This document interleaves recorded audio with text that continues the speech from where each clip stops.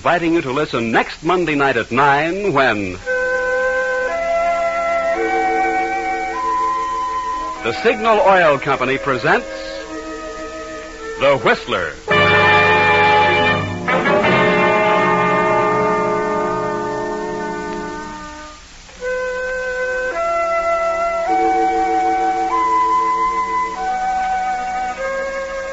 This is CBS, the Columbia Broadcasting System.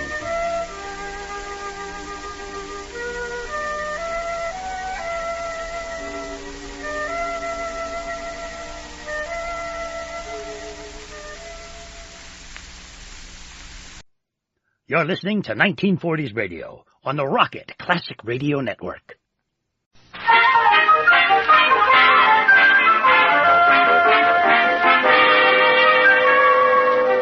As we look in on the Coopers, it's morning, and Liz and George are at the breakfast table.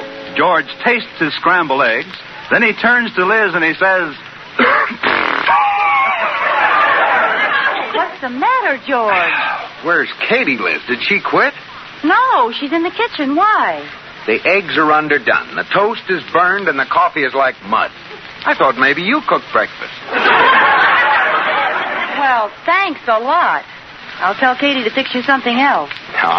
I'll eat this. It brings back memories. Of what? Of what, the Army? No, when we were first married.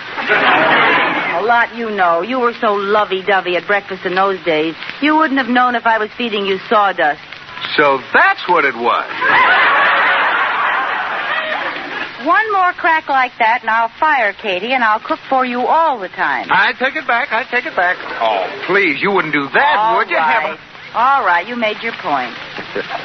Hey, what's the matter with Katie anyway? This food is awful. Oh, poor Katie. It isn't her fault. Her romance with Mr. Negley, the mailman, isn't going so well. Well, just because her love life is upset, there's no reason why my stomach has to follow suit. Oh, now, George, don't start anything. I'll get you some more toast. Katie, some more toast, please. Coming. Here you are. Who gets it? I do. Thank you, Katie. Yeah. Liz, this is toast? Sure it is. Plain bread doesn't smoke like that. Well, what am I supposed to do with it? Well, here, take this paper napkin and make charcoal sketches. Now, look, temperament is all right, but when it starts to interfere... Oh, now, George, Katie has a problem. She and Mr. Negley have been dating for 3 years, and she feels they're not getting any place. Well, at their age, I doubt if it's worth the trip.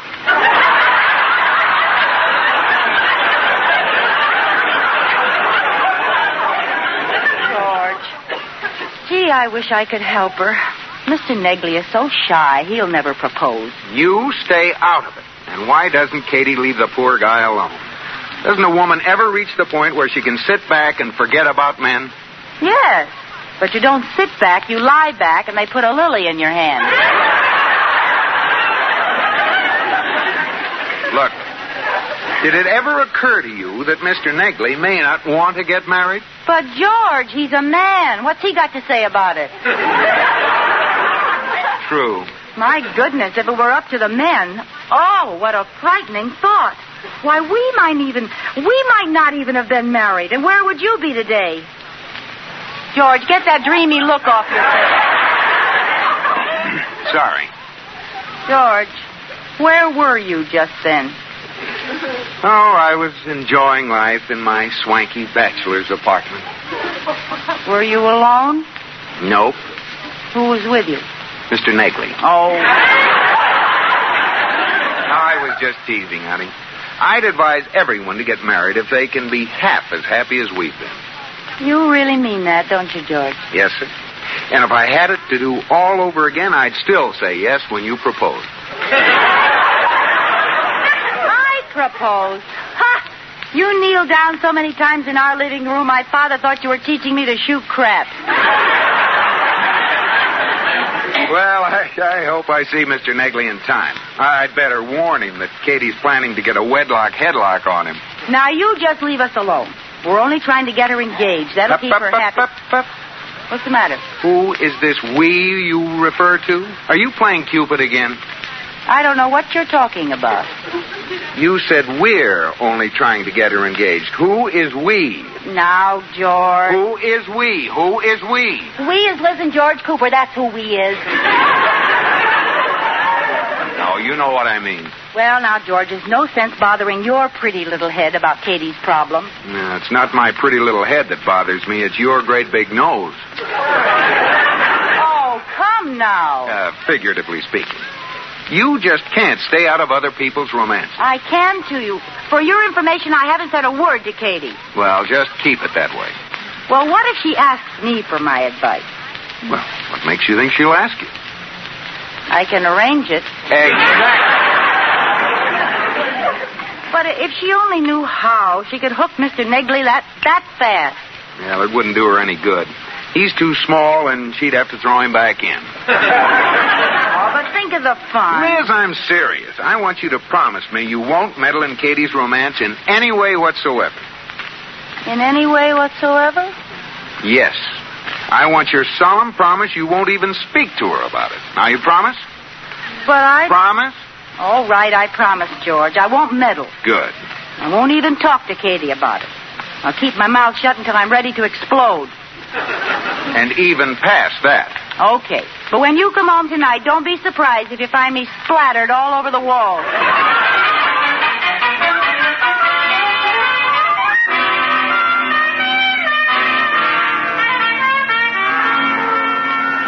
I got a right to sing the blues. I got a right to moan and cry. Oh, Katie, do you really feel that sad?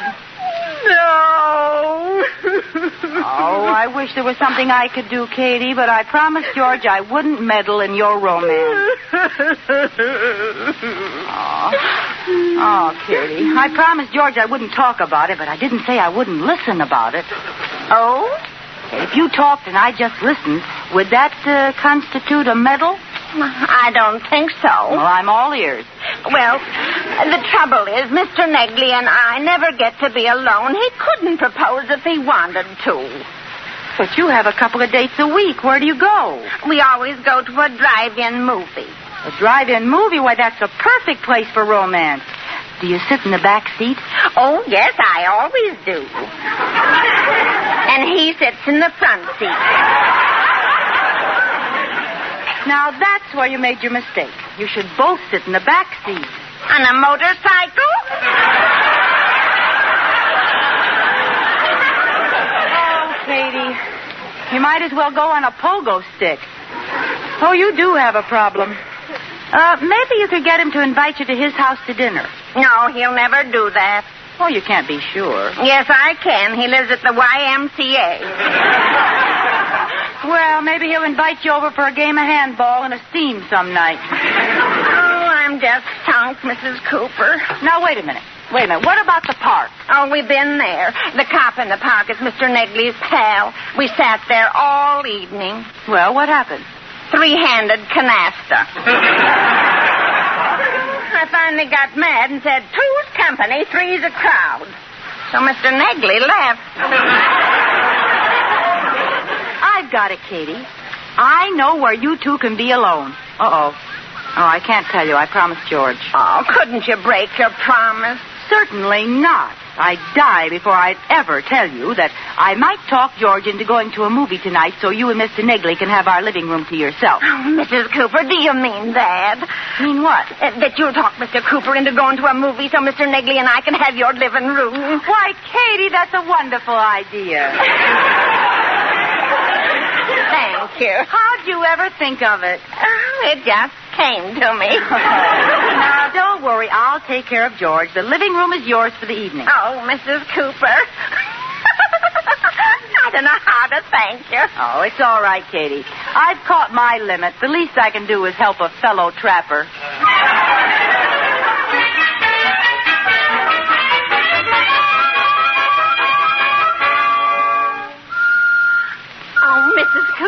Mrs. Cooper, Mr. Negley's coming up the walk. Oh, calm down, Katie. What are you so excited about? Everything's all set for you. Oh, I'm too nervous to ask him.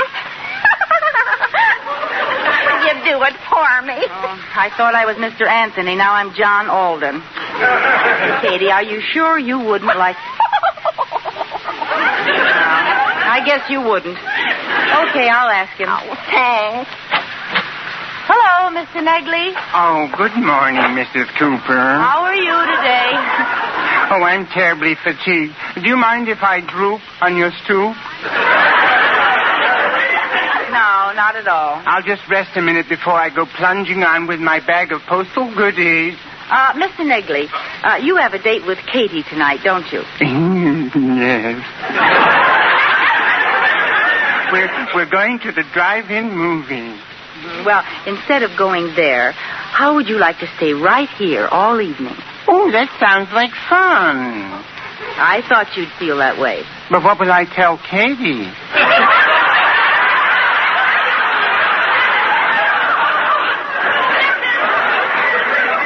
Now, wait a minute. I mean with Katie. Oh, I thought you meant with you and Mr. Cooper. No, Mr. Cooper and I are going to be away all evening, and you and Katie can have the living room all to yourself. No. Alone? All alone. How does that sound? Oh, frightening.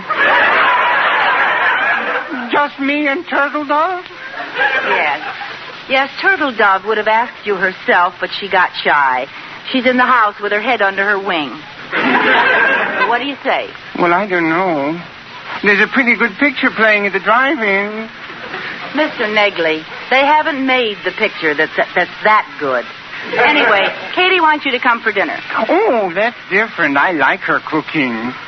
Yes, it'll be nice and cozy, and after dinner you'll go in the living room. There'll be music on the radio, the lights will be turned down low, and you can sit together on the couch. And then what will we do?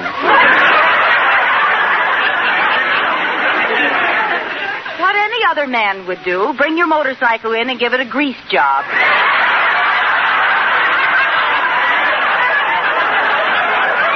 Oh, that's a good idea. My motorcycle hasn't been greased in weeks. Mr. Negley, I think something is escaping you. Let me put it this way. When you're out riding on your motorcycle and you go around a curve, does Katie put her arms around your waist? Well, she didn't used to, and something awful happened. What? She fell off. So I told her the next time we went around the curve, she should hold on to me. Did she? Yes. What happened? We both fell off.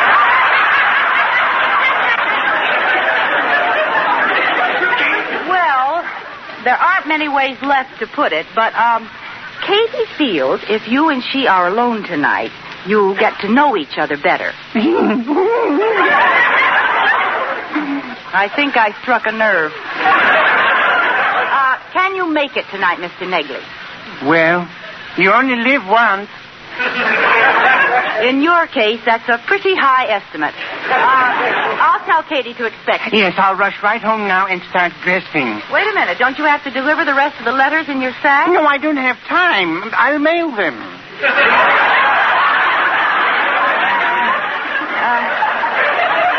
That doesn't sound just right. Doesn't sound... Oh, I forgot. I'm the mailman.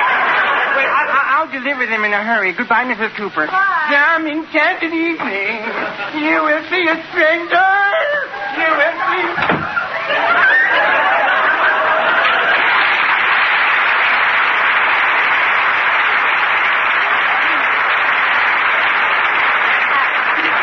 What do you say, Mrs. Cooper? What do you say? Mr. Negley accepted his Turtle Dove's invitation. Did he call me that in front of you? Yes, and I'm curious. What do you call him? My little pigeon. Now, you two don't need a living room. Why don't you just sit side by side on a telephone wire? Oh, I don't know how to thank you, Mrs. Cooper. Well, it's up to you now, Katie. You've got the man and the place and the time. I'll guarantee to keep George out of the house until 11:30. No matter what happens, I won't come home before then. Gosh, do you think I can get him to pop the question? Oh, sure. Stuff him with food, pour on a little oil, and before you know it, your little pigeon will be a dead duck. Katie and Mr. Negley are using the Cooper living room, and Liz is faced with the problem of keeping George out until 11:30 without telling him why. At this moment, we find them in a movie. Ah, ma petite chérie, before we part forever, kiss me. Well, this is where we came in, Liz. Let's go. Oh, but it's only 9:30. We can't go yet. What? I mean, my shoe. That's it. I lost my shoe. What's it? I can't find my shoe. Well, look for it. I can't bend over. I got my new girdle on. You get it for me. Ah, kiss me again. Have you got it, George? No. Well, what are you doing down there? I'm stuck on some gum. Be quiet. Hey, cut it out. Oh, Oh, here it is. I've got it. you have? Yes, here's your shoe. Now, is there any reason why we can't go? Yes, this isn't my shoe. What? Put it back. Ah, kiss me again. Oh, here it is. Why don't you get out of here? All right, we're going. Pardon me. Pardon me. Watch where you're Pardon going. me. Oh, Pardon me. my leg's asleep. Hey, what about your shoe, Liz? My shoe? Oh, here it is, George, in my purse. Oh, great. Ah, kiss me again.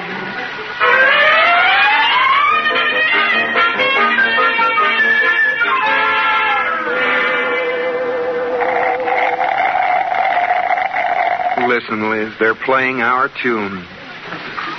Aren't you finished with that drink? Wait a minute. There. Good. Now let's go home. What time is it? What is this time kick? It's 10:15. Oh, is that all? I think I'll have another malt. But, Liz, you've had 4 already. What's the matter with you? I drink too fast. Waiter. Yes, ma'am. Another malt, please. Another one? Yes, ma'am. You've had every one of our flavors. Which would you like to repeat? It doesn't matter. Say, I think you might like an idiot's jubilee. What's that? Well, it's like a banana split, only you use a pickle. Pickle? Yes, or you might like our eagle's nest. What's that? Well, it has a base of pound cake and macaroon. And on top of that, a scoop of mocha, black walnut, pistachio, peppermint, Oh, no. burnt almond, and tutti frutti. Oh. And then a layer of whipped cream, a layer of chopped nuts, a layer of marshmallows, and a layer of cherries. Well, And then you flood the whole thing with hot fudge. What's the matter, Liz? Don't you want any more? I don't even want what I've had.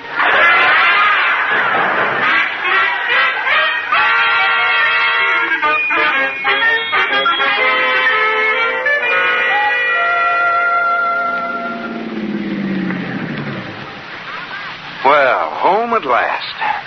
How do you feel, Liz? Oh, I'm all right. I'm glad you rescued me from that eagle's nest. What time is it? 11:15. Exactly 1 minute later than the last time you asked me. Now, come on. But we can't go in till 11:30. Oh.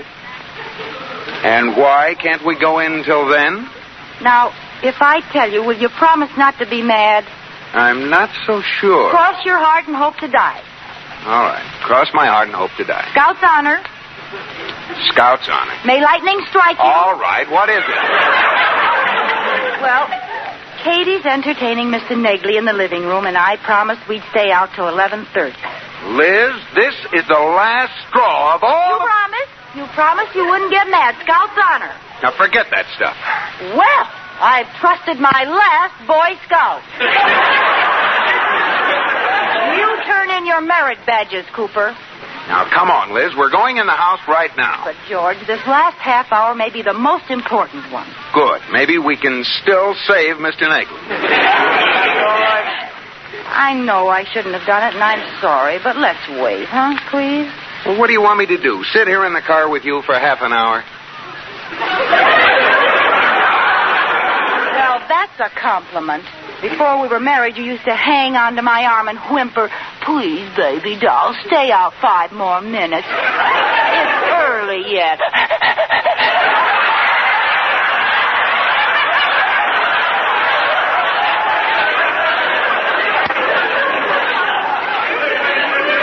Well, never mind. Come on, let's go in. Dear Diary, today, after 11 glorious years, the honeymoon is over. Now, don't try that. I'm mad at you. It's all right, George. I understand that a man doesn't want to sit out in the car late at night when he reaches your age. What do you mean, my age? Oh, nothing.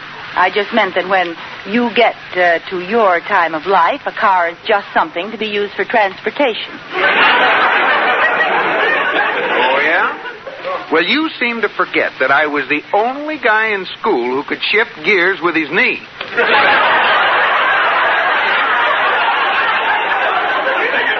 Yeah, but that was a long time ago. Well, just for that, Liz Cooper, I'm going to kiss you like you've never been kissed before. Dear Diary, stand by for a rewrite. That's funny. What? I can't turn around. The steering wheel's in the way. In the old days, the cars were built different. In the old days, the stomach was built different. Oh, yeah? Come here, woman. Yes, man.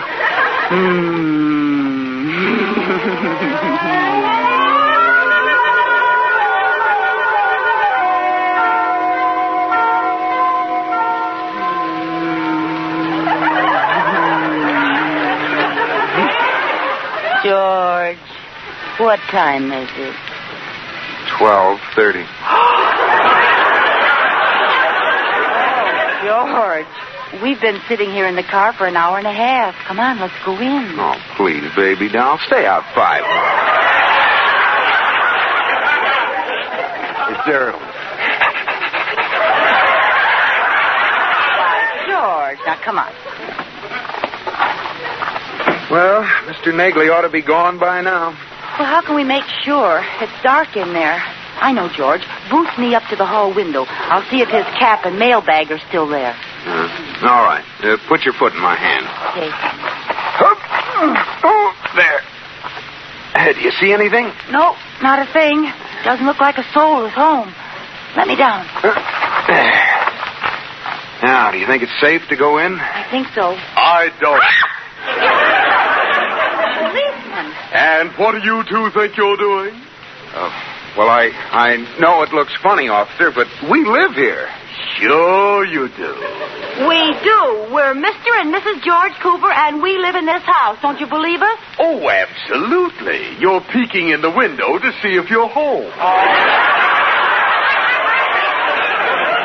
And that's why you sat out in front for an hour and a half casing the joint. Oh, now, wait a minute. We were out there... well... What my husband is trying to say is we were sitting out in front smooching.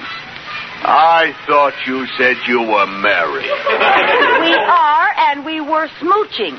Oh, sure you were. And I was sitting in the patrol car across the street playing footsie with Sergeant McDougal.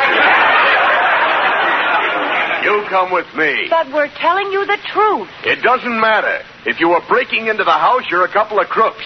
If you're married and you were sitting outside necking, you're dangerous mental cases. Now, come along.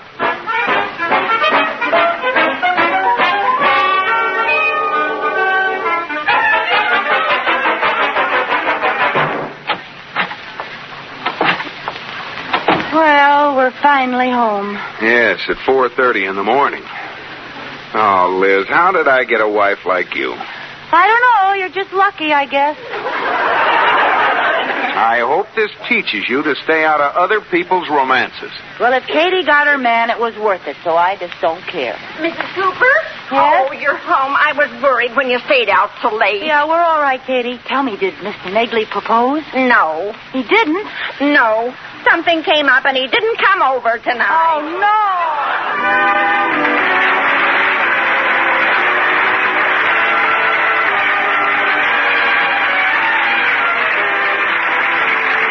My Favorite Husband has been presented through the worldwide facilities of the United States Armed Forces Radio and Television Service.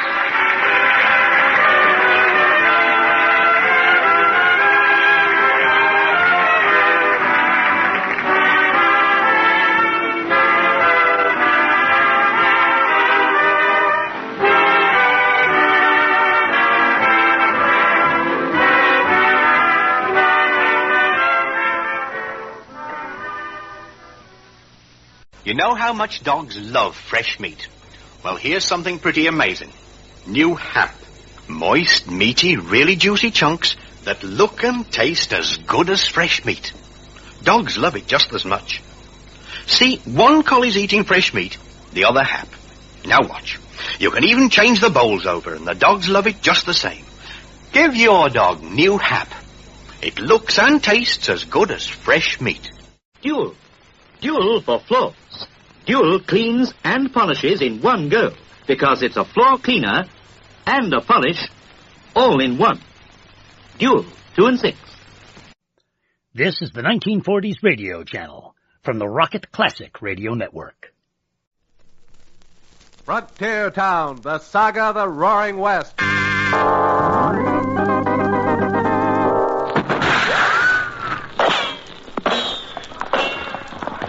Frontier Town. El Paso, Cheyenne, Powder River, Tombstone. Frontier Town.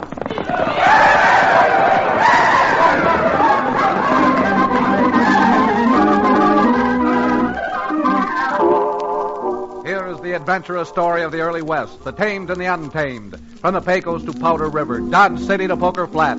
These are the towns they fought to live in and lived to fight for. Teeming crucibles of pioneer freedom. Frontier Town!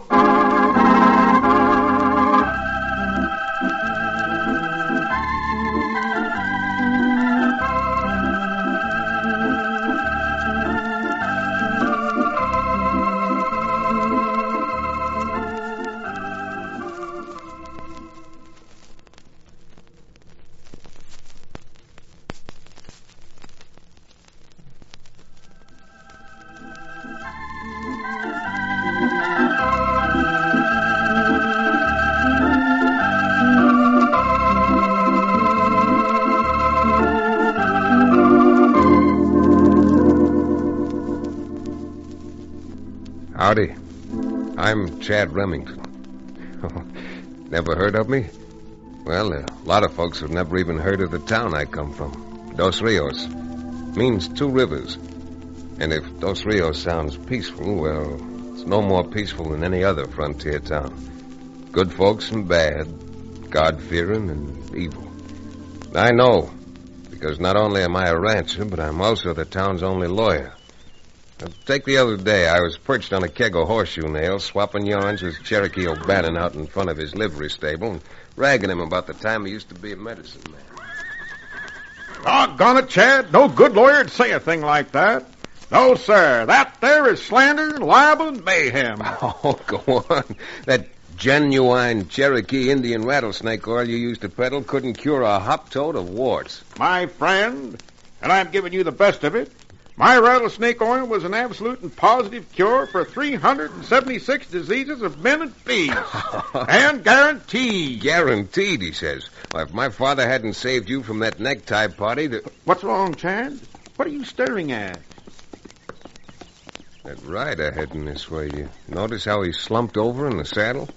Tan my hide and call me Buckskin. What do you think's wrong with him? If I'm any good at guessing, he's been shot. Come on.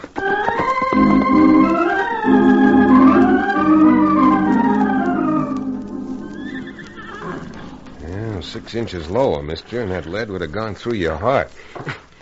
Guess this is my lucky day. Yes, sirree, Bub. You were playing in real luck. Not only that Chad spotted you, but that I just happened to have a bottle of my genuine Cherokee rattlesnake oil. Here, take another little swallow. Oh, no, wait a minute, Cherokee. It was all right pouring it down his mouth when he fainted, but no conscious man's going to drink that stuff. I'll have you know it's very tasty stuff. Besides, I wasn't going to charge him for it, Chad. I'll say you weren't. Not with me here. Now, What was that you were saying outside about filing for a piece of land? Yeah. That's why I rode over here to the county seat. You see, I've been prospecting over at Big Strike. Struck a fine, rich claim. But I guess Rocky Carew found out about my strike, too. Rocky Carew? Now, who in all get out is Rocky Carew? Not only don't we know who this Mr. Carew is, but we don't even know your name. Maybe we better start from the beginning. This is Cherokee O'Bannon, and my handle's Chad Remington. I'm supposed to be sort of a lawyer. A lawyer? Gosh, then maybe I am lucky. My name is Ford, Todd Ford. And if you can help me straighten this out and get my claim filed, I'll pay you any fee you want. I'd be more than glad to help you, Todd, but I'm not that hard up for fees. Who's this fellow Carew you mentioned? A black-hearted buzzard who moved into Big Strike about a month after they struck gold. See. He claims to be a miner. The only thing I've ever seen him do is hang around the town saloon, the Bonanza Bar, spending money and living like a lord. Well, you can't knock that to me. That Carew character sounds like he's plenty smart. I'll say he's smart. Never working, never prospecting. But he owns 6 or 7 of the richest claims over there. It's mighty funny the way certain prospectors have either vanished or have been found with their toes pointing up in the air. Oh, I thought we'd seen the last of claim jumpers. You think Carew's responsible for that bandage we just put on your shoulder? Of course. Why, it's as plain as the nose on my face, and just about as red. It's an open and shut case. Cherokee, you stick to your doctor and leave the law business to me. Well, how about it, Todd? Do you think Carew tried to bushwhack you? Carew or one of his gunslingers. Why, I'll mow him down. I'll drill him so full of holes that when he stoops over, he'll wheeze like an accordion. I'll fill him so just full a minute, Cherokee. You may get your chance later. But not till we first try to settle this under the few processes of law that we enjoy out here. First thing I suggest doing, if Todd's able to walk, is to escort him down the street to the recorder's office and doggone well file his claim.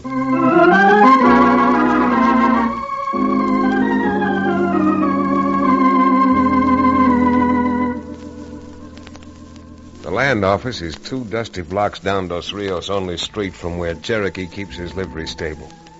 With Todd Ford's shoulder bandaged, we walked slowly past the familiar stores with the false fronts, a half-dozen saloons, which even in the early afternoon were going full blast.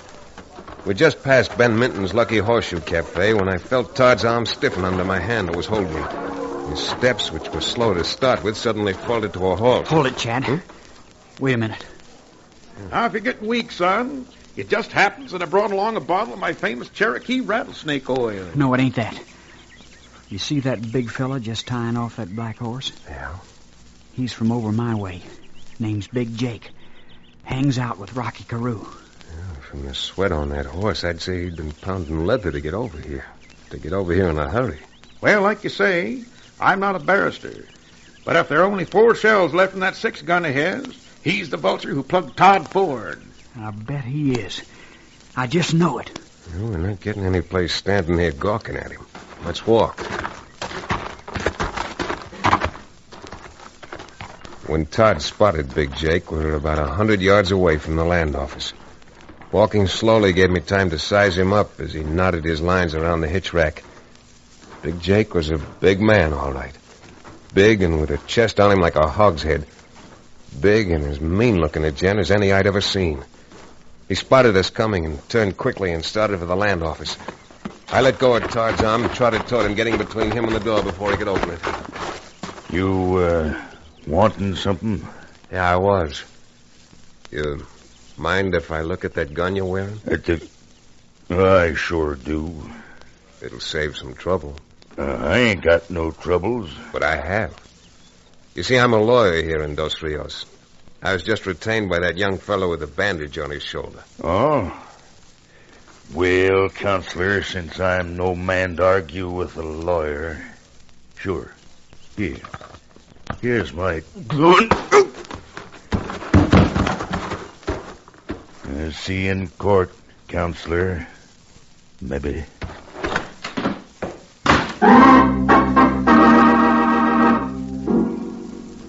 Like I said, Jake was a big man. And I had a lump on the top of my head the size of a mallard's egg where he'd hit me with the butt of the gun I'd been fool enough to ask to see. By the time Todd and Cherokee ran up and I came to, Mr. Carew's gun hand had had enough time to get into the land office, record his claim, and out the back door.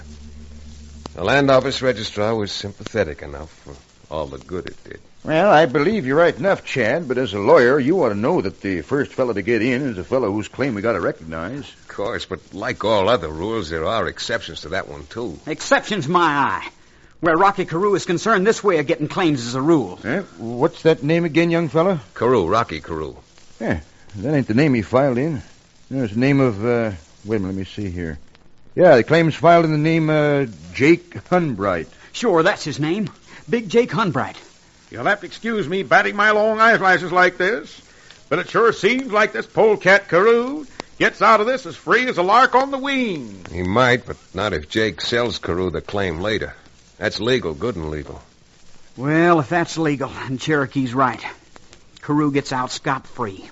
Carew gets out scot-free if and providing we're unable to prove that he hired Jake to dry gulch you on the way over from Big Strike and instructed him to file on the claim you'd discovered. And that, believe me, ain't going to prove easy. No, sir, it ain't going to prove easy at all. Yeah, you're right about that. Since we can't prove anything here in Dos Rios, I think we'd better be Chad, I sure appreciate you wanting to help. But I reckon it's just a waste of time. I guess mine is just another claim Carew and his gang got the jump on. No, my interest in this isn't entirely unselfish now. When Big Jake clubbed me with his gun, he didn't raise just a bump on my head. He brought out my bump of curiosity. Now, come on, we're going back over to the livery stable and pounding up dust on the trail to Big Strike.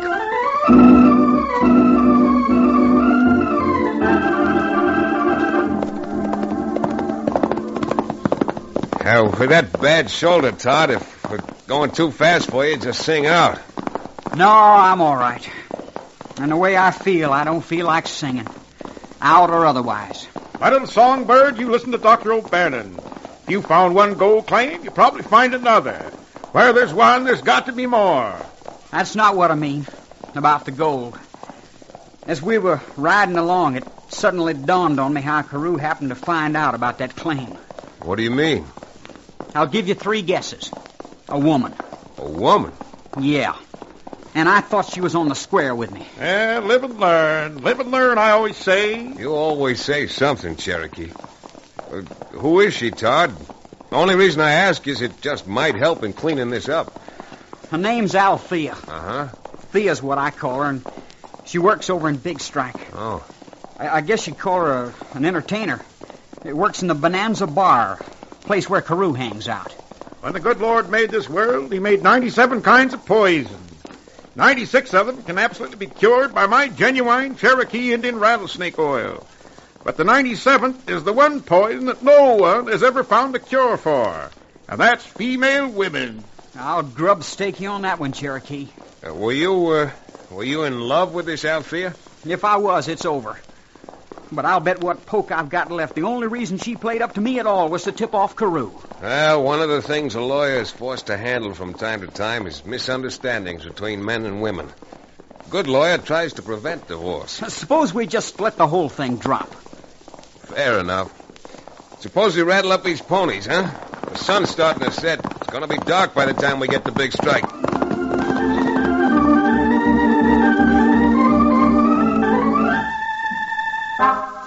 It was dark, all right, by the time we got to Big Strike. But the lights from the Bonanza Bar slanted out over the batwing doors and stabbed through the gloom like smoky yellow sabers. Inside, we stood by the doors, blinking in the unaccustomed light while Todd Ford tried to pick out Carew for me.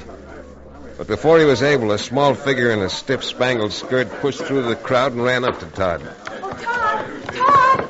Oh, Todd! Todd, I'm so glad you... Oh, what's the matter? What happened, Todd? Your shoulder's bandaged. Don't look so surprised. Or maybe you are surprised because he missed. Because he missed? I'm not aiming to intrude, but Todd's had a couple of shocks today. I'll say I have.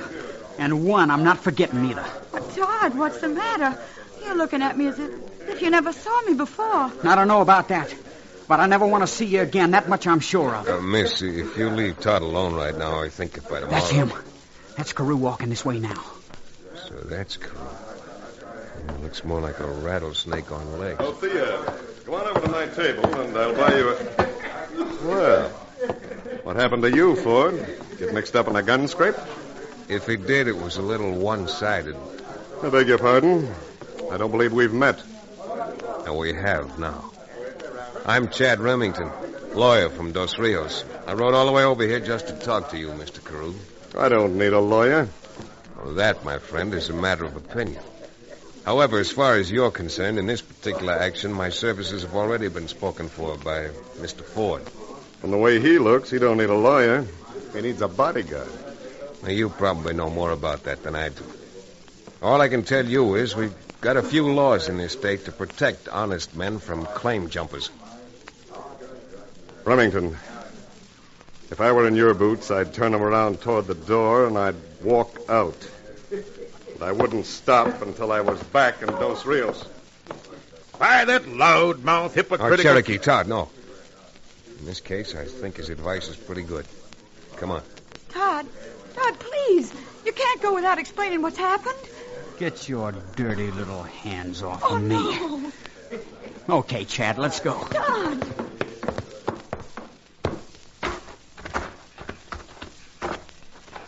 Wait a second. Back against the wall. Chad, who flanged that shot? Oh, lawyer'd call him a couple of death warrants. Got two men. See him? One's in the shadows between the alley and the saloon. The other one's in that doorway across the street. Chad, what are we going to do? What can we do? We can try shooting it out. But my best guess is we've all got a pretty good chance of spending the rest of our lives right here in Big Strike, up on the shady side of Boot Hill.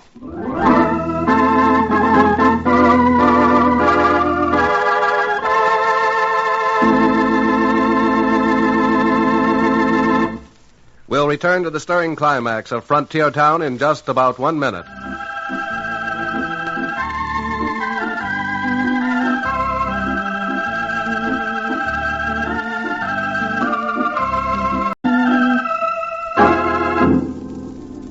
Well, the night wasn't cold, but with those gunmen blocking our paths, I don't mind admitting I was frozen. Frozen stiff. We moved a scant few inches. The lights from the Bonanza bar behind us would make us perfect targets. I could almost hear Cherokee's knuckles as his fingers closed over his gun butt. Todd Ford drew his. Finally, I drew mine. Can you move a few inches there, Chad?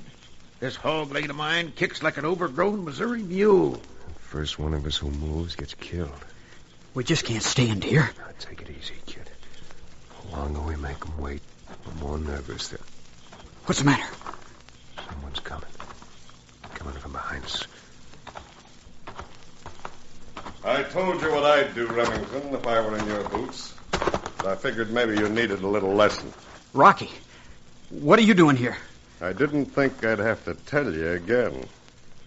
But I just came out to make sure you knew what would happen to the three of you if you thought you might want to hang around Big Strike talking about claim jumpers.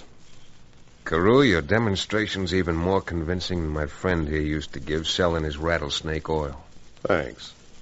But on the other hand, I never bought any of your Cherokee's rattlesnake oil. That's for you to decide. All I have to do now is walk back inside the saloon. A couple of seconds later, you'll be dead. Awful dead. Go on, then. Go on back to Thea. Let's leave Thea out of this, Todd. No, let's talk about her. She's pretty, well put together, and I imagine she's got a very affectionate nature. Why, you... Todd, keep my gun down there. Yeah. So, you're a gentleman and a lawyer, huh? Well, I'll tell you what I'll do, Remington. Since you rode all the way over here from Dos Rios, your horses are properly beat. You're safe in Big Strike until tomorrow. But I don't expect to see you here after the sun sets. That's a very gracious offer, Carew. I'm accepting it. Good. Okay, boys. Let them through. Good night, gentlemen. Oh, and Todd, I'll be sure to tell Thea just how much you think of her.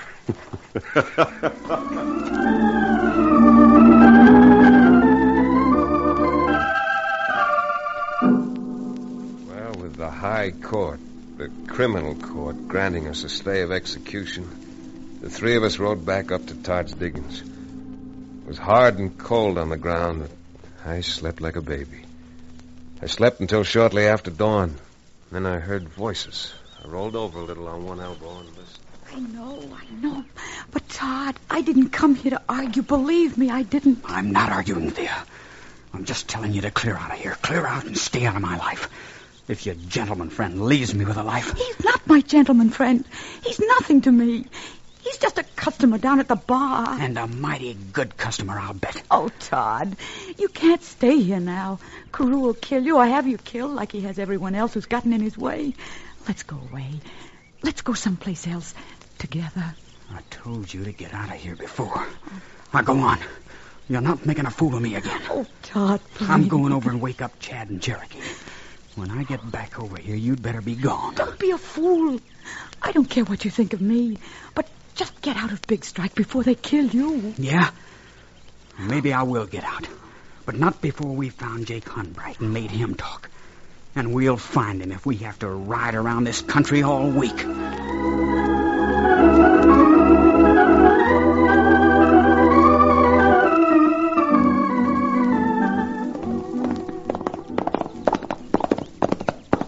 How long are we going to ride around looking for Big Jake? I'm so saddle sore now, my legs feel like I've been playing a second-hand cello. Well, cello or not, if we ever find Jake, what we've got to say to him isn't going to make music. Chad! Yeah? Just riding through them Quakies. That's Jake now. Darting into that grove of trees, he must have spotted us. Yeah, we better knock on these... The shots came right from those aspens. Yeah, right where Big Jake rode. Come on.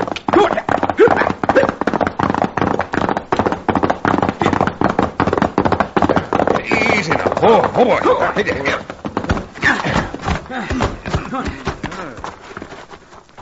Yeah, Cherokee, come on. Help me turn him over. You bet. That's Big Jake. I hate to correct you, Todd, but that was Big Jake. 3 of those 4 shots went plumb through him. From the angles of the shots, they must have had him surrounded. Just like they did us last night. Well, Counselor, there goes your case. Higher than a kite. Maybe. Huh? What do you mean, maybe? With Jake dead, you'll never prove nothing. And for my part, I think I'm taking Carew's advice and moving on. Now, wait. There's no doubt in my mind that Carew got Jake for fear that we might get to him first. But how he knew what we were up to is beyond me. It ain't beyond me. His girlfriend wormed it out of me for him. You'd make a pretty poor judge, Todd. You'd have everyone convicted before they ever got into court. Well, how in tarnation would Carew have found out that we were looking for let's Jake? find that out when the time comes. But now let's find out what we can right here. Billy Blue Blazes, you believe in ghosts or something, Chad? What are you going to find out from a dead man? I don't know. Yet. But we may find out enough not only to get back Todd's claim, but to have Carew swinging from a gallows for murder.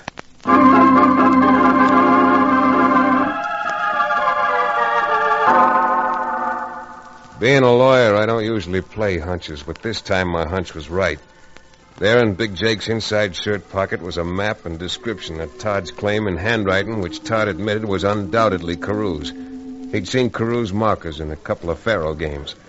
It wasn't much to go on, but it was enough to send us back to the Bonanza Bar for a little further checking up. I'd invite you all to sit down, but I know you 3 gents are leaving town in a few minutes.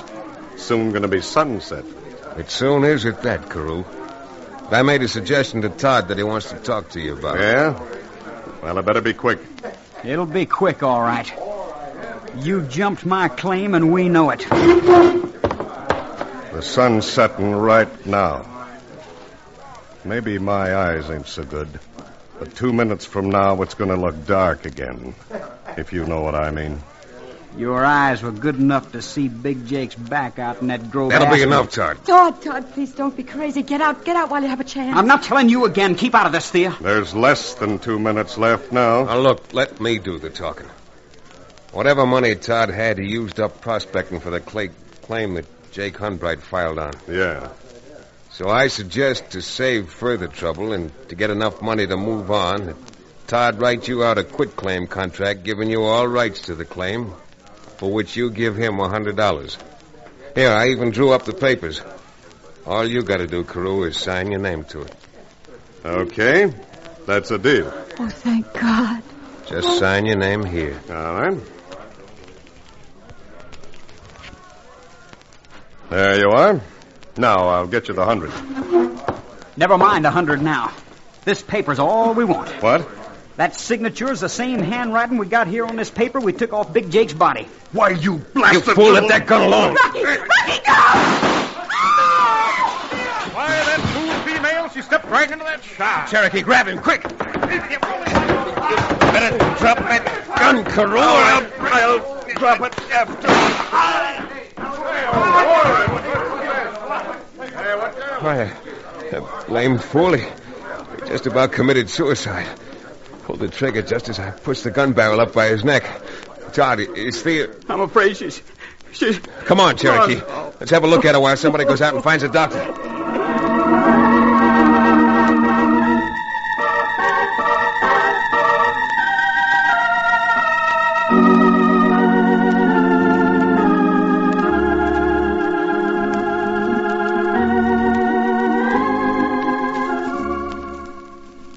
Well, Todd, not only have Cherokee and I got business back in Dos Rios, but I guess we're a little awkward in a lady's bedroom. Oh, this won't be a lady's bedroom for long.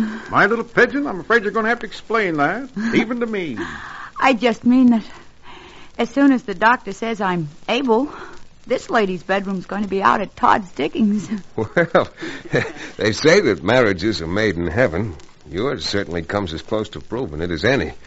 Sawbones told me that if Carew's shot that Thea stopped had been a half-inch further to the left, that, well... Well, even my Cherokee Indian rattlesnake oil couldn't have done any good for her. Now, don't forget, you two. Cherokee and I are expecting a piece of the wedding cake to put under our pillars. Yes, indeed. Yes, indeed. Ah, those pleasant dreams. Wedding cake, bottle of good old Kentucky bourbon under my pillow. And let this be a lesson to you, Todd. The most important thing that glitters doesn't have to be a nugget.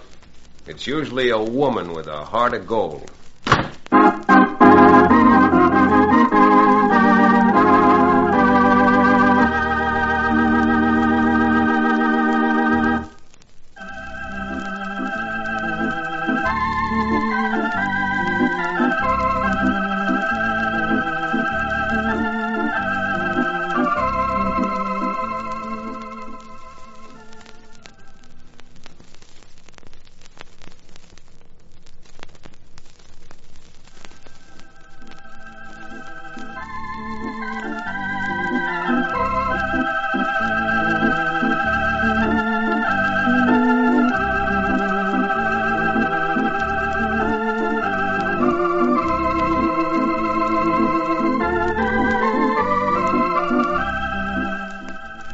Frontier Town, starring Tex Chandler, is a Bruce Ells production.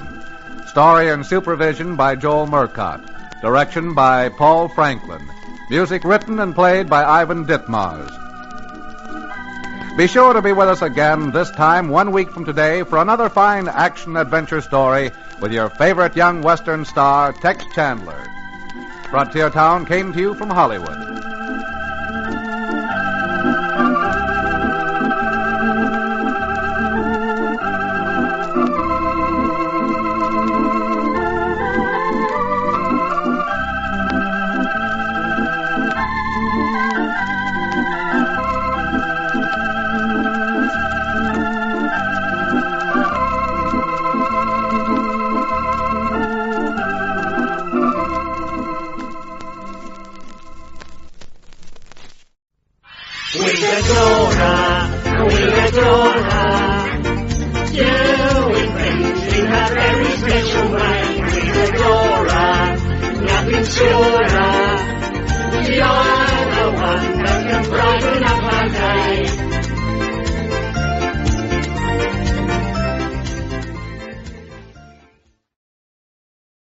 I'm crunching my polo, dear Liza, dear Liza. I'm crunching my polo, dear Liza, crunching. The nicest thing about the mint with the hole is that it's smooth and never crumbles. You can eat polo without other people hearing. Try sucking them, dear Henry. I can't, I've already crunched them all.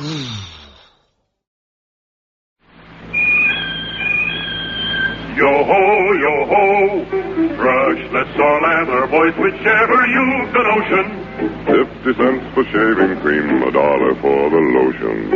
Old Spice means quality, said the captain to the bosun. So look for the package with the ship that sails the ocean. Yo-ho, yo-ho, yo-ho. I hope you're not hungry, dear Henry, dear Henry. I've just burnt the roast and I've ruined the sponge. Well, that's a nice thing, isn't it? After I've been working all day... Henry, I've got me secret supply. You don't mean... Polo mints. Yum, yum.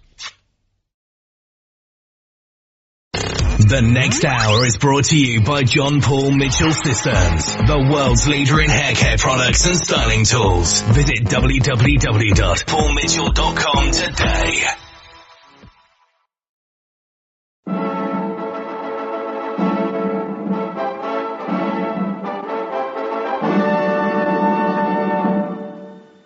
The National Broadcasting Company presents, transcribes, Sir Laurence Olivier in Theatre Royal.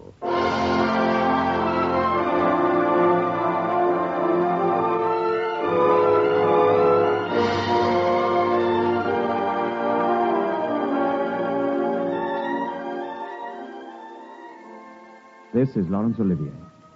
Today our play is comedy, but a comedy with the difference, for it is written with the cynical, hothouse artificiality of Oscar Wilde. Many of you may already be familiar with the famous short story upon which our play is based, but in any case, may I suggest that the importance of being earnest is a consideration not required by the audience. The place is Edwardian England, and I myself shall play the title role in Oscar Wilde's Lord Arthur Saville's Crime.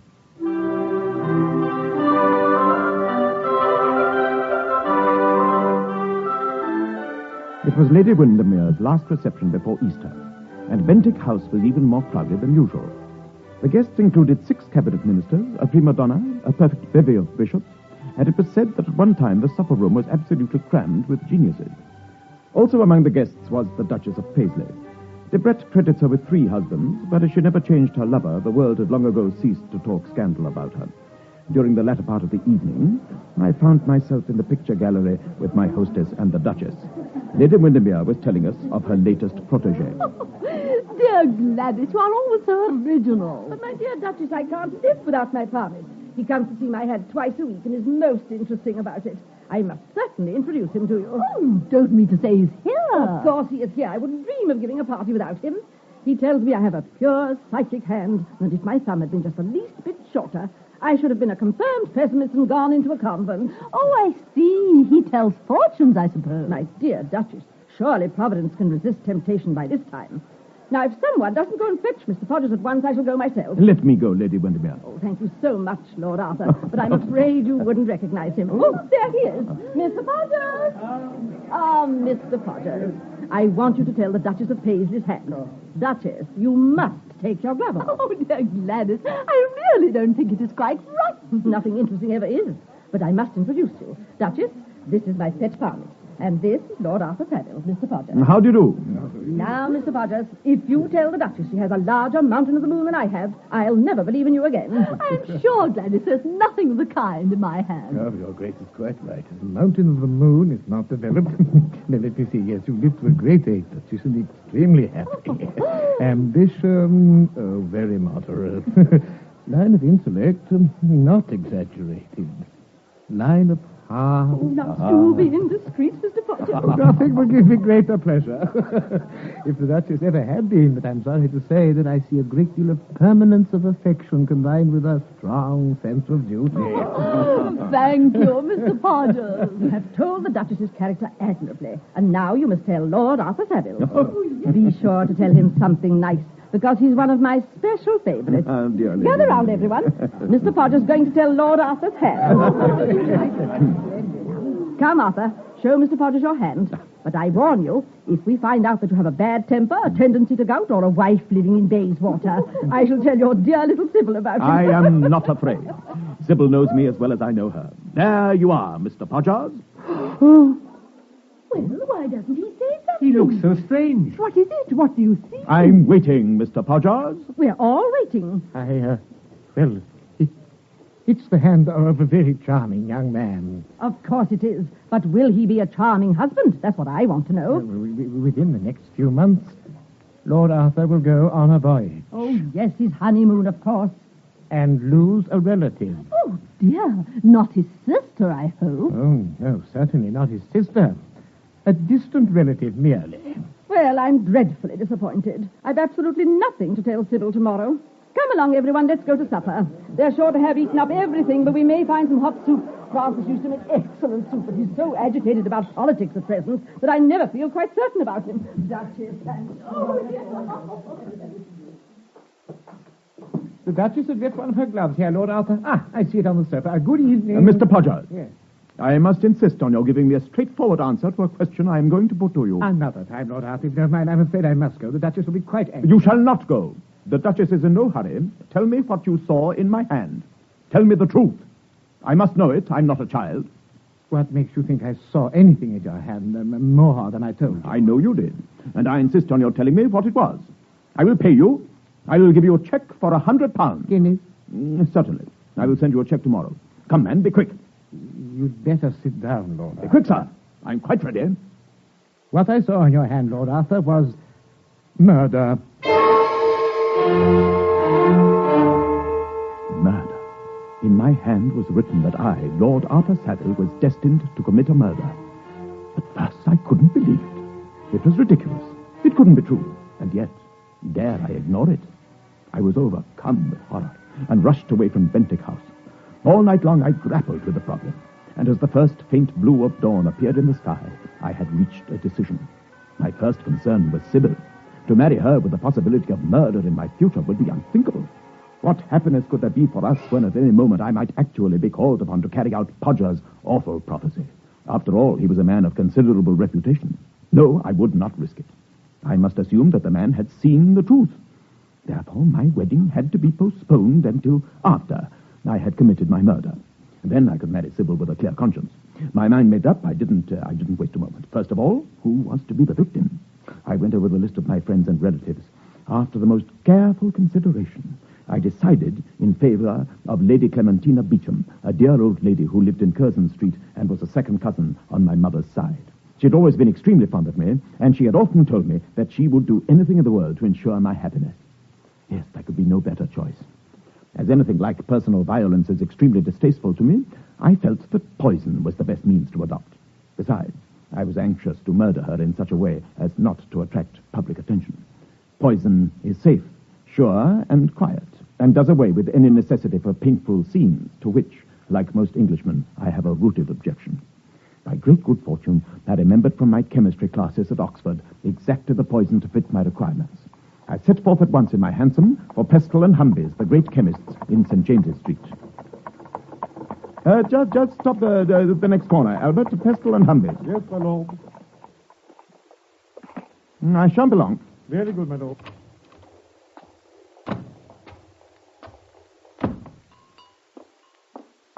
Good afternoon, Lord Arthur. A lovely day, isn't it? Good afternoon, Mr. Pestle. May I help your lordship? Yes, you may, sir.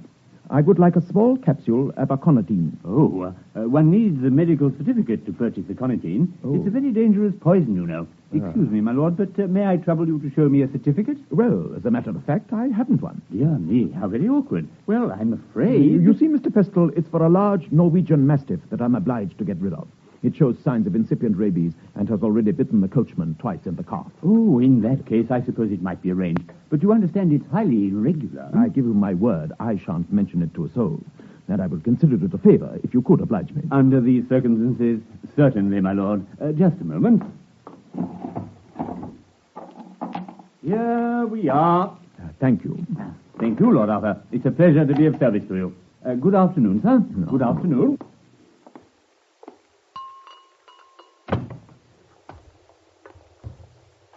Lady Clementina's in Curzon Street, Albert. Very good, my lord.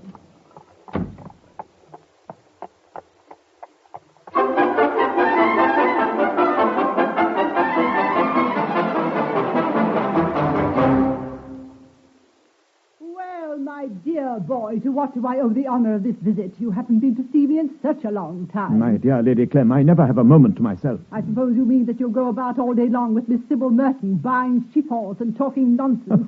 I cannot understand why people make such a fuss about being married. In my day, we never dreamed of bidding and cooing in public or in private, for that I matter. assure you I have not seen Sybil for 24 hours, Lady Clem. As far as I can make out, she belongs entirely to her milliner. Well, of course, that is the only reason you come to see such an ugly old woman as myself. Oh, no. Why, if it were not for dear Lady Jansen, who sends me all the worst French novels she can find, I don't think I can get through the day. Doctors are no use at all, except to get fees out of one. They can't even cure my heartburn. Ah, I have brought you a cure for that, Lady Clem. Ah. It is a wonderful thing invented by an American. I don't think I like American inventions, Arthur. I'm quite sure I don't. I read some American novels, and they are quite nonsensical. Oh, but there is no nonsense about this, Lady Clem. I assure you it is a perfect cure. You must promise me to try it. Here, in this little box. Oh, the little box is charming, Arthur. I hoped it would please you. I stopped over on the way and bought it specially. Oh, it was very sweet of you. And is this the wonderful medicine? Yes. It looks like a bonbon. I shall take it at once. Good heavens, Lady Clem, you mustn't do anything of the kind. It is a homeopathic medicine, and if you take it without having heartburn, it might do you no end of harm. Wait until you have an attack, then take it. You will be quite astonished at the result. Oh, I should like to take it now. I'm sure it's delicious. However, I'll keep it till my next attack. And when will that be? Will it be soon? I hope not for a week. I had a very bad time yesterday morning, but one never knows. But you're sure to have one before the end of the month, Lady Clem. Oh, I'm afraid so. But how sympathetic you are today, Arthur. Really, Sybil has done you a great deal of good. And now you must run away, for I'm dining with some very dull people who won't talk scandal. And I know that if I don't get my sleep now, I shall never be able to keep awake during dinner. Goodbye, Arthur. Give my love to Sybil. Yes, and thank you so much for the American medicine. You won't forget to take it, will you, Lady Clem? Of course I won't, you silly boy. No. I think it is most kind of you to think of me. And I shall write and tell you if I want any more. Goodbye, then. And I will give Sybil your love. I'm off to see her now.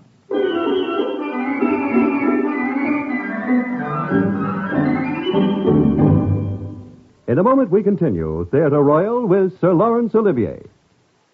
You'll enjoy the parade of fine listening entertainment tomorrow on NBC. A host of noted operatic artists follow the expert baton of famed maestro Arturo Toscanini as the NBC Symphony offers the final acts of Verdi's opera Un ballo in maschera. Jan Pierce and Hervanelli are among the fine stars appearing in Verdi's melodrama when Toscanini offers tomorrow's brilliant concert from Carnegie Hall. Later, enjoy exciting adventure drama with James Stewart as fast-shooting Britt Ponsett in Six Shooter. Jimmy befriends a killer's widow against a violent lynching mob in his effort to restore law and order in the West. And then, Roger Kennedy is your host on NBC's exciting and informative new series, Collector's Item, when a host of famed personalities join to keep you posted on what's new in the world of arts and sciences. Then for more comedy adventure with the delightful Marriotts, join that brilliant team Hume Cronin and Jessica Tandy as they star in The Marriage. Liz Marriott offers some sage advice to her daughter's young friend, only to have her interest boomerang with a hilarious twist on tomorrow's amusing family drama. And you'll want to join top NBC newsman Henry Cassidy as he guides the listener through America's Southlands on the brand new radio series Heritage Over the Land, a fascinating report on the rebirth of the South. Remember to stay with NBC throughout the day for our Sunday parade of great entertainment. And now we continue Theatre Royal with Sir Laurence Olivier.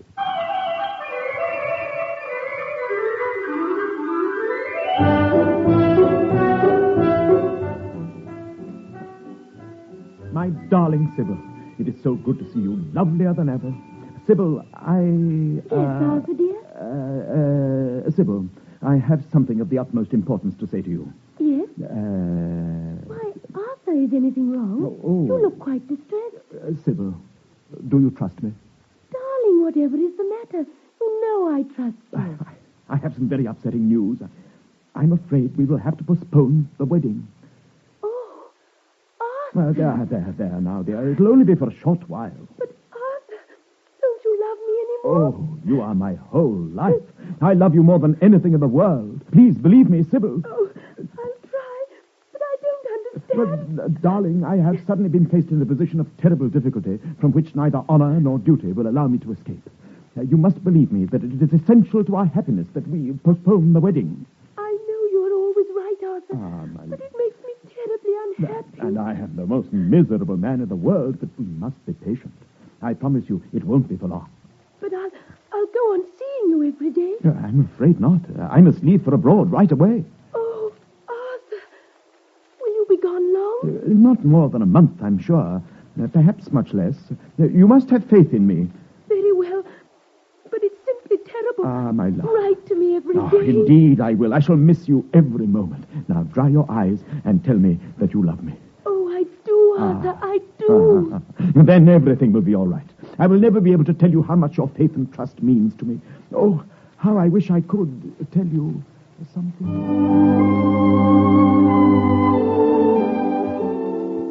I stayed with Sybil till nearly midnight, comforting her and being comforted in return.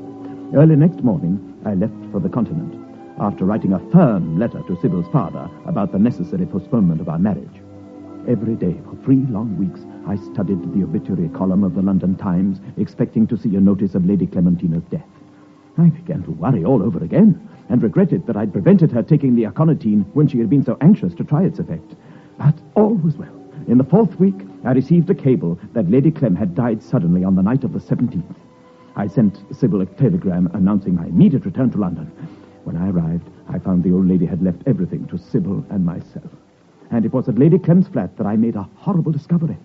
Sybil and I were going through the effects. Oh, Arthur, look. How sweet.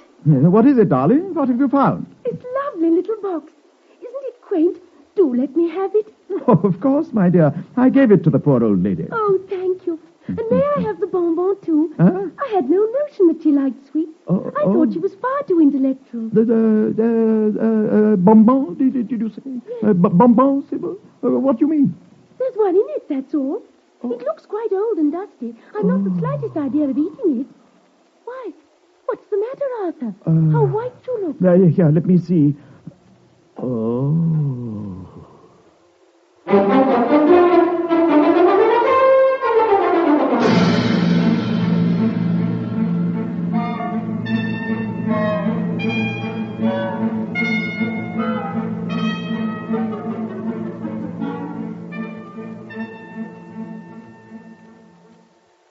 It was the poisoned capsule I had given to Lady Clem. It could only mean that she had died a natural death after all, and I must begin all over again. Poison having proved a complete failure, dynamite or some other explosive was obviously the proper thing to try. Again, I went over the list of my relatives and finally determined to blow up my uncle, the Dean of Chichester. The Dean was extremely fond of collecting clocks. This hobby seemed to afford me an excellent opportunity for carrying out my scheme. My Oxford days once more stood me in good stead. I remembered one Herr Winkelkopf, whose services we utilized then for a Guy Fawkes celebration. I called on him at his address in Soho. Herr Winkelkopf? Yes? My name is Smith, Mr. Robert Smith. I am most anxious to have a short interview with you on a matter of business. I want you to supply me with an explosive clock. A charm to meet you again, Lord Arthur. Don't look so alarmed. I remember you from a certain Guy Fawkes day. Do you mind sitting with me while I finish my breakfast? There is an excellent party, and my friends are kind enough to say that my Rhine wine is better than anything they get at the German embassy. Help yourself. Thank you. Explosive clocks are not very good things for foreign exportation. Even if they succeed in passing the custom house, the train service is so irregular that they usually go off before they have reached their proper destination. If, however, you want one for home use, I can supply you with an excellent article and guarantee that you will be satisfied with the result. May I ask for whom it is intended?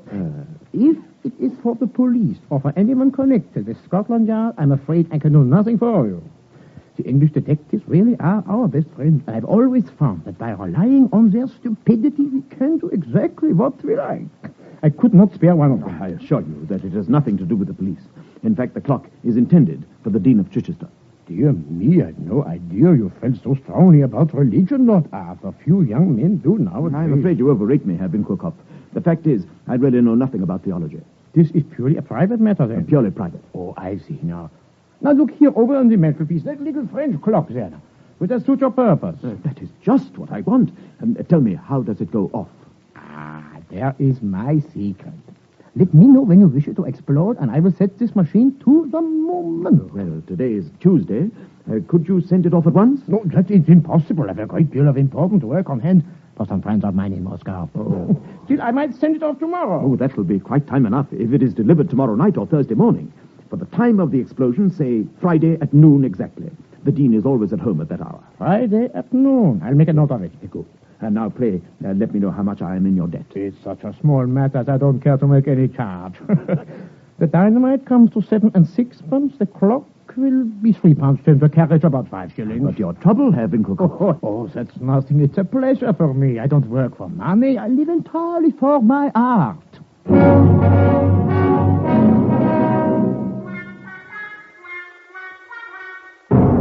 I had not long to wait for news after my interview with Herr Winkelkopf. 2 days later, as I was going upstairs to bed, my mother called me into her boudoir.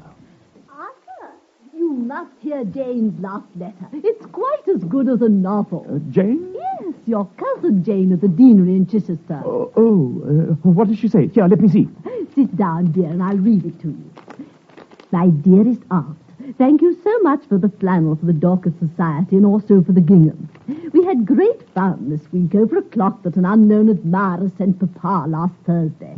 It arrived in a wooden box from London, carriage paid, and Papa feels it must have been sent by someone who had read his sermons. Parker unpacked it and Papa put it on the mantelpiece in the library. And we were all sitting there on Friday morning when just as the clock struck 12, we heard a whirring noise. Yes. And a little puff of smoke came from the pedestal of the figure on top, and it fell off. Maria was quite alarmed, but James and I went off into fits of laughter, and even Papa was amused. When we examined it, we found it was a sort of alarm clock, and that if you set it to a particular hour and put some gunpowder and a cap under a little hammer, it went off whenever you wanted. Reggie's carried it off to the schoolroom and does nothing but have small explosions all day long. Do you think Arthur would like one for a wedding present? Heaven forbid. What did you say, dear? Nothing, Mother. Oh, now let me see. Where was I? Oh, yes. Yes, do you think Arthur would like one for a wedding present? Oh, dear. Reggie has just had another explosion and Papa has ordered the clock to be sent to the stables. I don't think he likes it as much as he did at first, though he is very flattered at being sent such a pretty and ingenious toy. Papa sent his love, in which James and Reggie and Maria all unite, and hoping that Uncle Cecil's gout is better, believe me, dear aunt, ever your affectionate niece, Jane Percy. Now, isn't that a nice letter? Oh, yes, I suppose so. Why, Arthur, you do look so unhappy. I shall never read your young lady's letter again. But, dear, what shall I say about the clock? I think it's a capital invention, and really I should like to have one myself. Oh, I don't think much of them. Good night, Mother. Really, Arthur, I simply don't know what's come over you lately. You seem to have entirely lost your sense of humor. You know, I think that is... And so I had failed again. I left the house and wandered down to the Thames embankment. I walked for hours by the river, contemplating this new blow fate had dealt me, and deciding what I was to do now. I've tried to do my duty. Everything's against me. Perhaps it would be better to break off the marriage altogether. I know Sybil would suffer, but she's young and she would recover. As for me, what does it matter? I've done my best to commit the deed written in my hand, but I've been thwarted. One might almost say betrayed. Well, I refuse to try any more. Let fate work out my doom. I shall not stir to help her. How unreal everything looks. The moon on the river. Good evening, sir. What? Why, Podgers. Or should I say, perhaps, good morning. You'll pardon my speaking to you, sir, but I have been watching you. You appear troubled. Yes, I am. Podger. Well, perhaps I could be of some assistance. Perhaps. Allow me to present myself. Mr. Septimus R. Podgers. I'm a palmist. You may perhaps have heard of me. Yes, I have. Ah, good. In my small way, I believe I've been able to help many people in my time. Do allow me to help you. I will. Here's my card with my office hour. Why not now? Not? Well, it's rather late. No. Perhaps I'd better... Oh, no, certainly not. My office. Don't retreat. No. By all means. No.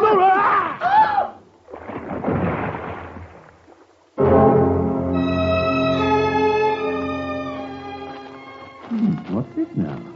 Yesterday at 7 o'clock, the body of Mr. Septimus R. Podgers, the eminent palmist, was washed on shore at Greenwich, just in front of the Ship Hotel. It is supposed that he committed suicide under the influence of a temporary derangement caused by overwork, and a verdict to that effect was returned this afternoon by the coroner's jury. My dear Sybil, let us be married tomorrow. You foolish boy. Why, the cake is not even ordered. Sybil and I were married at St. Peter's by my uncle, the Dean of Chichester. Never did I regret for a single moment all I had suffered for her sake. We took up residence at Alton Priory, a lovely old place that was the wedding present to us from my father, the Duke. One day, Lady Windermere came to call. It's so nice to see you, Lady Windermere. Arthur is down in the garden, but he will be along very shortly. Tell me, Sybil, are you happy? Dear Lady Windermere, of course I'm happy. Aren't you? Oh, I've no time to be happy, Sybil. I always like the last person who is introduced to me. But as a rule, as soon as I know people, I get tired of them. Don't your social lions satisfy you, Lady Windermere? Oh, dear, no. Lions are only good for one season. As soon as their manes are out, they are the dullest creatures going. Besides, they behave very badly if you are really nice to them. Do you remember that horrid Mr. Podgers? Yes. He was a dreadful imposter. Of course, I didn't mind at all, and even when he wanted to borrow money, I forgave him. But I could not stand his making love to me. He has really made me hate palmistry. I go in for telepathy now. Oh, it's much more amusing. You mustn't say anything against palmistry here, Lady Windermere. Oh. It is the only subject that Arthur does not like people to chaff about. I assure you he is quite serious over it. You don't mean to say that he believes in it, Sybil? Ask him, Lady Windermere. Here he comes up the path. Hello, Lady Windermere. Hello. Some roses for you, my dove. Oh, you... NBC, you want to turn another page in the latest edition of Weekend, NBC's Sunday newspaper of the air. A host of personalities are on hand to keep you posted on everything from world news to the latest word on home, sports, and people. Such notables as Tex and Jinx McCrary, Earl Wilson, and Mel Allen bring you feature items of interest to all. And top-flight NBC newsmen offer accurate commentary on local and international highlights of the week. That's Weekend, tomorrow on NBC.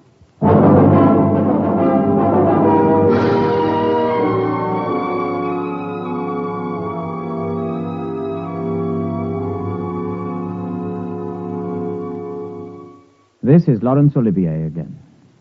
First, I should like to thank our cast in this adaptation of Oscar Wilde's story, Lord Arthur Saville's Crime. Our players this week were Gabrielle Blunt, Daphne Maddox, Paul Whitson-Jones, Keith Pyatt, Miriam Spencer, and Joan Young. I shall next week again have the pleasure of introducing another play to you. Until then, au revoir, and thank you.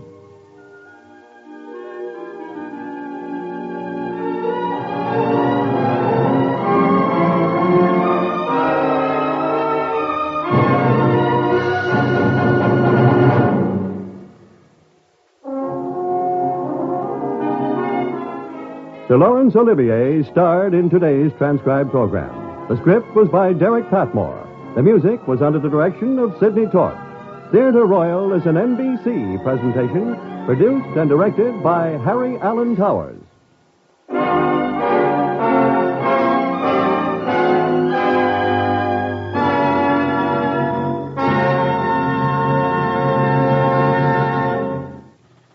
It's the big preview with Fred Robbins next on the NBC Radio Network.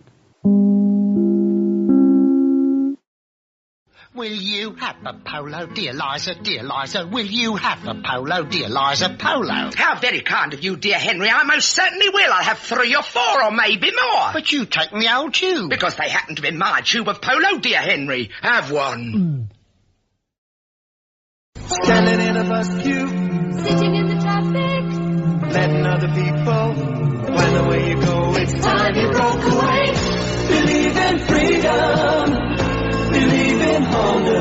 Going when you like, from door to door, your Honda bike and you. Believe in freedom, believe in Honda. Going where you like, your Honda bike and you. J-E-L-L. Oh, the big red letters stand for the Jell-O family. Oh, the big red letters stand for the Jell-O family. That's Jell-O, yum, yum, yum. Jell-O pudding, yum, yum, yum. Jell-O tapioca pudding, yes, sirree. Keeping the radio memories alive thanks to the sponsorship of John Paul Pet. Pet care with a salon pedigree. Visit jppet.com today. Ladies and gentlemen, the secret word tonight is name. N-A-M-E. Really? You bet your life.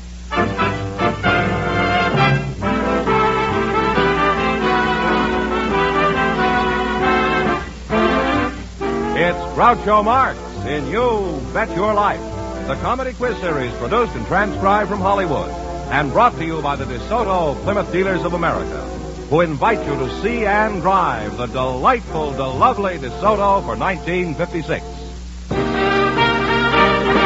The time has come, it's very clear. The car you wanted is really here. It's delightful, it's lovely, it's DeSoto. You'll understand the reasons why. But once you drive it, you want to buy. It's delightful, it's lovely, it's DeSoto.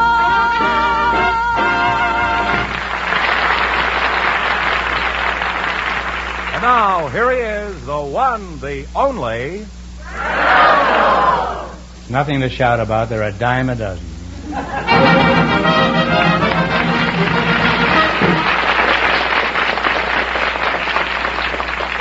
Well, here I am again with $2,000 for one of our couples, and if any of them say the secret word, the duck will come down and pay them each $50.50. George, who's first? Groucho, Mrs. Sylvia Thompson and her partner Ben Zeppo are waiting to talk to you. Mrs. Thompson is a housewife and Ben is a schoolboy. So, folks, you come in, please, and meet Groucho Marx. Welcome, welcome for the DeSoto Plymouth Dealers. Say the secret word and you'll divide $101. It's a common word, something you always have with you. Let's see, Sylvia Thompson and Ben Zeppo, eh? Hey, you make quite a combination. Sylvia, how tall are you? I'm 6'1" in my stocking feet and almost 6'4" in my heels. No. Are you married, Sylvia? Yes, I am. How tall is your husband? He's 6'6" in his stocking feet. No. Well, do you all walk around in your stocking feet? Sure. Don't you wear any shoes at all in your house? No, heavens, no. Well, together you're 13 feet, huh? Yeah. Just about. Well, that's an advantage. At least you're never short at the end of the month like most married couples.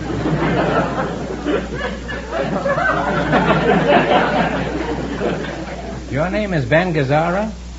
Who? Ben Gazzara, is that your name? No, Ben Zeppo. Ben Zeppo, eh? That's my brother, Zeppo. You're not my brother, are you? My name's Ben Zeppo.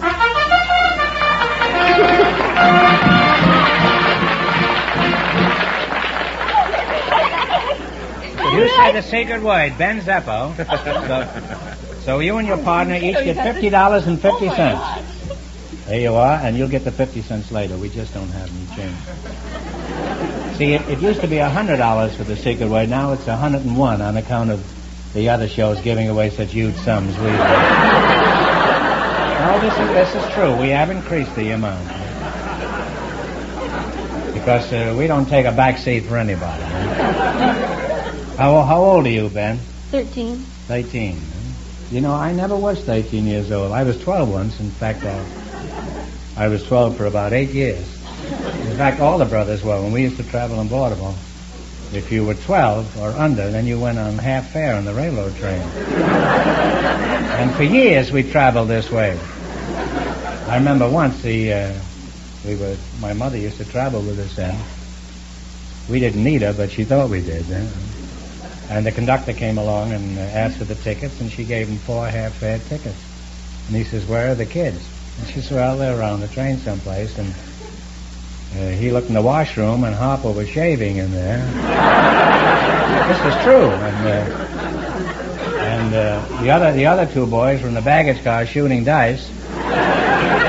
And I was making a play for a dame across the aisle.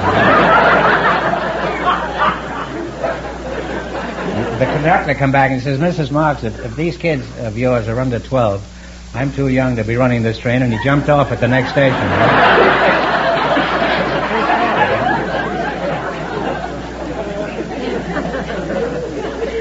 So, actually, how old are you, Ben? 13. 13. Now, you're sticking to that story, huh? Mm-hmm. Do you have any brothers and sisters? Now, talk slowly so I can get this stogie lit, huh? I have 3 brothers. And Talk slower, huh? I have 3 brothers and 1... Okay, speed it up. I have 3 brothers and 1 sister. Oh. How do you get along with your brothers and sisters? Okay, all except for my little brother, 6, Jimmy. I tell him to come in the house, and I go and get him, and he won't come, so I hit him, and he starts crying, and he comes to my mother, and my mother gives me heck, so if I don't get him, I get heck, and if I get him, I get heck.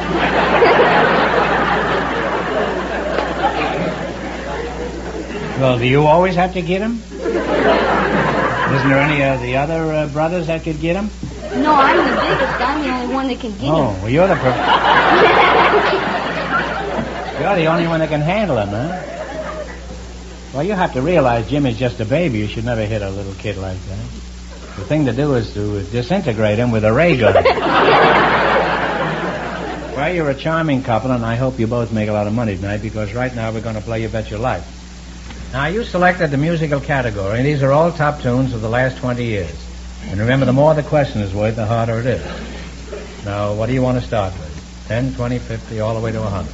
100. Now, this song was written in 1936, but it became very popular in 44. Let's see if you can remember it. Play, Jack.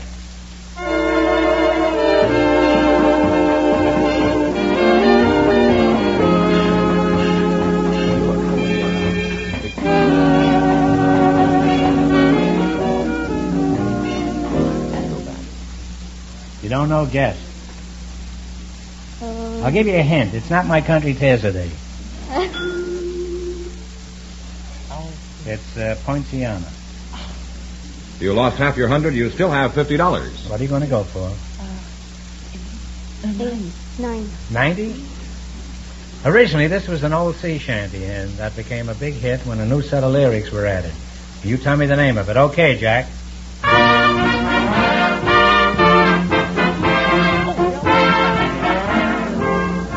What is it? Bell-bottom trout. That is right. And they now have $140. Right. Now what are you going to go for? 80, 50, 30? 80. $80. This song was written by Ray Noble. Now you give me the title of it.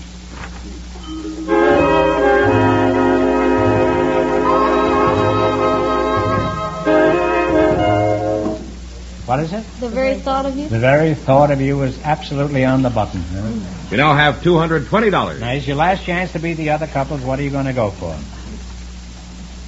$70? $70. This novelty song was a big hit a few years ago. Let's see if you can identify it. Play, Jack.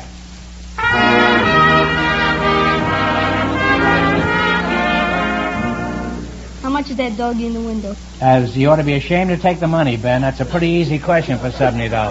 And you wind up with $290. Well, thanks and good luck from the DeSoto Plymouth dealers.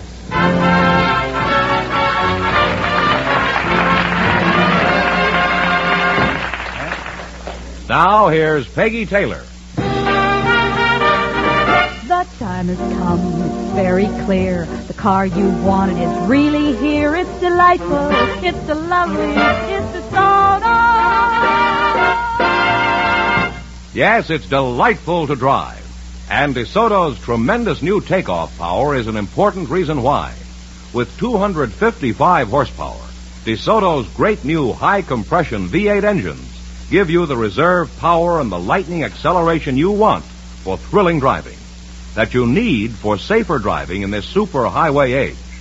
Tomorrow, test drive the great new DeSoto and see for yourself what its tremendous takeoff power can mean to you. And we dare you to compare DeSoto with the cars priced $2,000 higher. Compare it on performance and every point, even though DeSoto is only a medium-price car. And right now, because DeSoto's sales have already doubled last year's, your DeSoto Plymouth dealer can offer you a terrific deal. For the best buy of 1956 and a magnificent Christmas gift for the whole family, drive and price a DeSoto. You'll understand the reasons why. For once you drive it, you'll want to buy. It's delightful, it's the lovely, it's the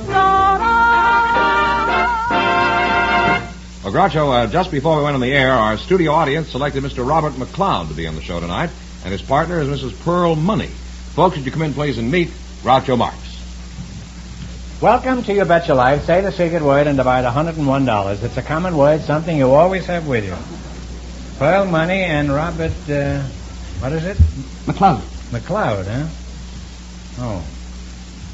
Mrs. Money, last time I saw you, you were in my wallet. Where are you from? Sadlersville, Tennessee. Where? Sadlersville, Tennessee. Sadlersville? You're from the South, huh? And you're actually Confederate money, huh? I'm sorry, Pearl. I just couldn't help it. That joke was burning a hole in my pocket. Well, no more jokes about money. Enough is enough. Mr. McLeod, where are you from? Sweden? No, I'm from a place called Queen's Park, which is in the west side of Glasgow, Scotland. Oh. How tall are you, Scotty? I'm 5 foot, Groucho. Oh. Well, where do you work? I'm at the Beverly Hilton Hotel in the Red Lion Bar. The Red Lion Bar? The Red Lion Bar. What do you do there? Do you serve short beers? No, I'm a bartender, but I sort of think of myself as a practitioner, you know. Take the beefs about their wives and this and that and the next thing, you know. I know everything's supposed to be pretty swanky at that hotel, isn't it? Is there anything outstanding about your bar besides the price? Well, the most popular feature I find in the room is during the daytime when you can see out into the swimming pool and cabana area. We have one window that goes the whole length of the room. Mm-hmm. This is what they call a picture window. A picture window, and it's very beautifully done. Mm-hmm. And of course you can see out the window and see the girls lying at the bathing pool and sunning themselves and... Well, use your own imagination after that, you know. Are you married? No, thank you, I'm happy. Well, who's serving the customers while you're over there with your nose pressed against that picture window? What's the favorite drink in your bar? A peeping Tom Collins? No, Groucho, no. Now, Pearl, you're married? Yes. How did you meet your husband, Mr. Money? I went into a restaurant to get some information, and he was sitting on a stool talking to another gentleman in reference to what he was going to have to learn when he went into the Army. So he asked... was this a bar room? No, it was just a regular restaurant. Uh-huh. He was going in the Army and he wasn't in a bar room? No, and he probably had been before he got there because he had a cut over his eye, and his eye was bleeding.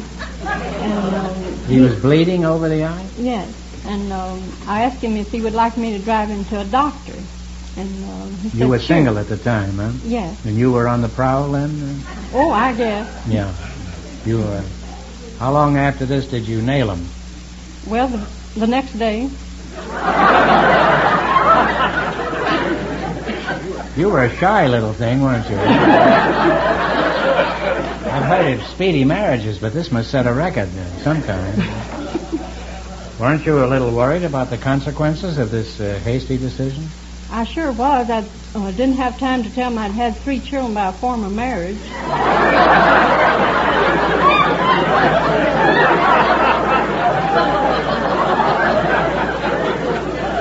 Certainly was a bad week for this fellow, wasn't it? First he gets a crack on his skull, then he gets married, and then the next day he finds out he's the father of 3 children. All in 2 days. What kind of work does your husband do now? We do tree service work. Tree service? Yes. What kind of a business is that? Well, we top and trim and remove trees. And by the way, our location is 332 Southwestern. Money Tree Service. Oh, well, I'll remember that in case I want anything removed in my house. Like some relatives, huh? Did the children love their newfound father? Oh, yes, very much so. How old are the kids? Well, The oldest one is 23, and the next one's 22, and the next one's 21, the next one's 5, and the next one's 4. Oh, there have been some new bushes since the...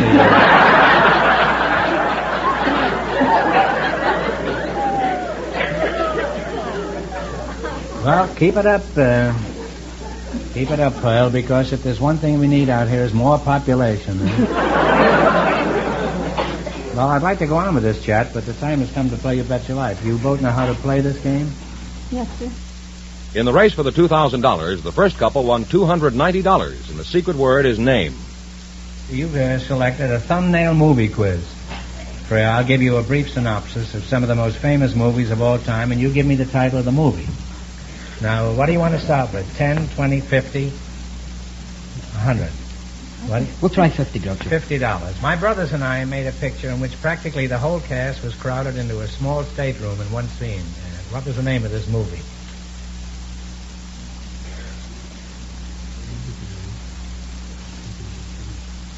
Seven Brides for Seven Brothers.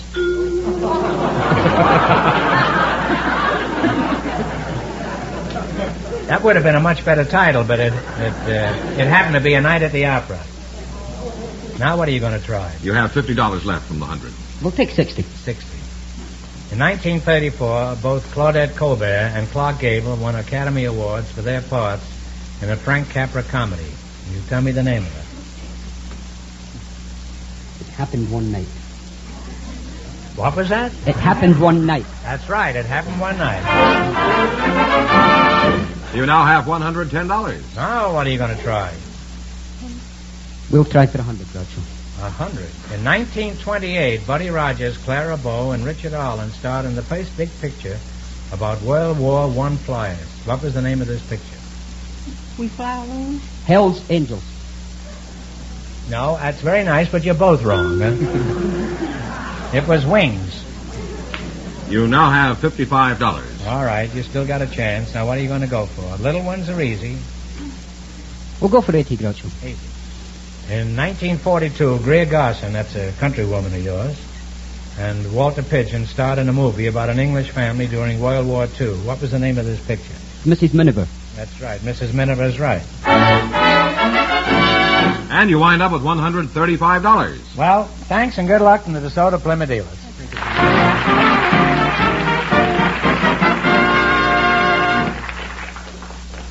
Groucho, we have a couple of special guests for you now. Mrs. Vinnie Dick, who is a housewife, and her partner, the world's top-ranking professional tennis player, Pancho Gonzalez. So, folks, you come in, please, and meet Groucho Marx. Welcome for the DeSoto Plymouth dealer. Say the secret word and divide $101. It's a common word, something you always have with you. Pancho, give me 5. All right. Glad to see you. Nice to see you. And you're Mrs. Vinnie Dick, eh?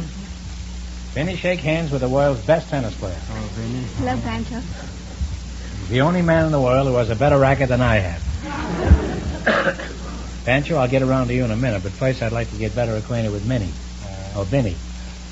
Are you a native Californian, Vinnie? No, I was born in St. James, Missouri. And do you live in Missouri now? No, I'm a resident of Liberal, Kansas now. Liberal, Kansas? Liberal. Just how liberal is it, Vinnie? Well, it's a city situated in the southwestern part of Kansas, an extreme southwestern part, on the at the junction of highways US 54 and 83. How big is this town? It's a city of about 10,000. Pancho, I'll get back to you, Vinnie, but let's find out something about you. I know a lot about you, but let us find out some more. Where are you from, Pancho? Oh, I'm right here from Los Angeles. You're a young, good-looking champ, Pancho. I'm sure you must be besieged by pretty girls. How does your wife feel about you playing a harmless game like tennis with beautiful babes in shorts? You know, mixed doubles. No, I don't play mixed doubles. So You don't play mixed doubles? No. Not even on the court? No, they're bad for my tennis. My wife knows that. Well, what have you got against girls? Nothing, just they're bad for my tennis. Well, you stick to your racket, and I'll stick to mine. Is there as much money in professional tennis as there is in amateur tennis? Well, I think there's a little more, but by the time income tax gets to us, they beat us. You might just as well be playing Seabright and Forest Hills. Huh? That's right. Yes. Why are you the best tennis player in the world? Well, I know Kramer's getting fat, but... Well, He's getting fat in more ways than one. You don't mean up here, huh? Oh, no, that stays the same. I think I've just been fortunate to play well during the championships, and I've won them. Well, you're just wonderful about your... Thank you. Are you interested in tennis, Benny? No, I'm just interested in pancake racing. In Pancho racing? You want to race him? Pancake racing? Yeah. I've never seen a pancake race. I've seen a waffle iron. Well, this is a little different. What is a pancake race? Pancake race is where the women race down the street 415 yards carrying a skillet with a pancake, flipping it 3 times. Flipping it in the air? Yeah. How high do they flip it? Well, it all depends, just so long as they get it turned over. Why don't they run with stakes? I saw a stake race at Santa Anita last year. Pancake's are easier to flip. I sat in the grandstand licking my chaps when my horse came in. Well, this is a whole new world that you're opening up here, Benny. Is this craze for pancake racing strictly a liberal affair? Or no, it's international. This craze is sweeping the country. It's international. Imagine sweeping the country with a pancake. It's an international race? Yes. What other countries compete against this? Only England. Oh. And Liberal Kansas. What? Liberal Kansas and Olney, England. This small town of 10,000 people competes against the British Empire? Olney. You have a race between Kansas and England? Yes. Don't the pancakes get soggy when you're crossing the Atlantic? You'll have to explain this if it's possible. Well, the Liberal Kansas has a race course. It is a 415-yard S-shaped course racing down the main street of town. And they have a town called Liberal, too, in England? Olney. Only Liberal? Only England and Liberal Kansas. Only England and Liberal racing. Only is a little village in... Oh, Only is a village over in there. In England. Oh, I see. The times are compared by transatlantic telephone call after the race has been run. Well, who's ahead now, England or Liberal? It's even now, 3-3. I looked in the Wall Street Journal. It wasn't in there this morning. It started in... it just said I was wiped out in 3 of my stocks, but there wasn't any mention of your pancakes at all. Well, it's an old sport in England. Well, in fact, I'm an old sport here, but that it's over 500 years old in England. Well, I'm not quite that old, but I'm moving along rapidly towards that. How have you made out in this international flapjack race? I have won the American in 3 times, and I have won the international twice. No, well, I want to congratulate you. I'm surrounded by world's champions tonight. Pancho, how do you feel standing next to a world's champion? You're pretty good. You've got more syrup than her pancakes. How fast was your time in these races, Benny? I hold the world's record of 1 minute 5 and 1/10 seconds. That's fantastic. You must be grease lightning out there in the track. Have you ever thought of entering the Olympics? I've seriously considered it. However, I am considered pro because I have accepted $350 prize money for running the race. I'm sorry to hear that. Without you on our team, the U.S. is certainly going to get flattened in the pancake race. Well, this has been interesting talking to you two, and I'd like to go on, but the time has come to play You Bet Your Life. If you win anything, of course, we pay you off in pancakes. Now, you selected small towns and cities of the United States. You've done a lot of touring, Pancho. You ought to be pretty good at this. In the race for the $2,000, the first couple still leads with $290. Now, there's 6 cities and towns all in the same state, and you tell me in what state they're located. What do you want to start with? 90. One answer between you. 100 on the first 100? You're in the finals already, huh? Well, that's my boss over here. All right, what state are these towns and cities in? Green Cove Springs, Dade City, D-A-D-E, Fort Myers, St. Augustine, Live Oak, and D-Land. Florida? Florida is right. Thank you. You now have $200. Well, now what are you going to go for? 90? 90? Here are the towns and cities: Vicksburg, Rolling Fork, Yazoo City, Natchez, Belzoni, and Wiggins. What state are they in? Vicksburg, Rolling Fork, Yazoo City, Natchez, Belzoni, and Wiggins. Massachusetts? No, you're quite a ways off. It's Mississippi.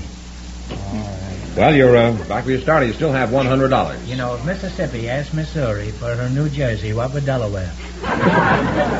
Idaho, Alaska. That's what we used to say in school. And until I go back to school, I'm never going to repeat that again. What are you going to go for, Panch? The 80 now, I guess. Panch, what state are all these towns and cities in? Crown Point, Red Key, Rising Sun, Tell City, Kokomo, and Angola. Indiana. Indiana? Back home again in Indiana is right. And you now have $180. Last chance to beat the other couple. 70? Here are the towns and cities. Bonners Ferry, Soda Springs, Moscow, Boise, Blackfoot, and Jerome. What is the state? Idaho. Idaho is right. And you wind up with $250. Well, thanks and good luck from the DeSoto Plymouth dealers. Thank you.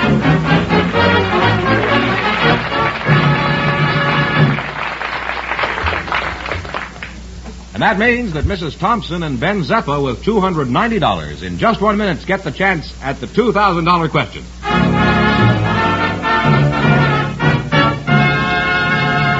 There's no thrill like the thrill of doing something yourself. Well, that's especially true when it comes to driving the delightful, lovely DeSoto for 1956. I can tell you what it's like, but you've got to get behind the wheel yourself to really know what fun it is to drive with DeSoto's sensational push-button driving, full-time power steering and power brakes, to feel the lightning acceleration of its great new high-compression V8 engines.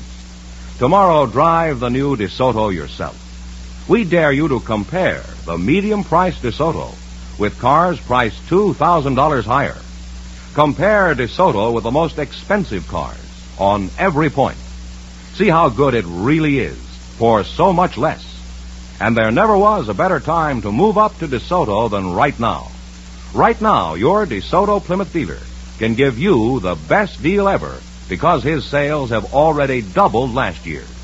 Don't miss this opportunity. For the best buy of 56 and a magnificent Christmas gift for the whole family, drive and price a DeSoto. You'll understand the reasons why. For once you drive it, you want to buy. It's delightful, it's the lovely, it's the DeSoto. And here's the winning couple, Groucho, Mrs. Thompson and Ben Zeppa, all set for the $2,000 question. Here it is.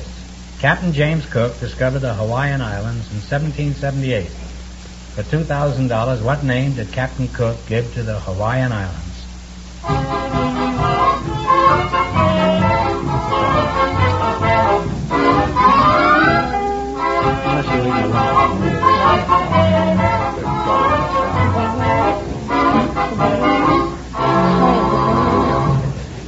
What's the answer you two have decided upon? I don't know if it's Well, right. what? Bahamas? No, you're wrong. It's the Sandwich Islands. So that means the big question next week will be worth $2,500. Well, they lost the big money. How much did they win the quiz, George? $290 in the quiz. And didn't they win the secret word? Yes, yeah. Well, how much is that total now? $390. No, what about the $1, George? Oh, I've forgotten about that. $391. That's better, George. Well, congratulations, and thanks to both of you and to all of our contestants on the show tonight.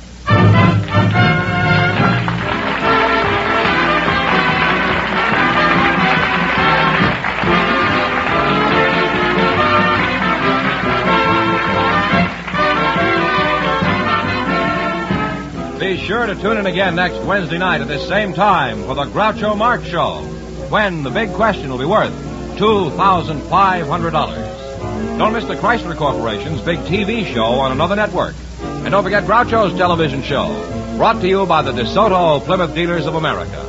We invite you to visit your neighborhood showroom tomorrow to see and drive the delightful, lovely DeSoto for 1956. And when you drive in, tell them Groucho sent you. Good night, folks, and remember, it's delightful, it's the lovely, it's DeSoto.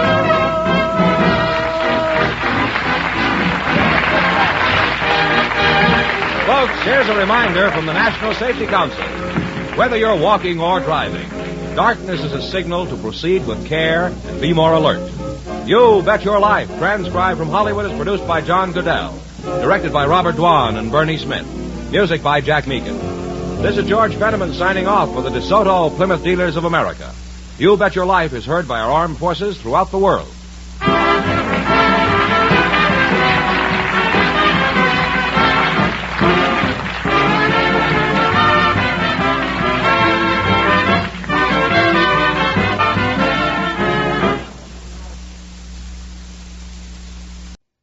Classic shows from the golden age of radio. This is the Rocket Classic Radio Network. The Harold Perry Show.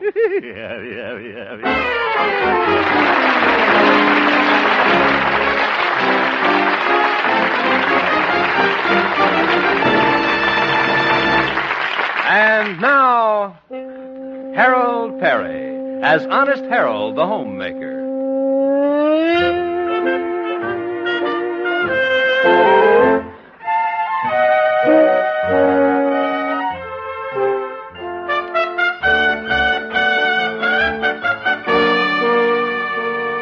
Well, there's a lot of excitement in Melrose Springs, for it's almost election time.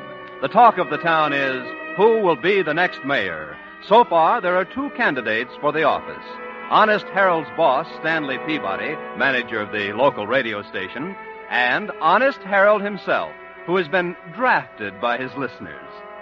It's morning now, and we find the people's choice at home, shaving. Gosh, just can't believe it. I'm really running for mayor. Kind of scared, though. Never made a political speech in my life. Let's see. When they call on me, I'll say, "Thank you, Mr. Chairman. Ladies and gentlemen," where did I put that shaving brush? Oh. I mean, ladies and gentlemen. Well, I really know you too well to call you that. Oop, that doesn't sound right. Better start over here. Fellow citizens, first I'd like to explain to you why I'm running for office. There's a group in power now that has pocketed too much of your money. Now I want a chance. Oh, I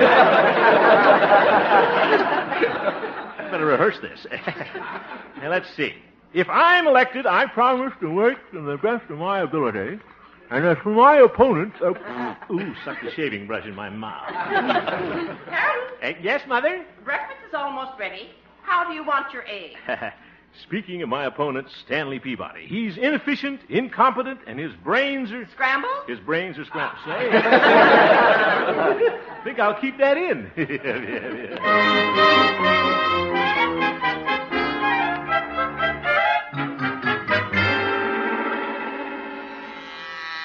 Good morning, Station KHJP. Mr. Peabody, I'll ring his office. There you are. Good morning, Glory. Good morning, Mr. Mayor. What? Oh, well, I'm not mayor yet, Gloria. Well, you will be. I think you're just the kind of mayor we need. You're honest, a plain man of the people. Why, you're another Abraham Lincoln. No. He was taller. Besides, you have awful cute dimples. Gloria, campaigning for mayor is a very serious thing. The only reason I'm running is that so many of my listeners wrote in and asked me to. The people of Melrose Springs want an honest city government. And if I'm elected, that's what I intend to give them. Hooray! Thank you. Oh, Harold, last night I thought of some wonderful slogans for your campaign. You did? Yes, listen to this one. Honest Harold is awfully nice. If I can get away with it, I'll vote for him twice. Gloria, that's not honest. And he'll pass out cigars, kiss babies with them. I'd like to be the baby kissed by him. Oh, my goodness. Here's another one. Stanley Peabody is great. He thinks, but confidentially, I think he's... Gloria.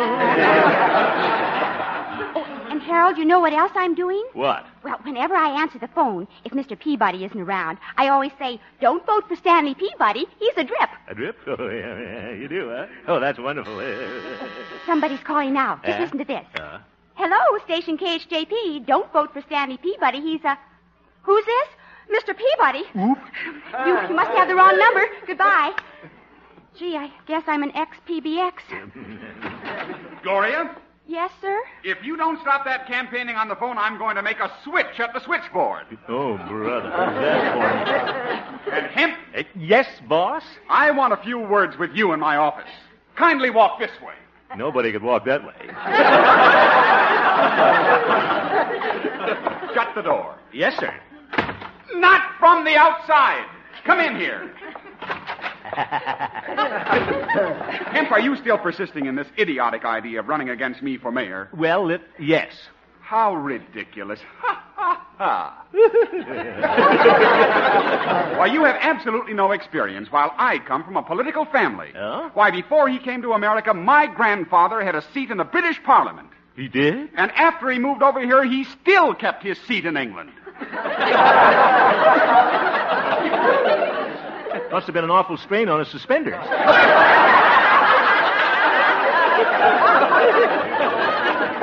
Very funny. Ha, ha. Well, I liked it. Hemp, have you any idea what it takes to become mayor? Certainly. The most votes. Precisely. And in order to get those votes, you have to have an organization. Do you know what's behind me? Sure, the water cooler. No, a political machine. And I have news for you. My uncle is supporting me. Yeah, he's been doing it for years. My uncle has a lot of influence in this town, and I have a lot of others working for me. Do you have a machine? Well, just my 36 Essex. Oh, you mean a machine? I'll bet you don't even have a campaign manager. Well, I don't need a campaign manager. The people know that I'm honest, and that's all that's necessary. Why don't you give up, Hemp? You haven't a chance. What? Do you think the people of this town are going to vote for an idiot, a fool, a moron? I don't know, Stanley. We'll see how many votes you can get.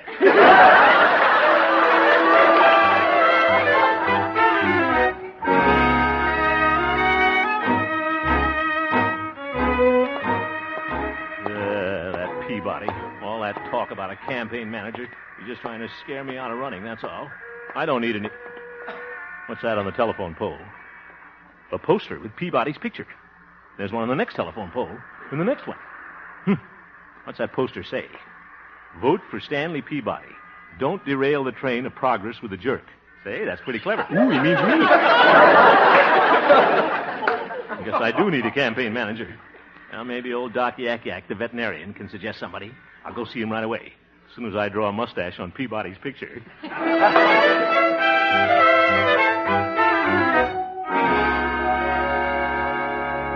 So you think you need a campaign manager, eh, Harold? Oh, I sure do, Doc. Can you suggest anybody? Well, I think I know just the fella for the job. He's intelligent, hard-working, and he's the shrewdest man I know. I'm afraid to ask you this, Doc, but who? Me.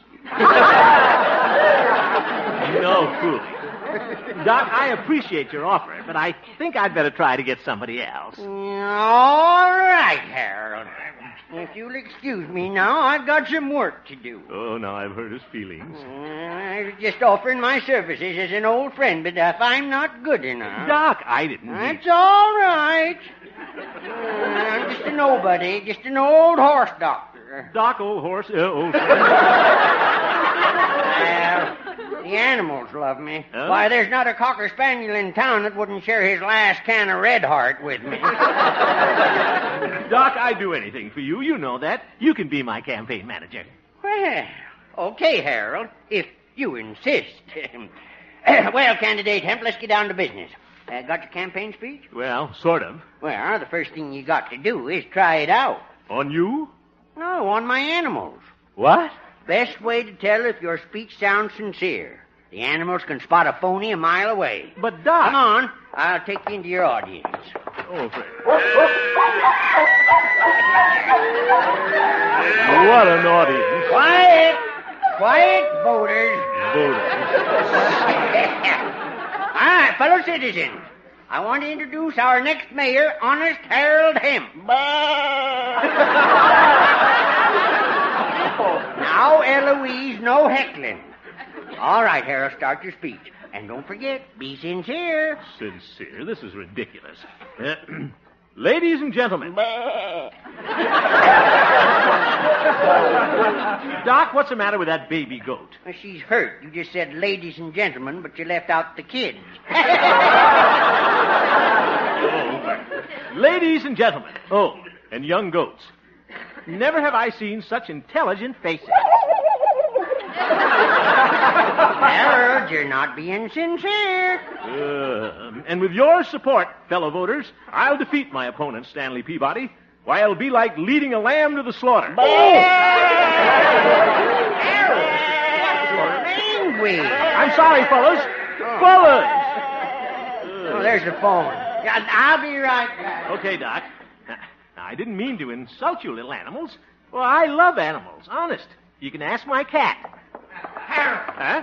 Harold, I got some bad news. What is it? That was Gloria at the station. What? Stanley Peabody has hired a big sound truck. He's going to campaign around town in it this afternoon. Oh, that's going to cost me a lot of votes. Oh, not while I'm your manager. Harold, I got an idea. What's that? Yes, sir. My brain's ticking away every second. Stop taking bows, Doc. Tell me your idea. All right, Harold. I'm going to build you a float on my buggy out in the barn. A float? Mm-hmm. I'll paint some signs on it and hitch it to my horse, Silver Moon. Then we'll follow Peabody's sound truck all over town. That'll steal his thunder. Say, I think you got something there, Doc. Sure. Now, we've only got an hour. You better go to the marshal's office and get a parade permit. All right, Doc. And you'd better hurry, Mayor Hemp. Mayor?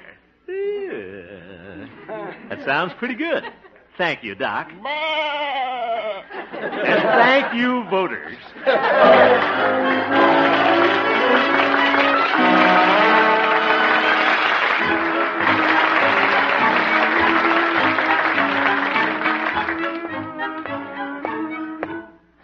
Better hurry. Parade starts in an hour.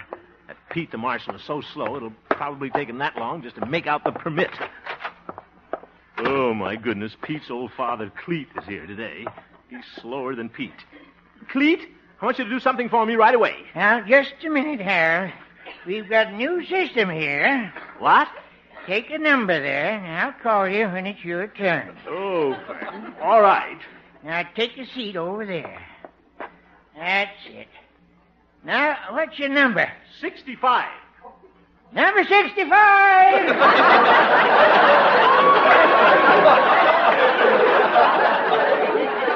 What a system. Now, look here, Cleet, I'm in a hurry. I want a permit for a float this afternoon. Now, just a minute, Harold. Have to fill out a form. Oh, my goodness. Name, please. Margaret O'Brien. Margaret O'Brien. Let me write that down. When did you cut off your curls, Margaret? Very funny. How old are you, Harold? Well, I'm nearing 40. Nearing 40? Huh. You must be on your second time around. Come on, Cleet. I've got to have that permit. All right. What year do you want it for? This year, this afternoon. This afternoon, huh? Let me write that down. Get a move on, Cleet. Where are you going to use the permit? Right here in Melrose Springs. Melrose Springs. Let me write that down. Hold it, Newt. There's no lake around here. Now, what do I need a lake for? For the boat. Boat? Oh, my goodness. It's not a boat. It's a float. Oh, I thought you wanted to float a boat. Well, we'll have to start all over again. Take another number, Harold, and I'll call you. Pete, there's something I'd like to call you. I bet I know what it is. But I ain't going to write that down. Get that time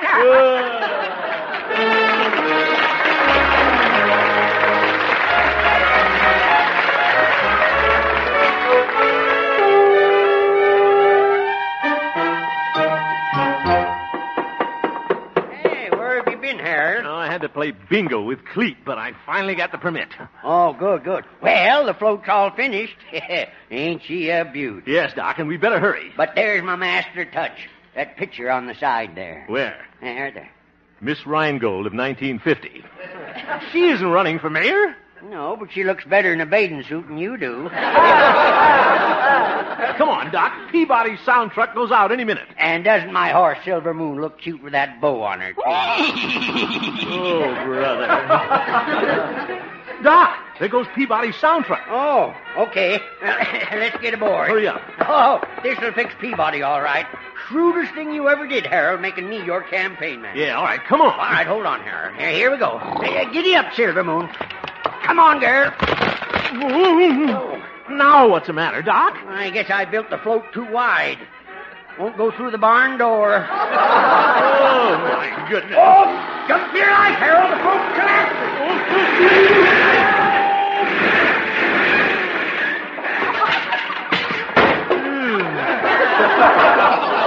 Why, Harold, you got your head stuck right through that picture of Miss Rheingold. Say, you do look pretty good in that bathing suit. Doc, you're fired. What are you laughing at? You're fired, too.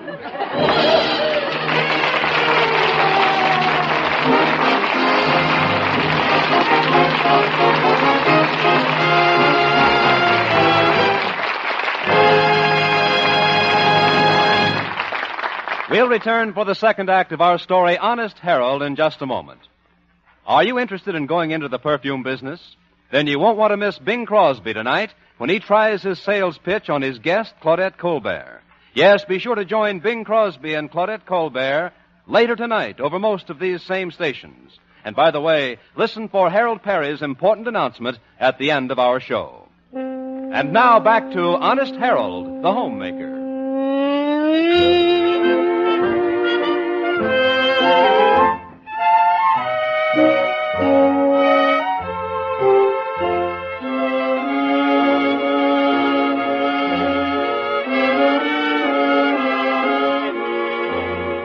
Well, Honest Harold's campaign for mayor isn't going too well. He fell out with Doc Yancey, his campaign manager, when he fell out of the float. It's the following morning now. Our unhappy candidate is just eating breakfast when... Harold? What is it, Mother? Oh, look what's in the morning paper. Let me see. Stanley Peabody, candidate for mayor, will speak at the high school tonight. His subject will be, what is good city government? Show off. Oh, read the rest of it, Harold. Mr. Peabody challenges his opponent, Harold Hemp, to meet him there and speak on the same subject, if he dares. I suppose he thinks you're afraid to get up there and speak. Yeah, and he wouldn't dare say that if it wasn't true. Now, Harold, you're a fine public speaker. Why, remember the time in the 8th grade when you delivered that recitation, A Message to Garcia? Yes, Mother. The time I delivered the message, Garcia was gone. Mother, I can't do it. Oh, now, you mustn't be afraid, son. Now, why don't you sit down right now and write that speech? Mother, I don't know anything about city government. I thought I'd find out about that after I got elected. I know. You could go to the public library. They must have books on city government. Say, I'll bet they do. I'm down to the library right now. That's the spirit, my boy. Goodbye, Mother. Harold, as long as you're going to the library, you might as well return that book you've been reading. Oh, good idea. And here it is, too. The Bobbsey Twins in Florida. Gee, I wonder where they'll go next.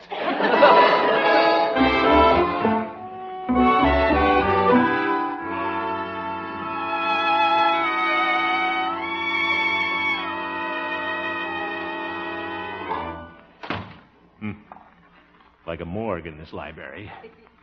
This is where they probably buried Carnegie. And there's dear Miss Witherspoon behind the desk. Hey, good morning, Miss Witherspoon. I'd like... No loud talking in the library. Oh, excuse me. I'll be with you in a minute. All right. Quiet! Now, what is it? I want to get a book. The children's section is right over there. You see, I'm going to run for mayor, and I want to read a book on city government.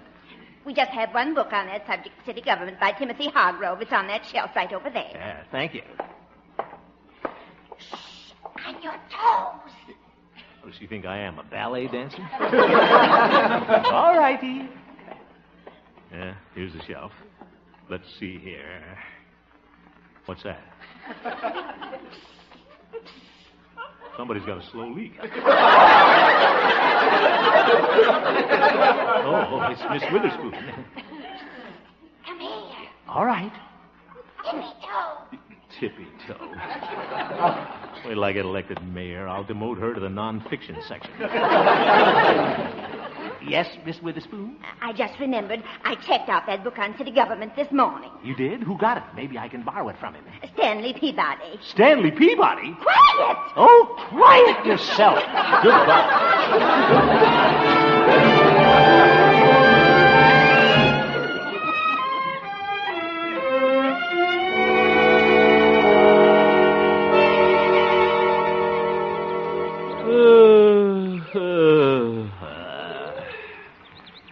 Well, I can't sit here in the park all day. What am I going to do? Can't show up tonight with no speech. I don't know why I wanted to run for mayor anyway. Pardon me, sir. What? Have I the honor of addressing, perchance, honest Harold Hemp? Why, yes. The candidate for mayor of this fair city? That's right. Well, 'tis a lucky, lucky day. I happened to be in this vicinity a few days, saw your photograph in the paper, and remarked to myself, I'd like to help that man get elected in the interests of good government. Well, thank you. Are you in the political game, Mr. A very astute question. I have been a political advisor for years. My card. Oh, thanks. Careful, the ink isn't dry.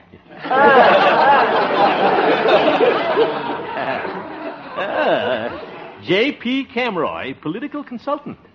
Headquarters over Jimmy's pool room. Just temporary quarters. Oh, of course. Now, if there's any advice I could give your campaign manager... Well, I don't have one right now. You don't have a campaign manager. 'Tis a lucky, lucky day. It is? J.P. Camroy hereby tenders you his services as campaign manager in the interests of good government. But, Mr. Camroy... Now, my first official duty is to peruse your speech for tonight. We've got to look out for dangling participants. Oh, yeah. Well, you see, I haven't prepared my speech yet. You haven't prepared your speech? Yeah. Oh, 'tis a lucky, lucky day. By a quirk of fate, I just happen to have a speech with me that is suitable for the occasion. Oh? And I am going to let you have it in the interests of good government. Oh, well, thank you very much. The only cost to you will be a slight typing fee. Yeah, oh, well, I don't have much money on me, just $9.60. That is the typing fee. Well, what a coincidence. May I see the speech first? Certainly. Here it is. Let's see here. Ladies and gentlemen, we hold these truths to be self-evident, that all men are created equal. Say, this is pretty good. Where was I? Oh, that they are endowed with certain unalienable rights. And among those are life, liberty, and the pursuit of happiness. Wait a minute. This is the Declaration of Independence. You guessed it, and what a speech. Yeah, but this hasn't got anything to do with city government. Exactly.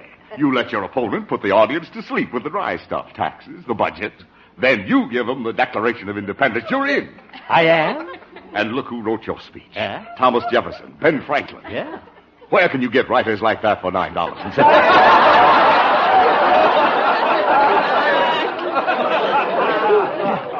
Well, I guess you got a point there, all right. Why? A thing like this could sweep you into office. You know, J.P., I believe you're right. Thank you very much. Don't forget the typing fee. Oh, yes, excuse me. Here you are, $9.60. Thank you. 'Tis a lucky, lucky day. It sure is.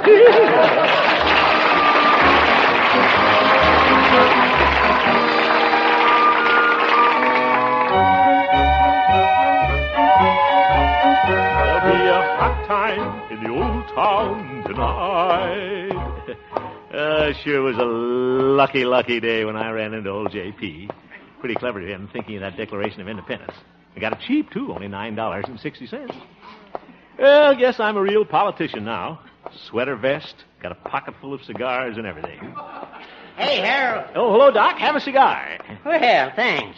I don't smoke myself, but my goat likes them. They're kind to his T-zone. Good. Harold, when I heard about you getting trapped into that speech tonight, I thought I'd let bygones be bygones. I may not be your campaign manager anymore, but Doc Yancey isn't one to desert a friend in need. Well, thank you a lot, Doc, but I don't really need any help. Huh? Aren't you worried about making that speech? Worried? Nah. Well, what kind of a speech is it? Well, it's a sort of a Declaration of Independence. Who wrote it? Oh, a couple of ghostwriters. See you tonight, Doc. Yeah. Sometimes I wonder about Harold. Honest boy, though.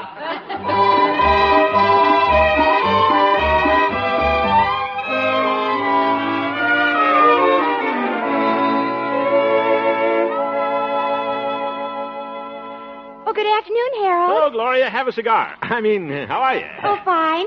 Gee, I thought you'd be home writing your speech. It's all written, Gloria. Did you write it all by yourself? Well, a couple of fellows helped me. B. Franklin and T. Jefferson. Local boys? Well, no, they're from out of town. Philadelphia. Hemp, what are you doing out here? Well, Peabody, old body, have a cigar. No, thank you. Huh? Can't stand a rope from Hemp, eh?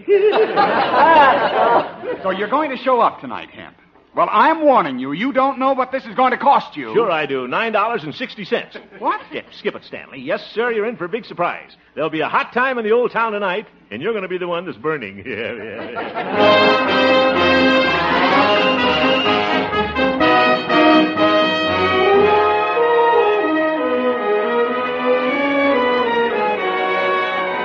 a lot of people here tonight.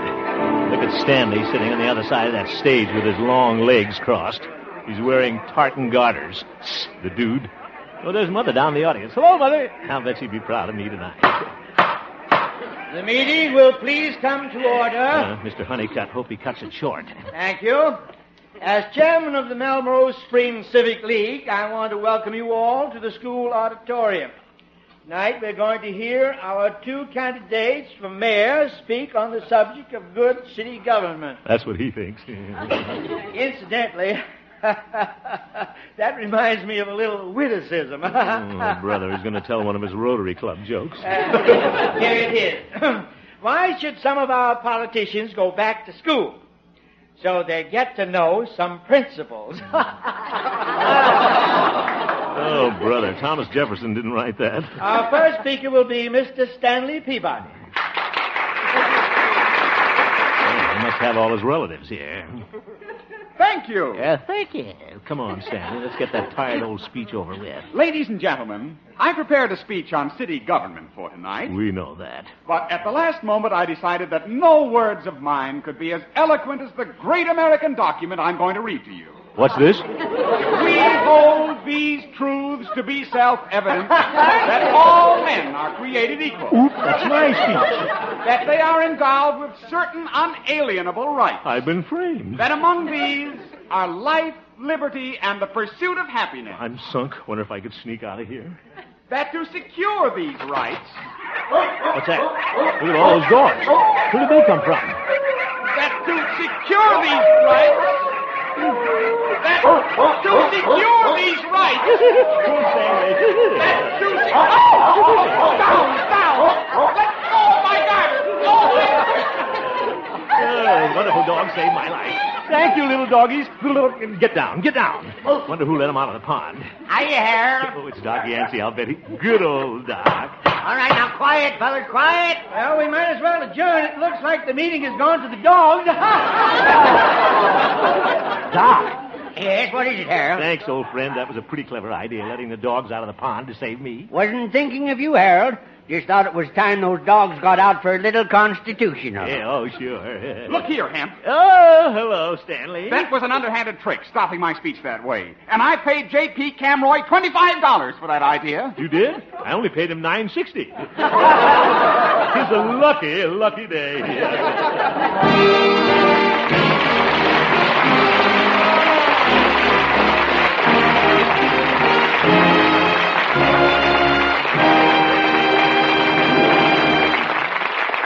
You have just heard the Harold Perry Show, Honest Harold, who returns in just a moment with an important announcement. The supporting players tonight included Catherine Card, Ken Peters, Leo Cleary, Ruth Parrott, and John McIntyre, and featured Gloria Holliday as Gloria and Joseph Kearns as old Doc Yak Yak. Norman MacDonald directed, and the music was composed and conducted by Jack Meakin. Honest Harold, created by Harold Perry, was written by Gene Stone, Jack Robinson, and Bill Danch. Now back to Harold Perry. Oh, that's me. Well, Bob, for the people who missed it, I'm hunting for a laughing lady. Someone we can invite to appear on our show. Her laugh will enter her in the Honest Harold Laugh Contest, and it begins right in her hometown. So, ladies, if the Laugh Contest is being conducted in your city, please enter. And you may be here with us some Wednesday night.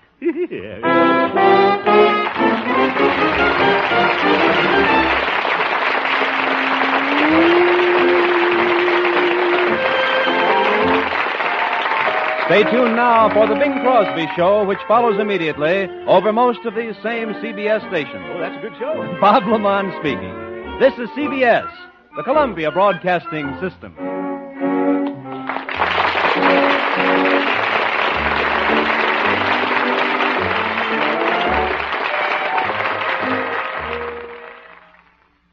This cord is stronger than steel. It is 3T cord, built into the new G8 by Goodyear.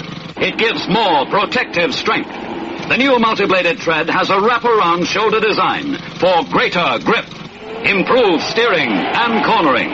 It is built with tough-in non-skid rubber to give more mileage, extra skid resistance.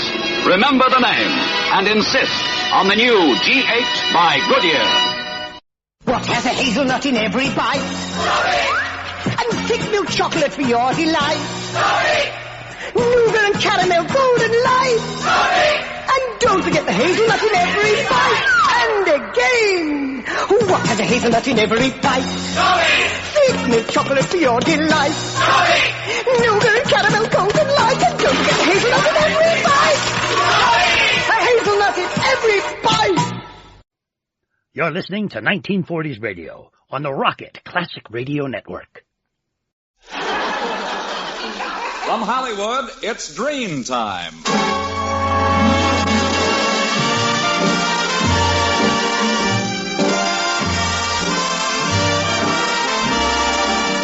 Ladies and gentlemen, the makers of Dream Shampoo are pleased to present the 11th in a series of new programs written by Phil Rapp, produced by Carlton Alsop, and starring Don Amici. Blanche, why don't you let me sleep, huh? Danny Thomas, and Frances Langford, who sings...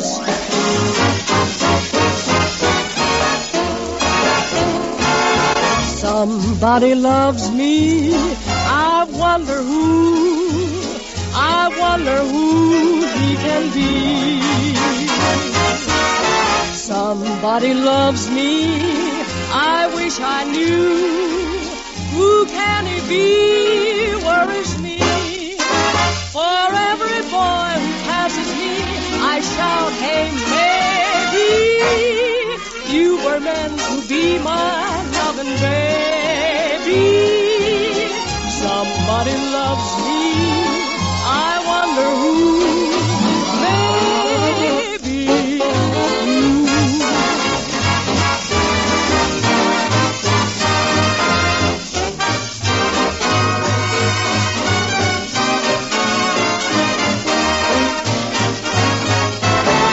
Somebody loves me, I wish I knew. Who can it be, worries me? For every boy who passes me, I shout, hey, maybe. You were meant to be my loving baby. Somebody loves me, I wonder who, baby. The very first time that you use Dream.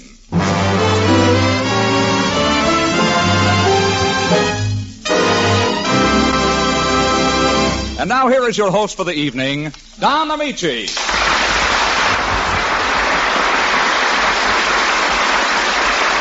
you, ladies and gentlemen. Good evening.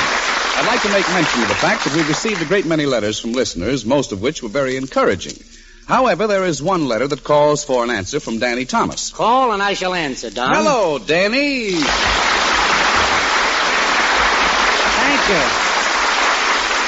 Thank you. What's the gist of the note, Don? Well, it's just this. The writer, a lady of middle age, I should guess, suggests that you sing a serious song now and then. Well, her suggestions may be well meant, Don, but serious songs are for serious singers. No question about it. A man has to be trained in the art of delivering a ballad. No question about it. And I'm a comedian. I said I'm a comedian. Seems to be a question about it. No, not in my mind, Danny. But this lady has an idea that you shouldn't be facetious all the time. She thinks jokes are cheap. She does, huh? Wait till she has to buy a few. At any rate, the letter is very complimentary, and she goes so far as to compare you with Al Jolson, possibly the greatest entertainer of all time. Yeah, no question about that. She wants to know why you don't sing the kind of songs he did. Well, you just don't write tunes like that today. Besides, Jolson had a wonderful gimmick. Gimmick? Weenie. Squeeze. That's a songwriter's jargon for trick. Oh. Look, he sang about his mother, his kid Sonny Boy, and his home in Alabama all in one season. That's pretty powerful stuff, kid. That's quite a gimmick. I mean, what have we got to sing about? You know we can't sing about mother. We'd be called corny. After all, you got to remember, this is the atomic age. Oh, we're a sharp, brilliant people. I mean, we're so much more brilliant than our forebears, we now know how to destroy ourselves 50 times as quickly. Yeah, you have a point, Danny. So what can we sing about and be up to date? Schizophrenia? or maybe kleptomania? Can you imagine singing a song called A Pretty Kleptomaniac is Like a Schizophreniac, but the malady lingers on? I never heard of that one. Or maybe you'd like me to sing about that new medical discovery, sulfa-hydroxyaparapenicillamide. What a medicine that is, brother. Great, huh? Great. They haven't found a disease for it yet.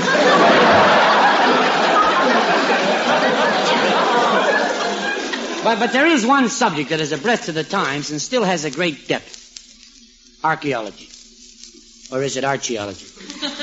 Well, I wouldn't know. Are you qualified to sing about the study of lost races? I haven't had a winner all season. But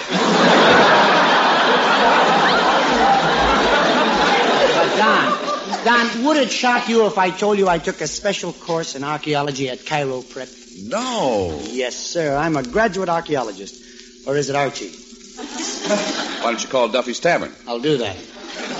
Now, as soon as I received my diploma, the entire graduating class was sent to the Egyptian desert to search for relics. The second day out, I unearthed a priceless old vase. Or is it vase? Either is correct. Or is it either? Well, the third day while I was snooping, that's right, snooping, around the pyramids, I found an unopened crypt. A crypt? Crypt. It was full of ossified sand crabs. And what did you do? I crept into the crypt, cribbed the crab, and crept out of the crypt again.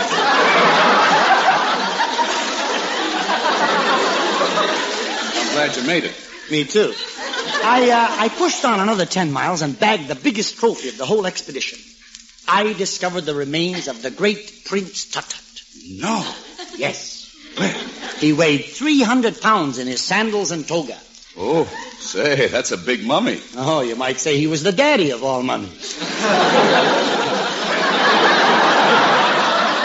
There he was, shrouded in his wrappings and covered from head to foot with precious gems, lying inside this weird Egyptian tomb. Sphinx? A little.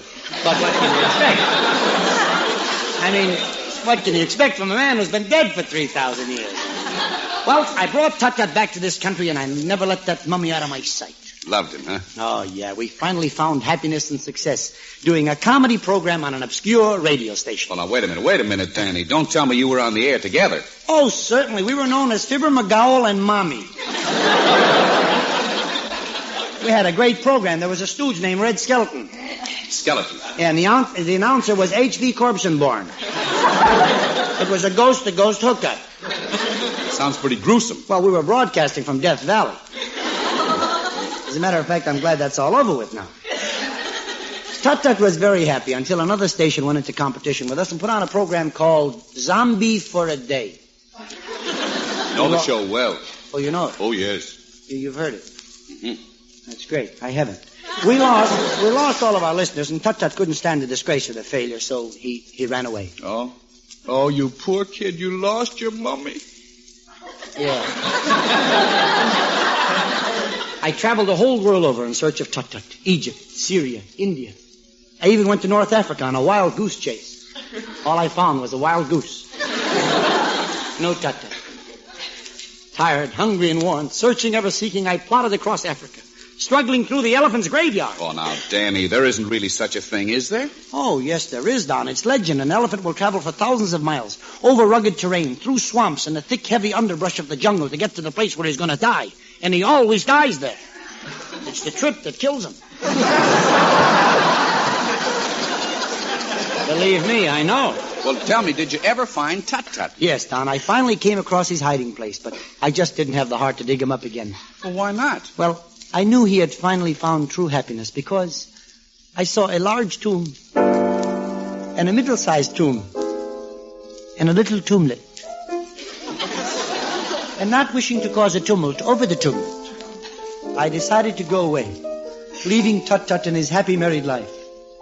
And so, Don, I want to sing a song that's near and dear to my heart. And this shall be my answer to the lady who can't forget Al Jolson. A caterpillar is a thriller to a caterpillar. The flowers and the bees are very chummy. A cricket has a thicket where he serenades a cricket. But a man's best friend is his mummy. A beaver can increase the fever of another beaver. A puppet dreams about a wooden dummy. A gopher always has a gopher that he seems to gopher. But a man's best friend is his mummy. Why, in most of my friendships with others, I know there have been many flaws. Oh, but with Tut-Tut and me, though we weren't brothers, he was just like my own flesh and gauze. Because a whitefish is the right fish to delight another whitefish. A little piggy loves his little tummy. An ermine will determine to get wolfish with an ermine. La da da da da. Thank you. But a man's best friend is his mummy. My best friend and I are stay, not divided, no, stay. Down deep in my heart, I've decided.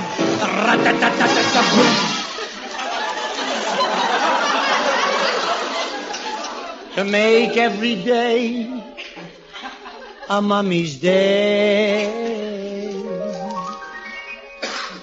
A turtle who's a flirtle find excitement with a turtle. A little lamb adores his honey lammy. A sea bass who's a he bass loves a sea bass who's a she bass. La da da da da. Now I don't intend to offend the mammy down in Alabama, but a man's best friend right to the end is his mummy. Sorry, Jolson, not his mammy.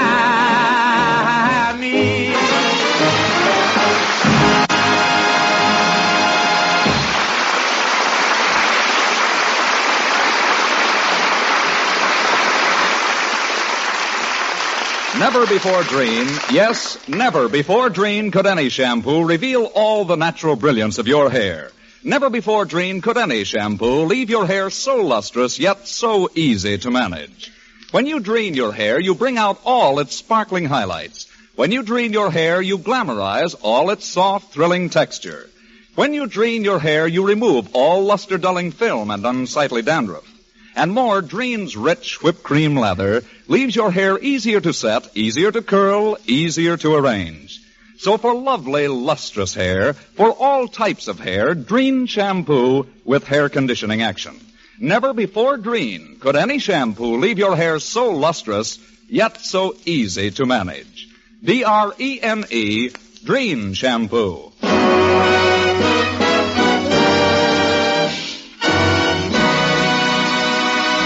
Ladies and gentlemen, during a recent overseas tour, my wife, Rosemary, sent me a little idea for a song that we thought was very nice. And just recently, with the help of Jerry Seelan, we finished it.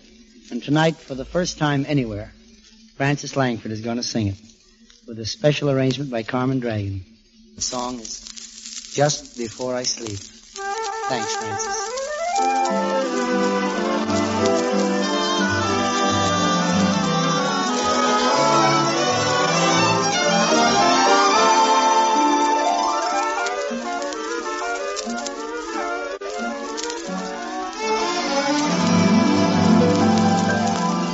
Just before I sleep, I pray for you. I love you with each prayer I say for you.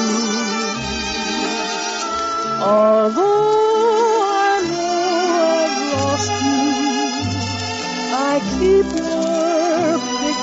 come near me and whisper words of love to you. What a pity you don't hear me. Every time I dream, it's you again. Every time it's you, it's new again. I try so to forget you. I try with all my might, but just before I sleep, we always kiss goodnight.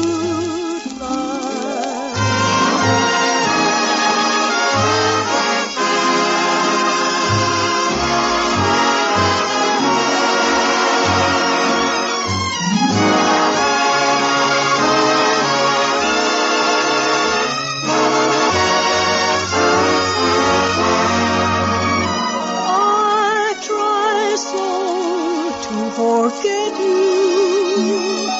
I try with all my might, but just before I sleep,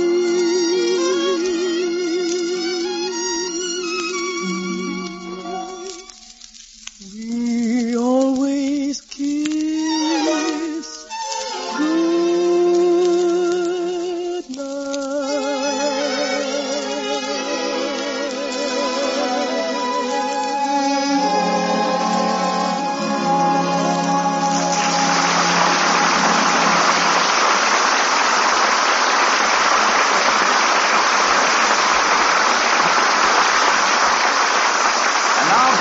and Francis Langford as John and Blanche Bickerson with Danny Thomas as Brother Amos in The Honeymoon is Over.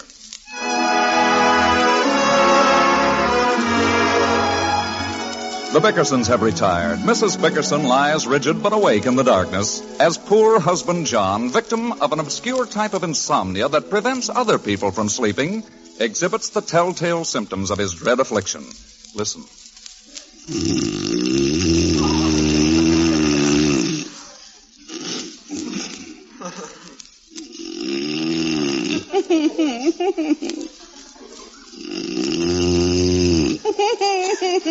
It may be funny to him, but it's not to me. John, cut it out. Cut it out, Blanche. I'll lose my mind if you don't stop that giggling. What's the matter with you? What's the matter, Blanche? You sound like a tickled schoolgirl. What are you dreaming of? Tickling schoolgirls. John. What? What'd you say, Blanche? I simply won't stand it another night. Living in this house is becoming unbearable. Let's move. John, I swear I'm at my wit's end. How long do you think a person can go without sleep? I've been doing it for 5 years. John Bickerson, we've been married for 5 years. Amazing coincidence. Good night. Don't you good night me, you big sleeping pill. Why don't you have some consideration for me? Well, what do you want me to do, Blanche? When you were sick last year, did I say that? Didn't I sit up all hours of the night nursing you? Didn't I? Yes, you did. And what was my reward? I got sicker. Sure, you can afford to be sarcastic now. You feel fine. I want to sleep. It's 2:00, Blanche. You don't remember how I catered to you every minute. When the doctor said not to let you have anything cold, didn't I give you all the ice water you wanted? You sure did. Almost killed me. That's gratitude. Well, I didn't expect anything else from you. You don't love me, do you, John? Oh, of course I do. Just because I don't say it every 5 minutes doesn't mean that I don't love you. Tell the truth, John. If anything happened to me, would you marry again? Never again. Well, you don't have to sound so vehement. Well, if I said it any softer, you'd say I didn't sound convincing. I don't know, Blanche. I just wish you'd let me sleep. I keep thinking how nice it was before we were married. Mm-hmm. You were so different then. You used to plead with me for a little kiss. Now you don't even think of it. Why? A mouse in a trap loses his taste for cheese. Very funny. Oh, you're so funny, John Bickerson. Well, I'm tired, and I have to get up early tomorrow. You just won't understand, will you? There are none so blind as those who will not see. Yeah? The one time I expected you to break down and offer me comfort, and you fail me. What? It's all right. I'll struggle through it alone. It won't be long, and when the time arrives, I don't even want to see you near me. What are you talking about? I'll go to the hospital by myself.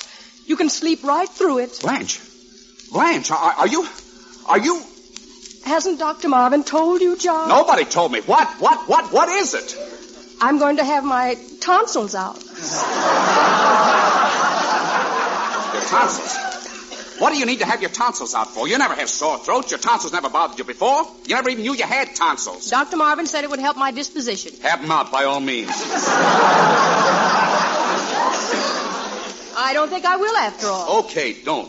Good night. The only reason I was going to do it is because I thought I'd get a good night's sleep. Okay, do it. Why should I suffer through an operation? You're the one who keeps me awake. Why don't you do it? Do what? Have your tonsils out. Okay, I'll have them out next week. You say it, but you won't do it. Have them out now. What? Go on, get up and call Dr. Marvin. Let him pull your tonsils out. Blanche, are you insane? It's 2:30 in the morning. The hospital stays open all night. Go on, let him pull your tonsils out. I haven't got any tonsils. I had them out when I was 9. Well, you need some new ones by now. Let him put some in. Oh, this is awful. You're deliberately trying to keep me awake. You know I have to get up early and go to work. Oh, don't make your job sound so important. If you take a day off, nothing will happen. No, nothing will happen except I lose a day's pay.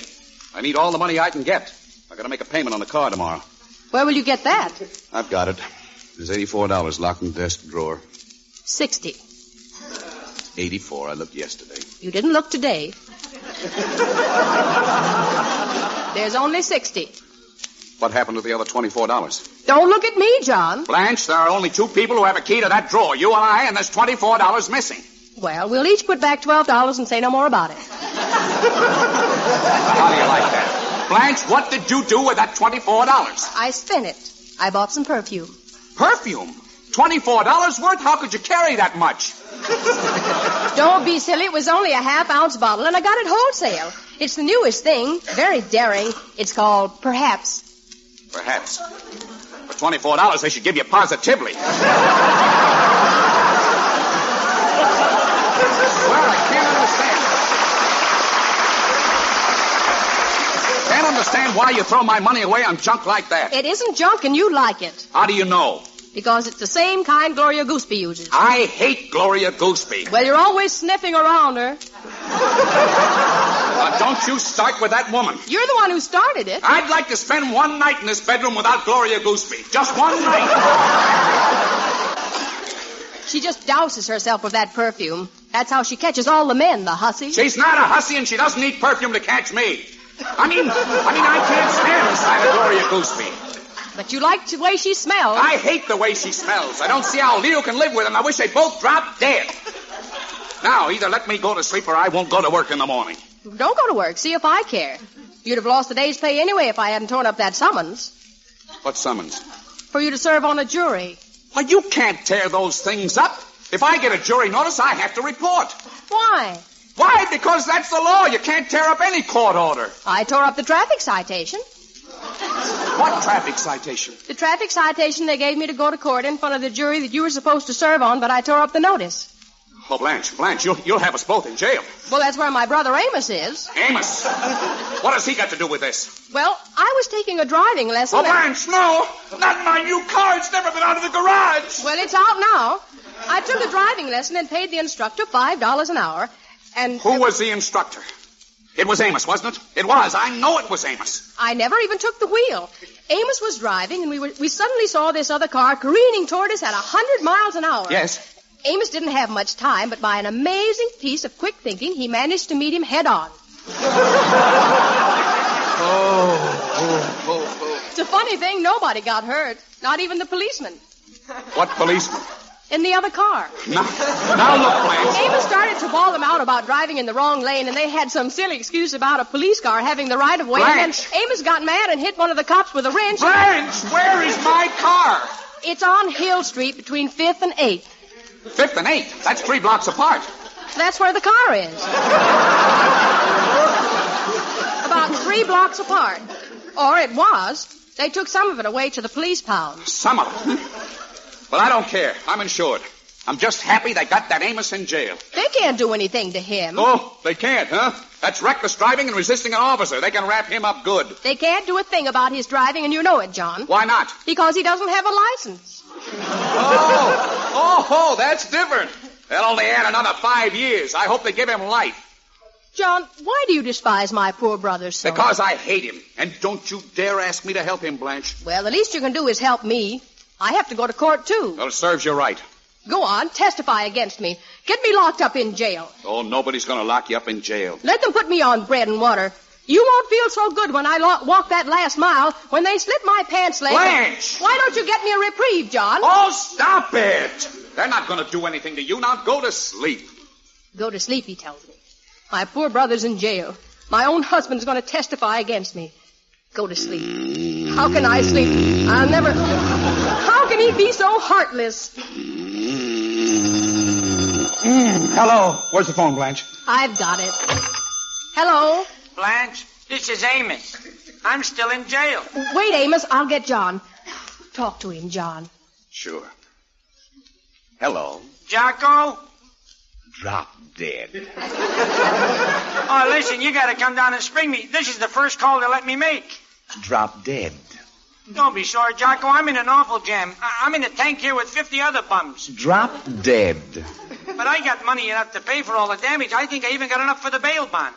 Get me out, will you, Jocko? Drop dead.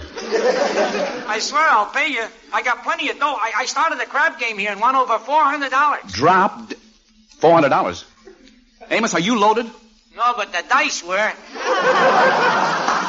Hey, come down and spring me, will you, Jocko? Well, I'm going to think about it, Amos. Right now, I'll leave you with 2 words. Yeah, well, what's that? Drop dead! Now I can sleep. Please, John, dear, get my brother out of jail. Well, I'll think about it. I'll do anything for you, John. Please bail him out. Pour me a shot of bourbon, Blanche. Are you sure you wouldn't like a double shot, dear? Just a single. Thanks. Ah, wonderful stuff. I promise I'll never wake you up again, darling. And will you forget all about Gloria Gooseby? Forever. Just get Amos out of that nasty jail. Well, we can't do anything about it until morning anyway. In the meantime, I think I'll get a good night's sleep. Certainly, dear. Are you comfortable? Perfect. Just perfect. Snore to me, John.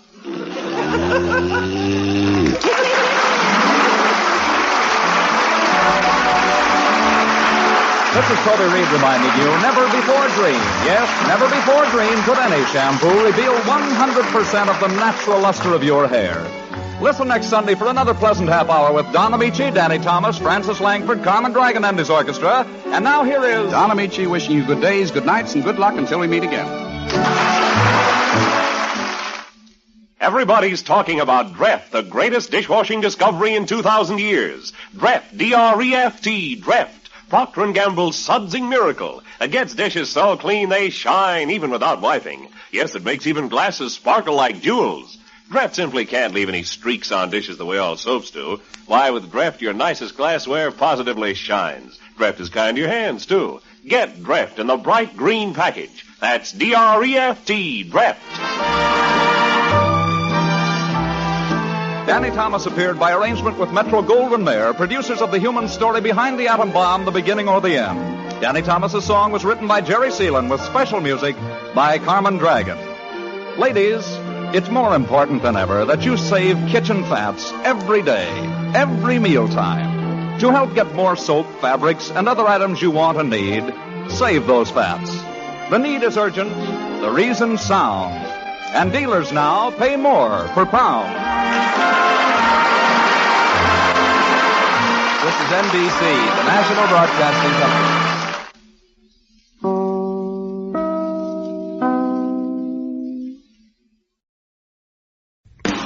Keeping the radio memories alive thanks to the sponsorship of John Paul Pet. Pet care with a salon pedigree. Visit jppet.com today.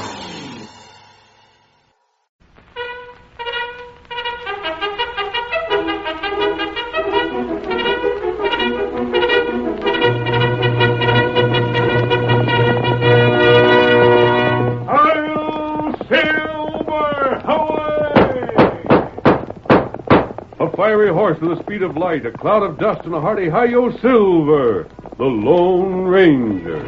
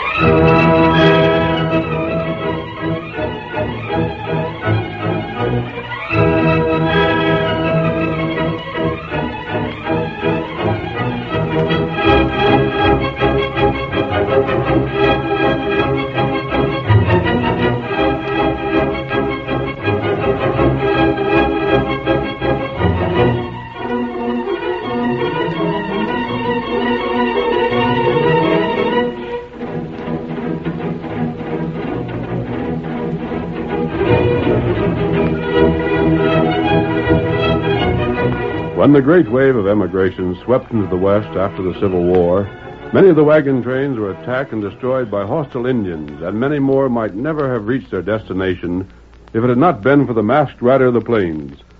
Astride his great horse Silver, he acted as guide and guardian for the pioneers and blazed the trail toward the new frontier. Return with us now those thrilling days of yesteryear, when adventure lay at the end of every trail. The Lone Ranger rides again. Come on, Silver! The Apaches are in the hill country! We've got to hurry! Hi-yo, Silver! Away!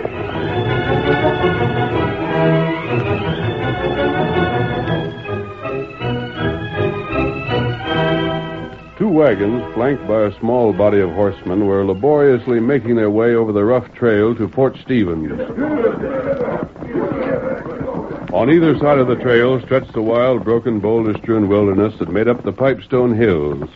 The air was still, the sun warm, the silence undisturbed except for the wagons and their escort. But suddenly, without warning, there rose high, savage yells, the thunder of hoofs, and the sharp vibration of gunfire. And in the space of seconds, the hills were alive with painted men wearing feathered headbands. It's Apaches! Go for your guns! Fight them off! Give us to the Redskins, boys! Let them have it! Pour lead to them! Boss, I've got one of the wagons. They're true to our one. What do we do? There's only one thing to do. Fight for your lives. Come on, boys!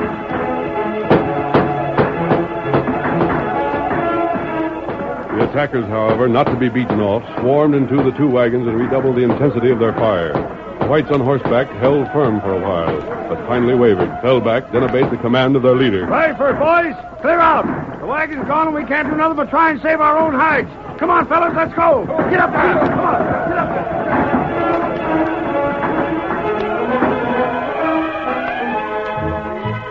there! It was a week later that a masked figure mounted upon a splendid white stallion guided his horse across the open plains toward the distant town of Lake Falls.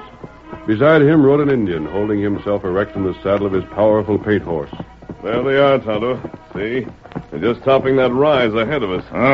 We'll catch up to them in plenty of time. What we do? We've got to see that they don't meet the fate of that party that tried to get through the hills to Fort Stevens last week. After what you've told me, I'm afraid the danger is worse than I had thought. Nah, plenty danger. Everyone knows Geronimo's braves are trying to keep whites out of the hills. That's bad enough in itself. But if outlaws are using the Apaches to cover their own raids, then the danger is doubled. That's right. Are you sure Apaches didn't attack those wagons a week ago? Hunter talked to Injun. Him say Apache not do it. I'm not surprised. It fits in with some information I learned. What that? You remember Baldy Gorman? Well, he's gotten together some men and has made his headquarters in Lake Falls. Troops stationed there can't spare the men or time to escort all the parties that wish to cross the hills. So Baldy and his men have been hiring out as guards to anyone with a price to pay them. Me not know that. It was a good idea. An organization like that could do a lot of good. No one could object to paying men who risked their lives to offer protection. I wouldn't have questioned it if I hadn't known something of Baldy's past before he came to this section. Him, he bad feller. The people up north seem to think so. When the law couldn't touch them, they took matters in their own hands and ran them out. It was Baldy's group that escorted the wagons that were destroyed last week. That heap strange. I don't know. The fact remains that one of the settlers survived and reported that Baldy put up quite a fight until he was forced to ride off. The survivor seemed convinced that none of his men were to be blamed for the tragedy. Oh. I'd like to give Baldy the benefit of the doubt, but I don't know. What you think? There are two suspicious facts. For one, several parties escorted by his band have been attacked. Twice the attacks resulted in what were practically massacres. And yet, as far as I can learn, Baldy has yet to lose a man. Oh. Of course, many of the parties his men have escorted have reached Fort Stevens safely. I've learned that few of them possess much money, however. Those that were attacked did. Why, other fella not ask question? Now, why should they suspect him? I wouldn't have myself if I hadn't heard of him in the north. These people ahead of us, I happen to know, are comparatively wealthy. They're Lige Cook, his married sister, and his brother-in-law, Matt Lowell. They intend to settle beyond Fort Stevens, buy Mexican cattle, and start ranching. There, wagon. Now that we're getting close. You remember our old camp this side of town, just below Copper Ridge? You'd better ride ahead, circle these people, and wait for me there.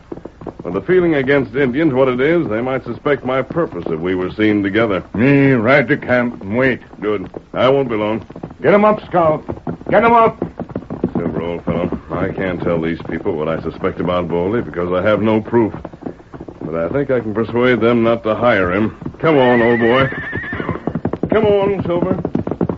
Come on, fella.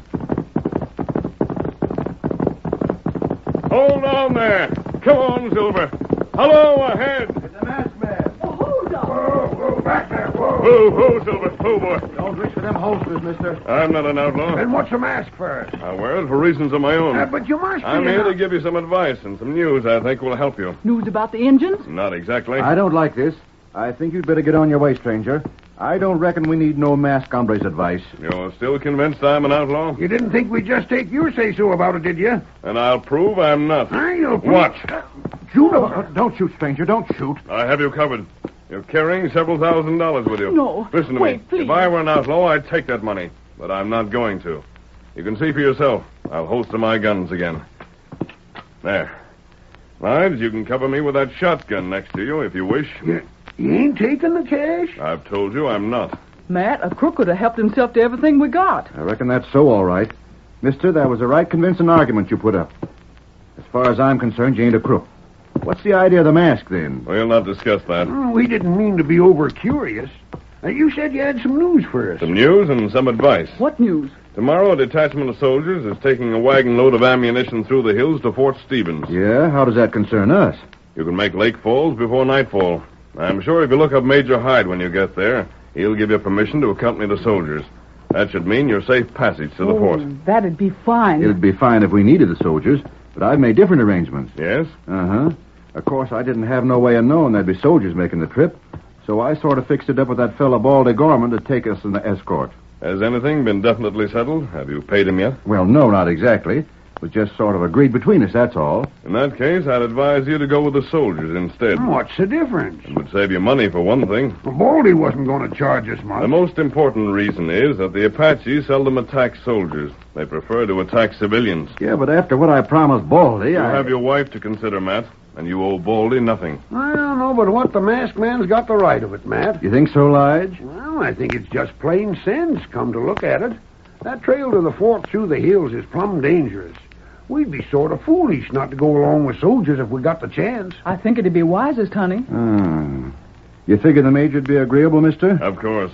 He'd be glad to furnish escorts for everyone traveling that route if he had the men.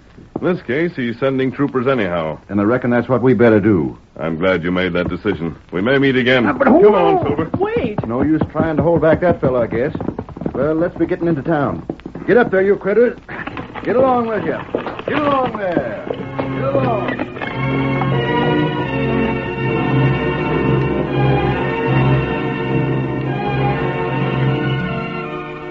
Arriving in Lake Falls late in the afternoon, Matt followed the Lone Ranger's advice.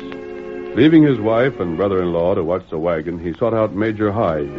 He found the officer in conversation with a group of men in front of the post office and led him to one side where he stated his request. Of course, Major. If it ain't convenient, why, we can make other arrangements. Nothing of the kind. Then it's all right with you? I'm returning to the barracks in just a few minutes. Lieutenant Doane will be in command of the detail for the fort. I'll explain the circumstances to him and give orders that you're to be picked up when he's prepared to leave. By golly, that'll be swell. The details start quite early. Anytime will be all right with us. Yeah, very well. You understand, of course, that during the escort, you will be expected to follow Lieutenant Doane's orders. Oh, sure. That's for your own protection. I doubt that there'll be trouble, but if there is, the lieutenant must have the authority to deal with it in his own way. Shucks, that'll suit us just fine. You can tell the lieutenant he won't have no trouble with us. Say, Major, just how bad are them Apaches acting up now? As bad as they say? They're a pesky nuisance. Done plenty of killing, huh? Yes, and they'll continue to do so. As long as Geronimo's at large. Well, you boys will get him one of these days. Yeah, we're trying. And by the way, where's your wagon? Well, just outside town, right beside the trail as you head for the hills. There ain't no decent place in town to stay overnight, so we're making camp there. Then the detail will meet you there. You can expect them shortly after dawn. We'll be ready. Well, you'll excuse me. I'll be returning to the barracks. Good luck. You bet. And thanks a heap. That's quite all right. You, Mr. Lowell? Huh? Oh, howdy. Yeah, that's my handle. Lowell. Matt Lowell. Uh-huh. Thought you was. The boss seen you over here and asked me to ask you if you wanted to step over to his office now and fix everything up for your escort. Huh? Escort? Oh, you're one of Baldy Gorman's men. Is that it? That's right. You coming? Oh, gosh, I'm sorry, but Well, if you're busy now, the boss will be around all evening. That ain't just what I meant. What do you mean? Well, the fact is, you see, I kind of got things fixed up with the soldiers. You mean you ain't planning to hire us? Well, there wasn't no set agreement. Backing down on a bargain, ain't you? I said there wasn't nothing set for sure. Baldy seemed to figure there was. I don't know about this. I kind of hate to go back and tell him. Maybe he won't take it so good. Gosh, I'm downright sorry if I put him out, But you ain't changing your mind any, huh? No, not as long as the soldiers are willing. Well, it's your tough luck, I guess, mister. Ain't nothing for me to worry about. Afternoon. Hey, what was that you said? Just said it was your tough luck. Tough luck? That's what I said. When Baldy makes a bargain, he expects to stick to it. Anybody backing out on him is likely to find he's got ways of making him sorry. Hey, look here, you... Don't say I didn't tell you.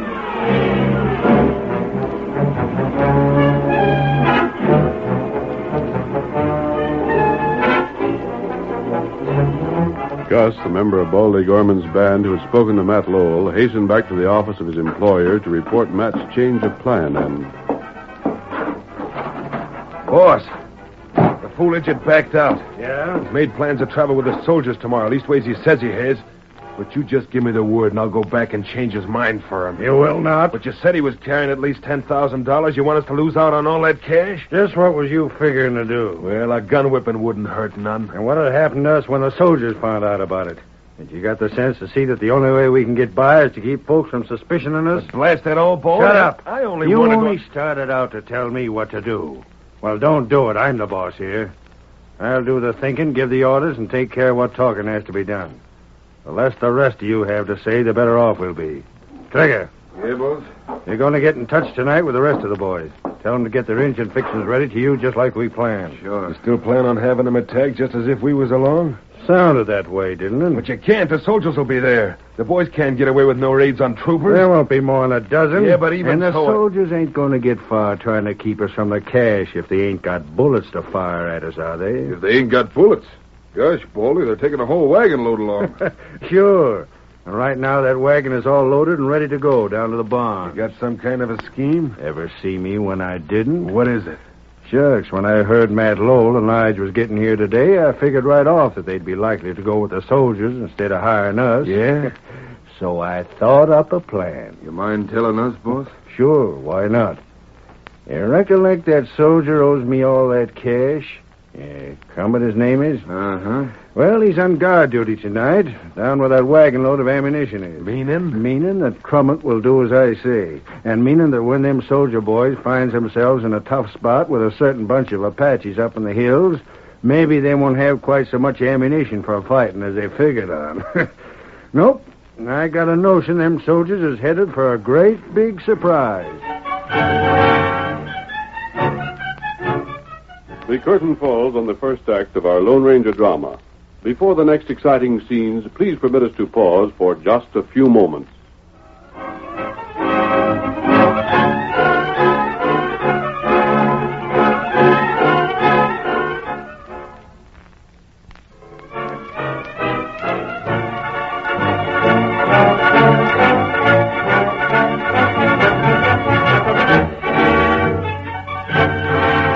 Now to continue our story.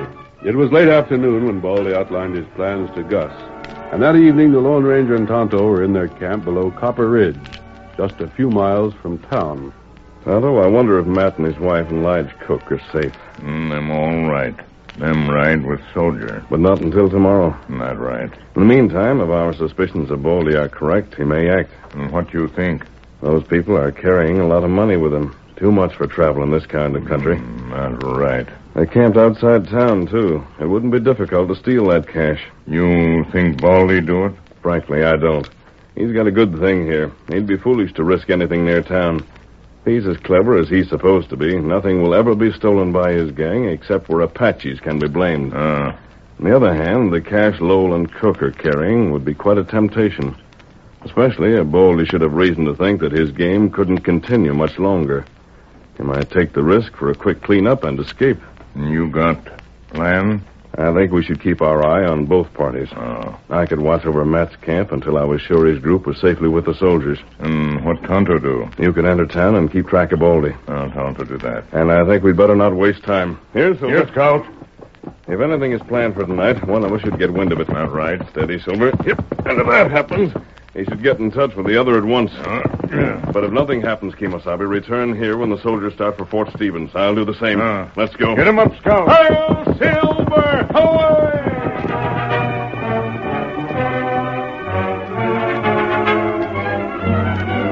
It was later that same evening that a small group of horsemen slowly approached an immense barn outside Lake Falls that had once been used as a terminal for freight wagons, but was now employed by the Army.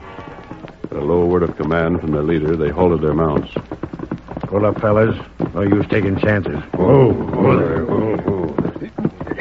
If we stay at the left, we can keep in the shadows, boss. Yeah. Ready, fellas? Ready. Then come along. If anybody but Crummets on duty, we're just walking by, Savvy. But if it's him like it ought to be, we're all right. Lead the way. Boss, you think we ought to do Blast this? it, keep still. Now you're all the time yelling at me. And for good reason. Now, all of you, don't open your mouths to say a doggone word. All right. Halt! Who goes there? Hold up, fellas. That you, Crummett? Only? Yeah. How many fellows you got with you? Just the four of us you see here. Everything clear? Anybody around? I guess not. Gosh, Baldy, I don't like this none.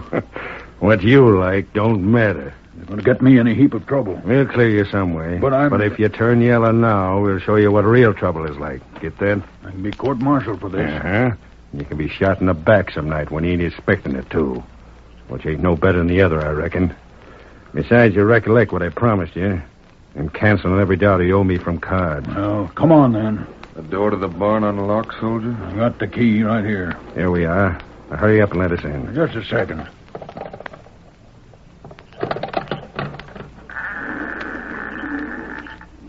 The wagon you want is that one right straight ahead of you. See it? Can we light a lamp? Don't be such an idiot. You think we want to be found out? It's going to make it awful hard working in here without a You light. ain't got the sense of a chipmunk.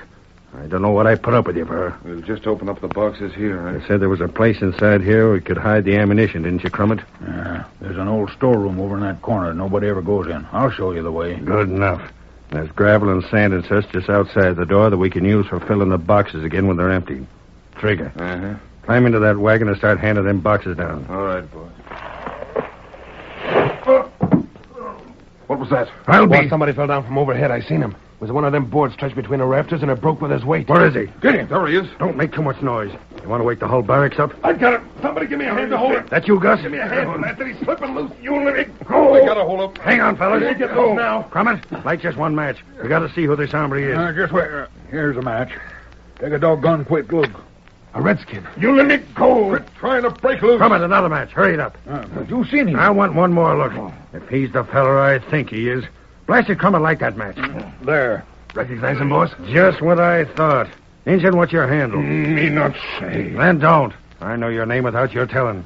By thunder, you're Tonto. Me not talk. Tonto? Who's that? Plain Pison. Gonna finish him off so he can't tell what If he's seen? you do, I'll finish you off. You ain't gonna let him go. Don't any of you fellas know what the name Tonto means? Seems like I've heard it somewhere before, but I can't recollect right off. The Lone Ranger's Indian sidekick. No, what that means... That means that we finished him off, that masked hombre would be on our trail till he got all of us. Gosh, what do we gotta do? We just can't let him go. Figure, you're going to take this Injun into the hills.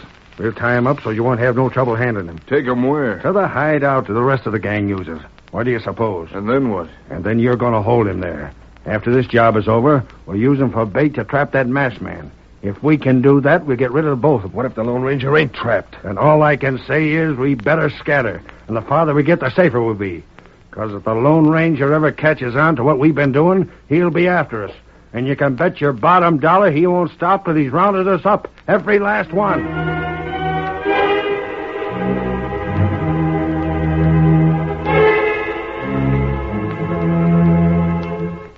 Matt, his wife, and Lige were up at dawn the following morning, prepared to start on the journey through the hills with the soldiers.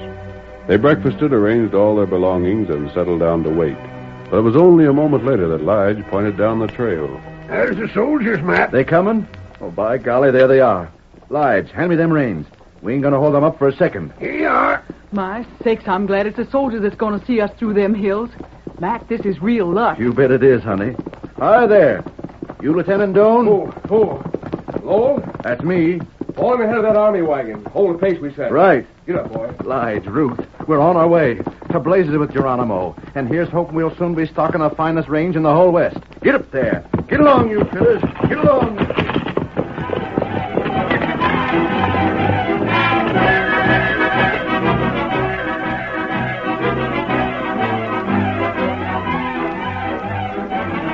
The cavalcade, consisting of 2 wagons and an escort of a dozen troopers, began the ascent to the lesser foothills into the Pipestone Hills themselves. The pioneers and the soldiers made good time their first day, and when they camped that night, they were near the spot where the wagon train had been ambushed a week before. Well, here we are, honey. A good part of the way already. Matt, it was just a few miles ahead that them other folks was killed, wasn't it? You ain't worrying, are you? No. Honey, if you are, you needn't. We got good horses, good fighting men, and a whole wagon full of ammunition. The best thing them Apaches can do is just lay low.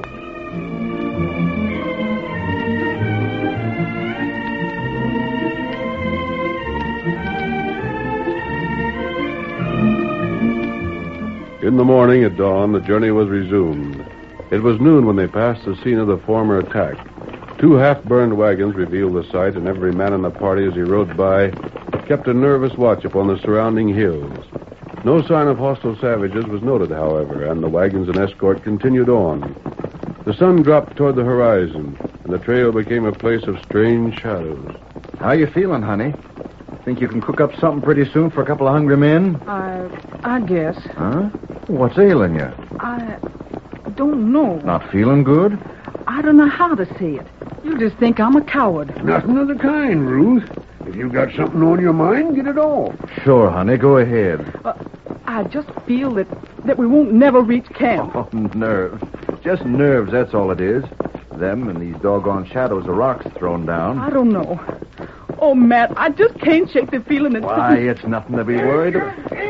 Oh!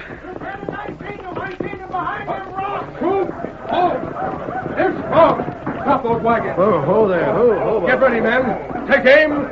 Fire! Matt, grab your rifle. This is the real thing, and we're taking a hand.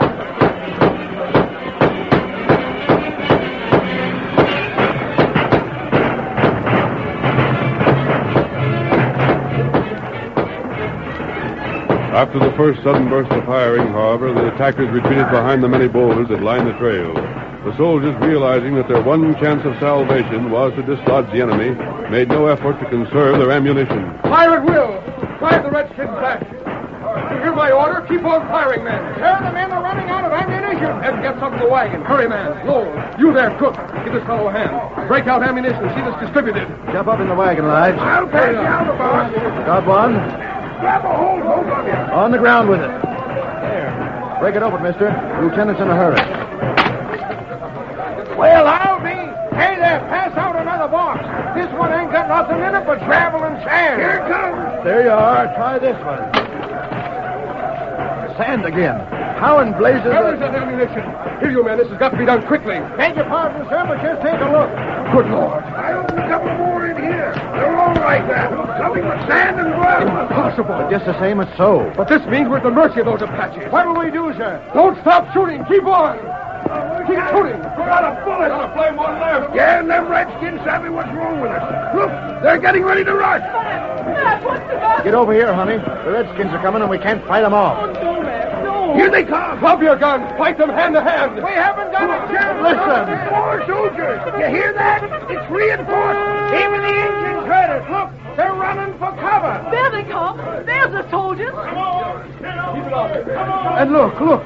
Them soldiers are being led by that same masked fellow we met riding that white horse. Look at him ride. Come on.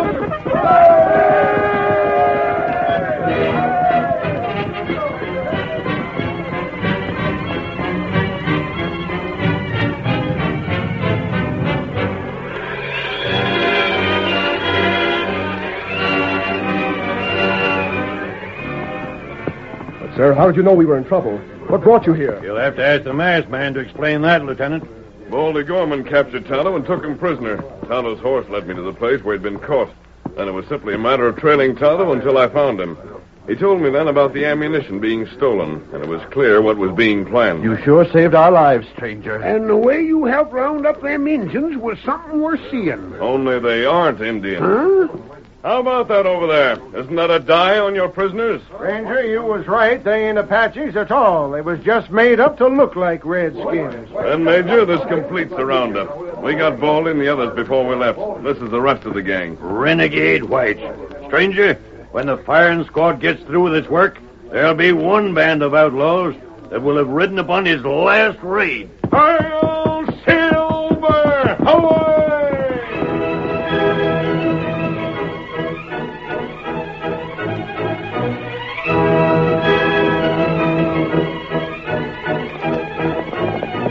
Come on, Silver, old fellow!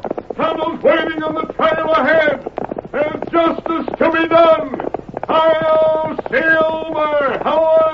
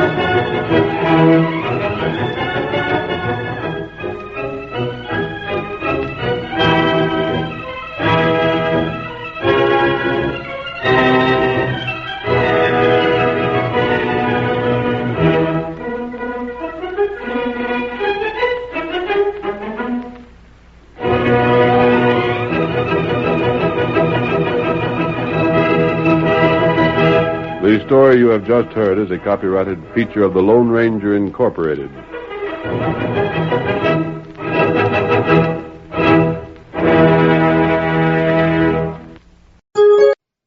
You're listening to 1940s Radio on the Rocket Classic Radio Network.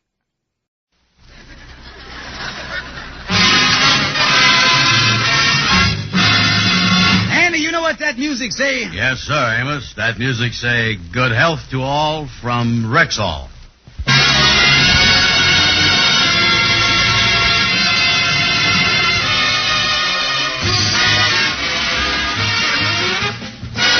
Amos and Andy Show, transcribed, written by Joe Connolly and Bob Mosher, featuring Ernestine Wade, Johnny Lee, Amanda Randolph, Fred Clark, Roy Glenn, Will Wright, Vince Townsend, Jeff Alexander's music, yours truly, Harlow Wilcox, and starring radio's all-time favorites, Freeman Gosden and Charles Correll. Amos and Andy!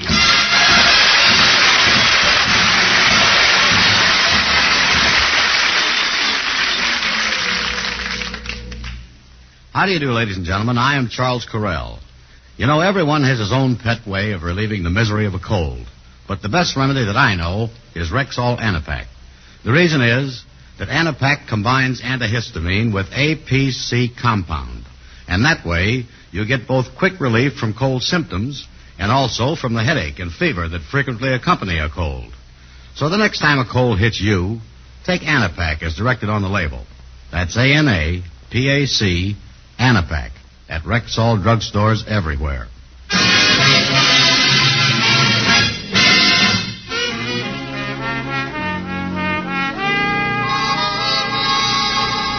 Well, 2 years ago, the Mystic Knights of the Sea held their annual convention in St. Louis. Last year, it was in New York. And this year, the delegates are convening in Los Angeles, California. The New York chapter of this great fraternal organization has voted $1,500 to send the Kingfish and his wife with Andy as a delegate. This is the furthest away any of them have been away from home. And naturally, there's a great deal of excitement as Mama sees them off at the 125th Street station. Oh, children, I'm so excited. Where's the train? Where is that train? George, would you tell Mama not to stand so close to the tracks? The train might come in and hit her. Yeah. George, tell her to step back. What are you waiting for? Here comes the train. That's what I'm waiting for. Step back, Mama. All right, all right. Well, here we is. There's a good old train going to carry us out west. Let's get on board. Andy done already got on at the Grand Central Station. He on the train already. Oh, here comes the porter to help us with the bag. Oh, I'm so excited. May I help you? Yes, we is in compartment C, porter. This bag is ours, this bag is ours, and this one, and this one. Fine. Now, what about this big, fat, overstuffed one here? That's my mom-in-law. She ain't going... Watch it, son-in-law. One more crack like that, and you're going to pine box it to California in the baggage coach ahead.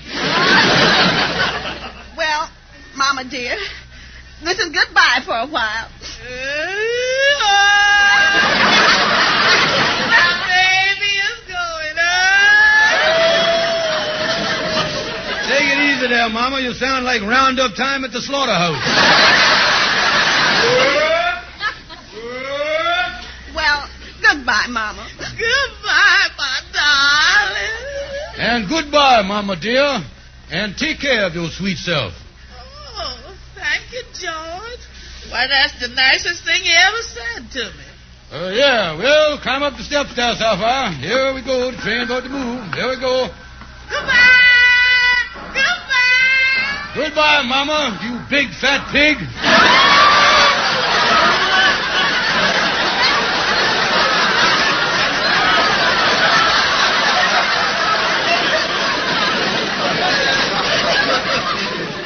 How could you say that to Mama? Well, I can afford to say it now, Sapphire. The train is moving.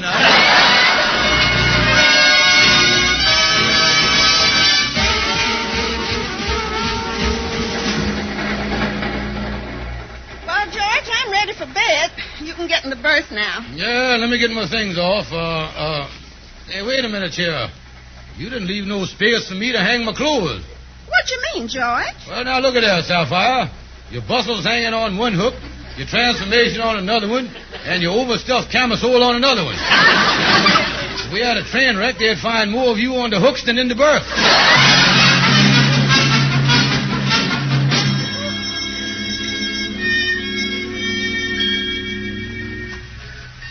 Well, Porter, thanks for a lovely trip. I left a little something for you back under the pillow in the compartment. Thank you, sir. George, what did you leave for the porter? Nothing, Sapphire, but by the time he goes through those bedclothes, we'll be out of the station.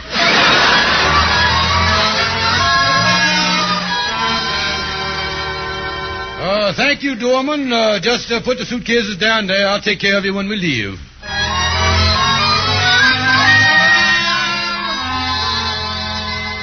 Yeah, this is a nice room. Thank you, bellboy. You can put the ice water on the dresser. I'll take care of you when we leave. George Stevens, why do you tell everybody you take care of them when you leave? Them same boys won't be on duty when we leave the hotel. Well, that's my system. When we leave, I'll tell the fella that's on duty then that we took care of the other boys when we arrive. Well, I tell you, when I checks out at the hotel to help us all beating each other to death for 2 weeks afterwards.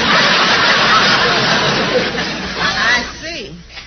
Well, George, I'm going to get unpacked and get over to the convention hall. Yeah, well, now look, honey, while I think of it, would you let me have our expense money and our railroad tickets so I can put it in my wallet for safekeeping? No, sir, George. No, sir. I'm holding on to the money and the tickets. I'm making sure they're safe. I got them pinned right here in my camisole.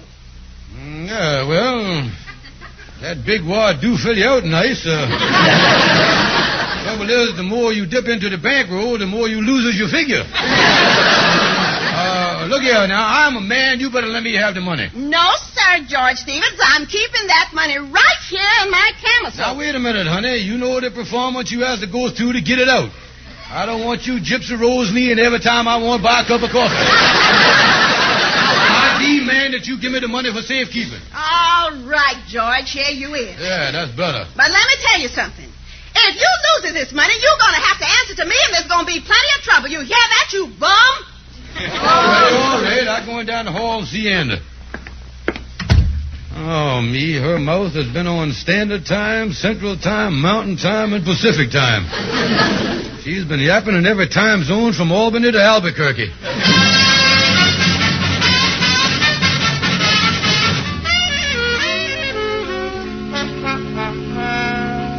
Well, Andy, how do you like the hotel we're staying at here? Oh, I like it.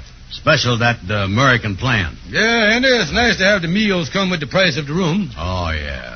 I noticed the meal schedule on the back of the door. Breakfast 7 to 11, lunch 12 to 3, and supper 4 to 8. Look like I ain't going to be away from the table more than 3 hours a day. Yeah, when you see that sign, American plan, it really brings out your patriotism, don't it, boy? Yes, sir. Hey, Kingfish, you got my expense money and the return ticket. I'd like to have them. Now, wait a minute, Andy. Look here, I'm going to hang on to them. Yeah, but in the past, you has been known to get tickets and stuff mixed up. Now, what you talking about, boy? Just mention one time that I ever got tickets mixed up. Well, how about that time old brother Jackson passed on? You were supposed to ship him back to Georgia for the funeral. And what'd you do? What? You sent him on a beautiful 2-week cruise to Bermuda. Oh.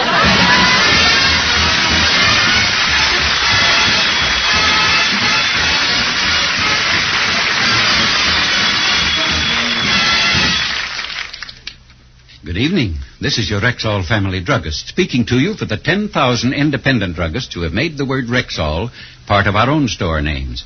We've done that because we recommend and sell the 2,000 or more drug products made by the Rexall Drug Company. Bismarex is a good example. This popular antacid with the exclusive Rexall formula often neutralizes excess stomach acidity within 1 minute. And Bismarex contains special ingredients that work in a continuous relay, easing gastric distress, soothing and protecting irritated stomach membranes. That's why Bismarex gives both fast and prolonged relief from acid-upset stomach or acid indigestion. Keep it in your family medicine chest. Bismarex, BISMA-REX, at Rexall drugstores everywhere.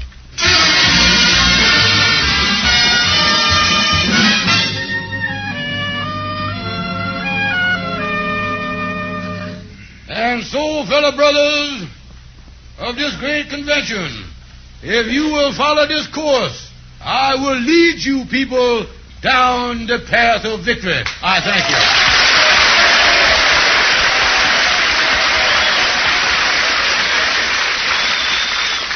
Fine speech you made, Kingfish. Well, thank you, Brother Davison. Well, I'll see you boys later. Going up to the room, rest up.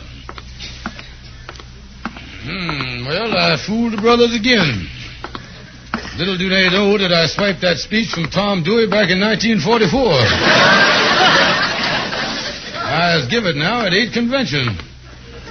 All in all, I've done a lot better with it than he done. Well, Brother Stevens from New York. Glad to see you. How are you, boy? How are you? Well, don't slap me on the back like that, mister. I got a loose bridge here. My bicuspid's liable to end up grinning at you from the linoleum. We haven't met before, but I'm Robbie Richards, chairman of the Welcoming Committee. Oh, chairman of the... Oh, excuse me. How you do? How you do, sir? Glad to know you. Now, look, confidentially, Stevens, I want to put you wise to something. Well, thanks just the same, Brother Richard, but my wife's along. No, not that. It's just that a lot of sharpies work these conventions, you know, a lot of con men. Oh, yeah. Matter of fact, some of the brothers got taken pretty bad last year in New York. Yeah, well, don't worry about me. I got my wallet in my back pocket here, and just for protection, I got a big fish hook right over it. If anybody goes for it, they'll get gaffed like a flounder. Well, I'll tell you what, friend. I've been helping out a few of the brothers by taking their money and the tickets and putting them here in the hotel safe. Now, I'd be mighty glad to do it for you, too, friend. Yeah, put it in the hotel safe. Yeah, well, as long as you on the committee, that sounds like a good idea. Yeah, let me get it out here. There you is. There's our tickets and $1,200 in there. Fine.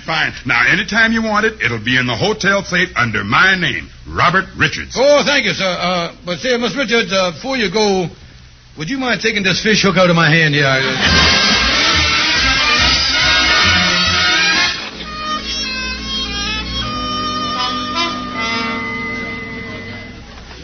Well, come on, Andy. Let's go up to the desk here. I want to get some money out of my wallet. Yeah, you know, that was nice of that Bobby Richards to put the money in the safe under his name. Nice of the fellow to good Samarinate you like that, you know it? Oh, yeah. Well, here he is. I'll talk to him. Excuse me, Mr. Desk Clerk. I is Kingfish Stevens of the New York delegation. I'd like to get some money out of my wallet. Your wallet? Yeah, it's here in the hotel safe under the name of Robert Richards. Robert Richards. I'll go check. Oh, yeah, and when this fella, Robert Richards, come up to me, I knew he was a real nice fella. I could tell by the way he was dressed. He was wearing a checkered vest and spats. Spats, huh? What's wrong, Andy? The last fella I seed wearing spats, I give him $62 and he sold me the Essex agency in Vancouver. Wait a minute, Andy. Here come the clerk back. I'm very sorry, Mr. Stevens, but there's nothing in our safe under the name of Robert Richards. Well, that's fine. Nothing in the safe under that name? No. Say, Kingfish, I never felt one of these California earthquakes, but I got a feeling this is the way they begin. I see what has happened. Mister, would you check under the name of George Stevens? When I went back, I already did that. Did that, huh? Then would you do me a favor and go back there and check under the name of Mortimer Hoggensmeller? Very well. Say, Kingfish, who in the world is Mortimer Hoggensmeller? I ain't got the faintest idea, Andy, but it's just one last shot in the dark, boy.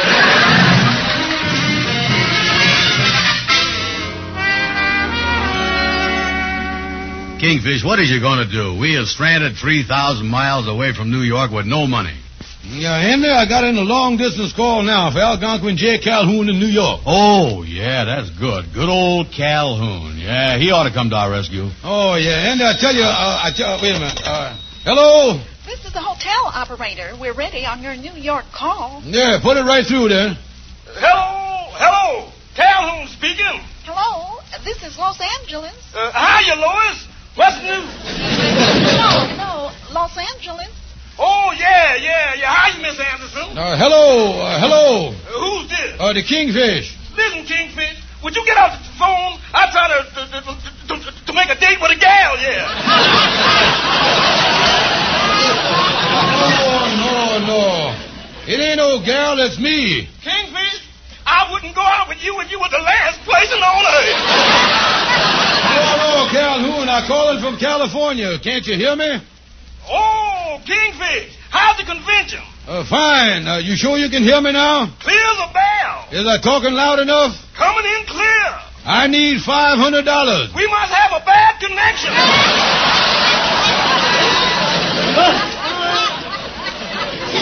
Calhoun, didn't you hear what I just said? No, couldn't understand a word of it. Besides that, I'm broke.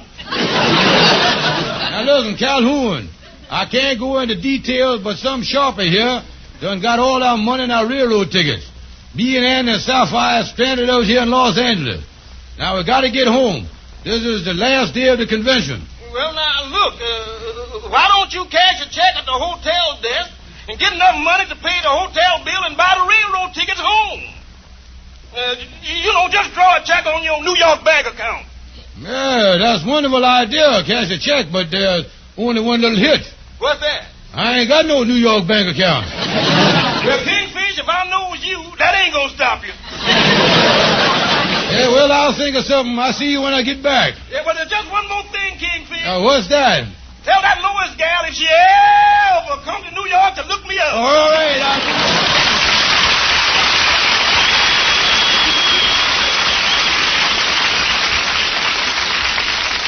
Hey, Andy, Calhoun has got a great idea. Yes, huh? I'm going to cash a check at the hotel desk and get enough money to buy the tickets back to New York. Well, Kingfish, I don't know about this check cashing business.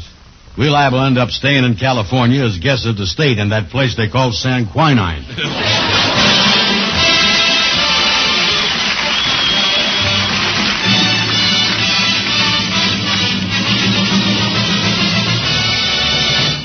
Now, here is your Rexall family druggist. If you're taking vitamins, take the kind that gives you 3 big extras, plus red vitamin B12. And that means take Rexall Plentimins. The multivitamin capsules that give you 10 important vitamins, plus B12, plus liver concentrate and iron. Among the 10, Plentimins give you more than your daily minimum requirement of every vitamin for which such requirements have been established. Remember that your health, your looks, your ability to earn a living, all may be affected by failure to supplement your diet with a dependable, protective, yet non-fattening multivitamin product. So do what thousands are doing. Switch to Plentimins. Plenamins. Plentimins. Sold on a strict money-back guarantee at a cost of only pennies per day at Rexall drugstores everywhere.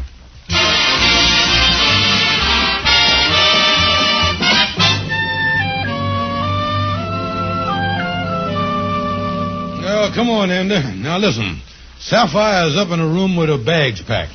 This has got to work. Well, I don't like this, Kingfish. I is kind of scared. Now, look, Andy, all we do is cash a check at the hotel desk here, pay our bill, and get back to New York. When we gets back, we'll cover the check. Well, what are we going to cover it with, a blanket?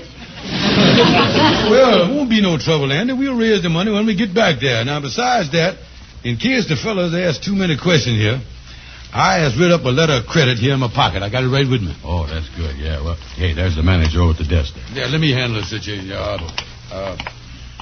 Pardon me, Mr. Manager. We just checking out. Yeah, so we're leaving right away. Very well. I'll be glad to take care of you. So my name is George Kingfish Stevens, the big New York Mongol. This is Mr. Brown. As you got our bill totalized? Stevens.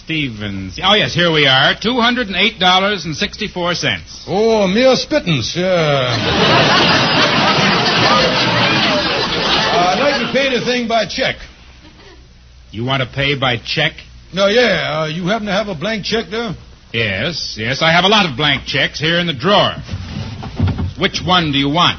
Well, them blue ones there looks kind of nice. Give us one of them, mister. You want a blue one? You have to excuse Mr. Brown. He was one of the musicians in the parade yesterday, and he bent over to look at the music and got his head caught between the cymbals, you see. It's still vibrating on him there. Yeah, I was a mess. Yeah, mister, now, is you got a blank check there on the Irving Trust Company? Irving Trust Company. Yes, here you are. Mm-hmm. By the way, would you mind if I made out the check just a shade over the amount of the bill? We got a few gratuities that we got to take care of before we leave. Yes. A gratuit here and a gratuit there. It all adds up. Mr. Stevens, I don't know whether you're aware of this or not, but it happens to be the practice of this hotel to call your bank in New York and check your account. You say you're going to call our bank in New York? Well, the thing is that Andy, come back here. Where you going? Well, I just thought this was as good a time as any to gratuit out of here. Now, Mr. Stevens, you certainly don't mind me calling your bank. All I want to do is have someone tell me whether this check is good or not. Yeah, just a minute. Say, Andy, is this check any good? Oh, sure. Yeah, you was missing and save your phone call. I'm sorry, we'll still need some verification of your credit from an official of the bank. Oh, my credit. Well, now, glad you mentioned that. Just so happens that before I left New York, I took the pre-casualty of getting a letter of credit. Oh, well, a letter of credit, eh? Well, that's fine. You know, for a moment, I thought you two fellows were trying to get away with cashing a bad check. What do you say, Andy? Yeah. Kingfish. Oh, yeah. I know we was all laughing here, but these ha-has ain't as jovial as they should be, you know that? I beg your pardon? Nothing. Let me read you the letter of credit here. Yeah, this'll fix us up good. Say here at the top of the letter here, official, bona fide, genuine, dyed-in-the-wool letter of credit. That's the real thing, all right, mister. Then I say here, to whom it may concern, especially hotel clerks, sheriffs, policemen, and all other filthy minions of the law. Say here, this is to certify that the Barry George Stevens ain't no broken-down bum. He got a wire to door in our bank and a bulging safety deposit box that we ain't been able to jam shut for the past 3 years. In view of the above true facts, please extend unlimited credit whenever he finds himself in a jam. Irv and Trust Company. Signed at the bottom here by the president. Yours affectionately, Irv.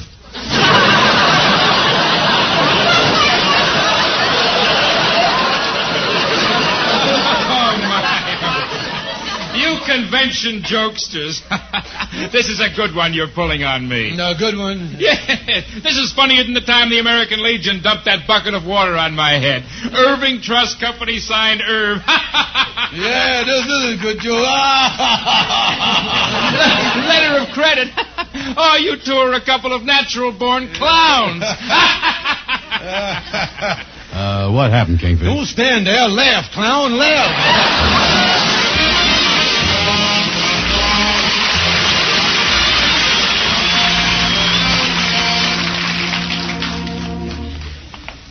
Kingfish, what is we doing down here but a railroad station? We ain't got no tickets. Now, look, Andy, we got to find some way to get back to New York. And I think I got an angle. Yeah, but what about Sapphire? Well, I just couldn't face Sapphire, so I left a note for her back at the hotel, Andy, to wire her mama for money. Oh. The old walrus will come through for Sapphire, but she'll never do it for me, you see. Boy, this is a mess if ever I seen one. Yeah, well, come on, Andy. I think I got an idea how we can get back to New York in style.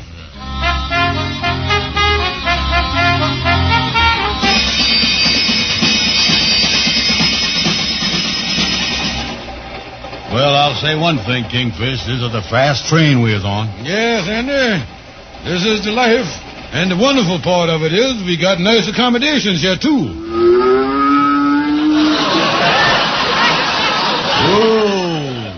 Whoa, bossy, whoa, move over, you crowding us, bossy.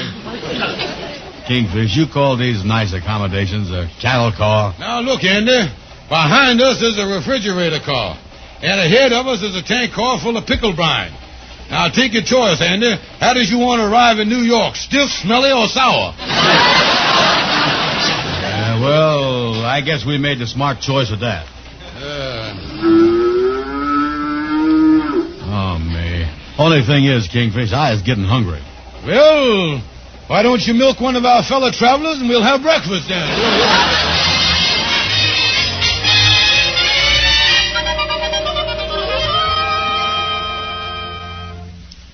Well, Andy Brown, I ain't never heard a story like this. You and the Kingfish coming all the way from Los Angeles in a cattle car. Yeah, Amos, it took us 6 whole days. That was an awful experience. Yeah, and on top of everything else, the cattle got restless and was looking for somebody to take their temper out on. Me and the Kingfish had to spend half of one night mooing to let them know we was one of them. You say it all started when the Kingfish give the money and the tickets to this Robbie Richards, who turned out to be a swindler. Huh? Yeah, that's right. Well, Sapphire got home all right. I know she been home for 3 days now. Yeah, I know it. The Kingfish is up there now. He finally got up enough nerve to go home and explain the whole thing to Sapphire and her mama. Yeah, I guess that's going to be quite an argument there, boy. Oh, yeah. The Kingfish will tell his side, and then Sapphire will tell her side, and then Mama will step in and arbitrate the whole thing by hitting the Kingfish over the head with a vase.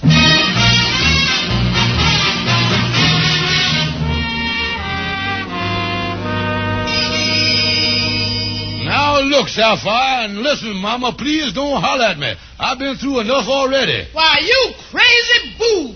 Come across the country in a cattle car. George Stevens, didn't I tell you to let me keep the money in the first place? Yeah, I know, honey, but... And when you found out the money wasn't in the hotel safe, why didn't you come to me? Well, I was afraid of what you'd do. Always doing the stupid thing. Always the stupid thing. Well, you see, Sapphire, I knowed your mama here would send you the money to get back from Los Angeles, and I knowed you would wire as soon as you read my note. I didn't have to wire Mama for money. I had all the money in Los Angeles I needed.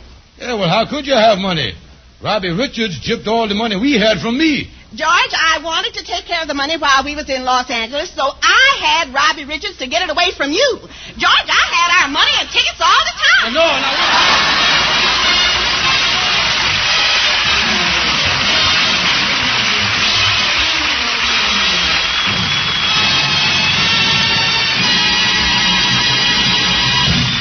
More than one cream?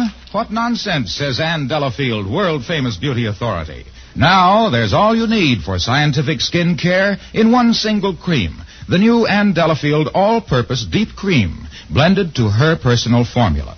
And here's more news. Ann Delafield's All-Purpose Deep Cream is just the beginning of a whole new line of scientifically formulated cosmetics. A beauty line that's vitamin-centered. Because Ann Delafield believes that beauty begins within. So, ladies, look for the new Ann Delafield All-Purpose Deep Cream and Ann Delafield's new Makeup Beauty Aids. They're in golden packages at Rexall drugstores everywhere. The store with the orange and blue sign.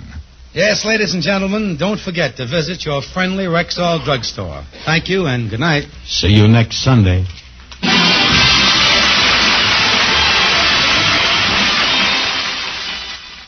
Women pine for men who go stag. Go stag? You mean... Exactly. Stag brushless shave cream. No fuss, no rub-in. Just smooth it on for quick, close, no-scrape shaving.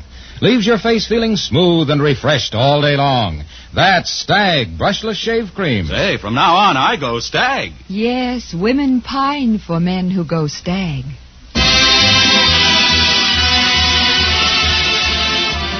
Be sure to be with us at the same time next Sunday when your Rexall druggist will again present The Amos and Andy Show, transcribed and directed by Cliff Howell. Stay tuned for the Edgar Berg and Charlie McCarthy program, which follows immediately over most of these same stations. This is the CBS Radio Network.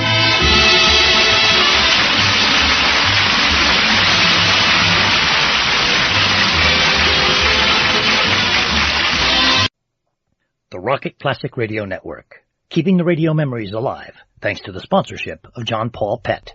Pet care with a salon pedigree. Tested on humans, but pH balanced for pets.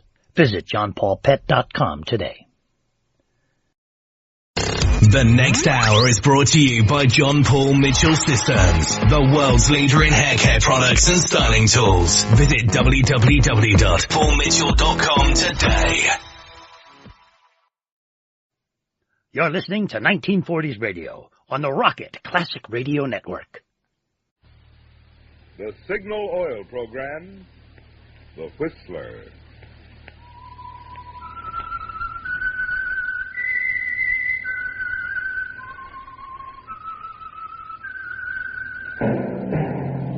That whistle is your signal for the Signal Oil Program, The Whistler.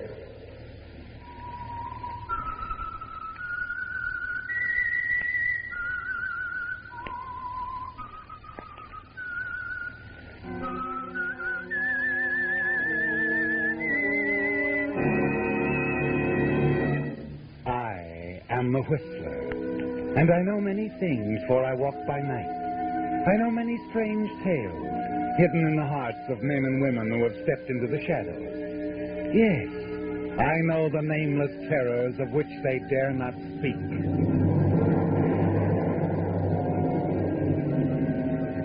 Yes, friends, it's now time for the Signal Oil program, The Whistler, rated tops in popularity for a longer period of time than any other West Coast program in radio history.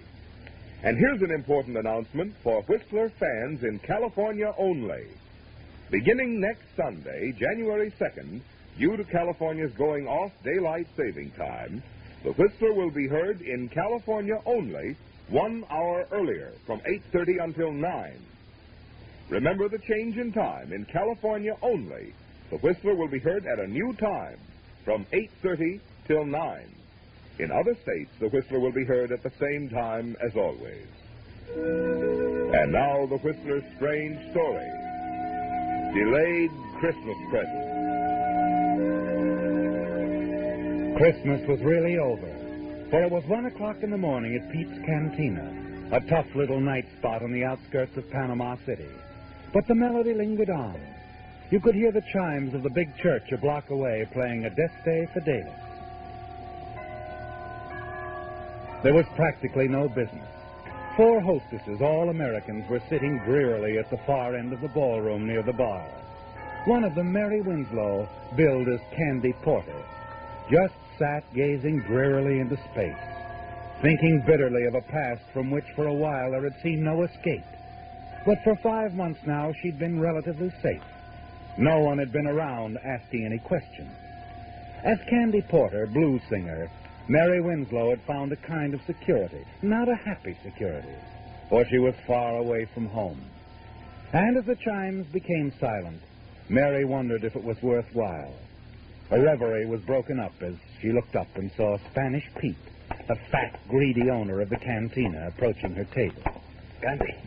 Candy, look, there's an American gentleman just came in. He wants to buy you some champagne. Champagne, you hear that? Please, Pete, not tonight. It's Christmas. I'd rather be alone if you don't mind. I do mind. Look. All right. Let him spend his money on champagne. Now you're smart, baby. Here he comes. You turn and see the tall, heavy-set American approach. Suddenly you become tense. You recognize the type, don't you? After a year of running away, you've learned to spot his kind in a moment. You fight to remain calm as he reaches your table. Sit down, Mr. Fontaine. Sit down. Sure you don't mind, Miss Porter? Of course not. Thanks. In that case, I guess I will. I'll go get the champagne. I keep him on ice. 11 years old, too. Cigarette, Mr. Fontaine? No, thanks. You don't mind if I do? Of course not. Light?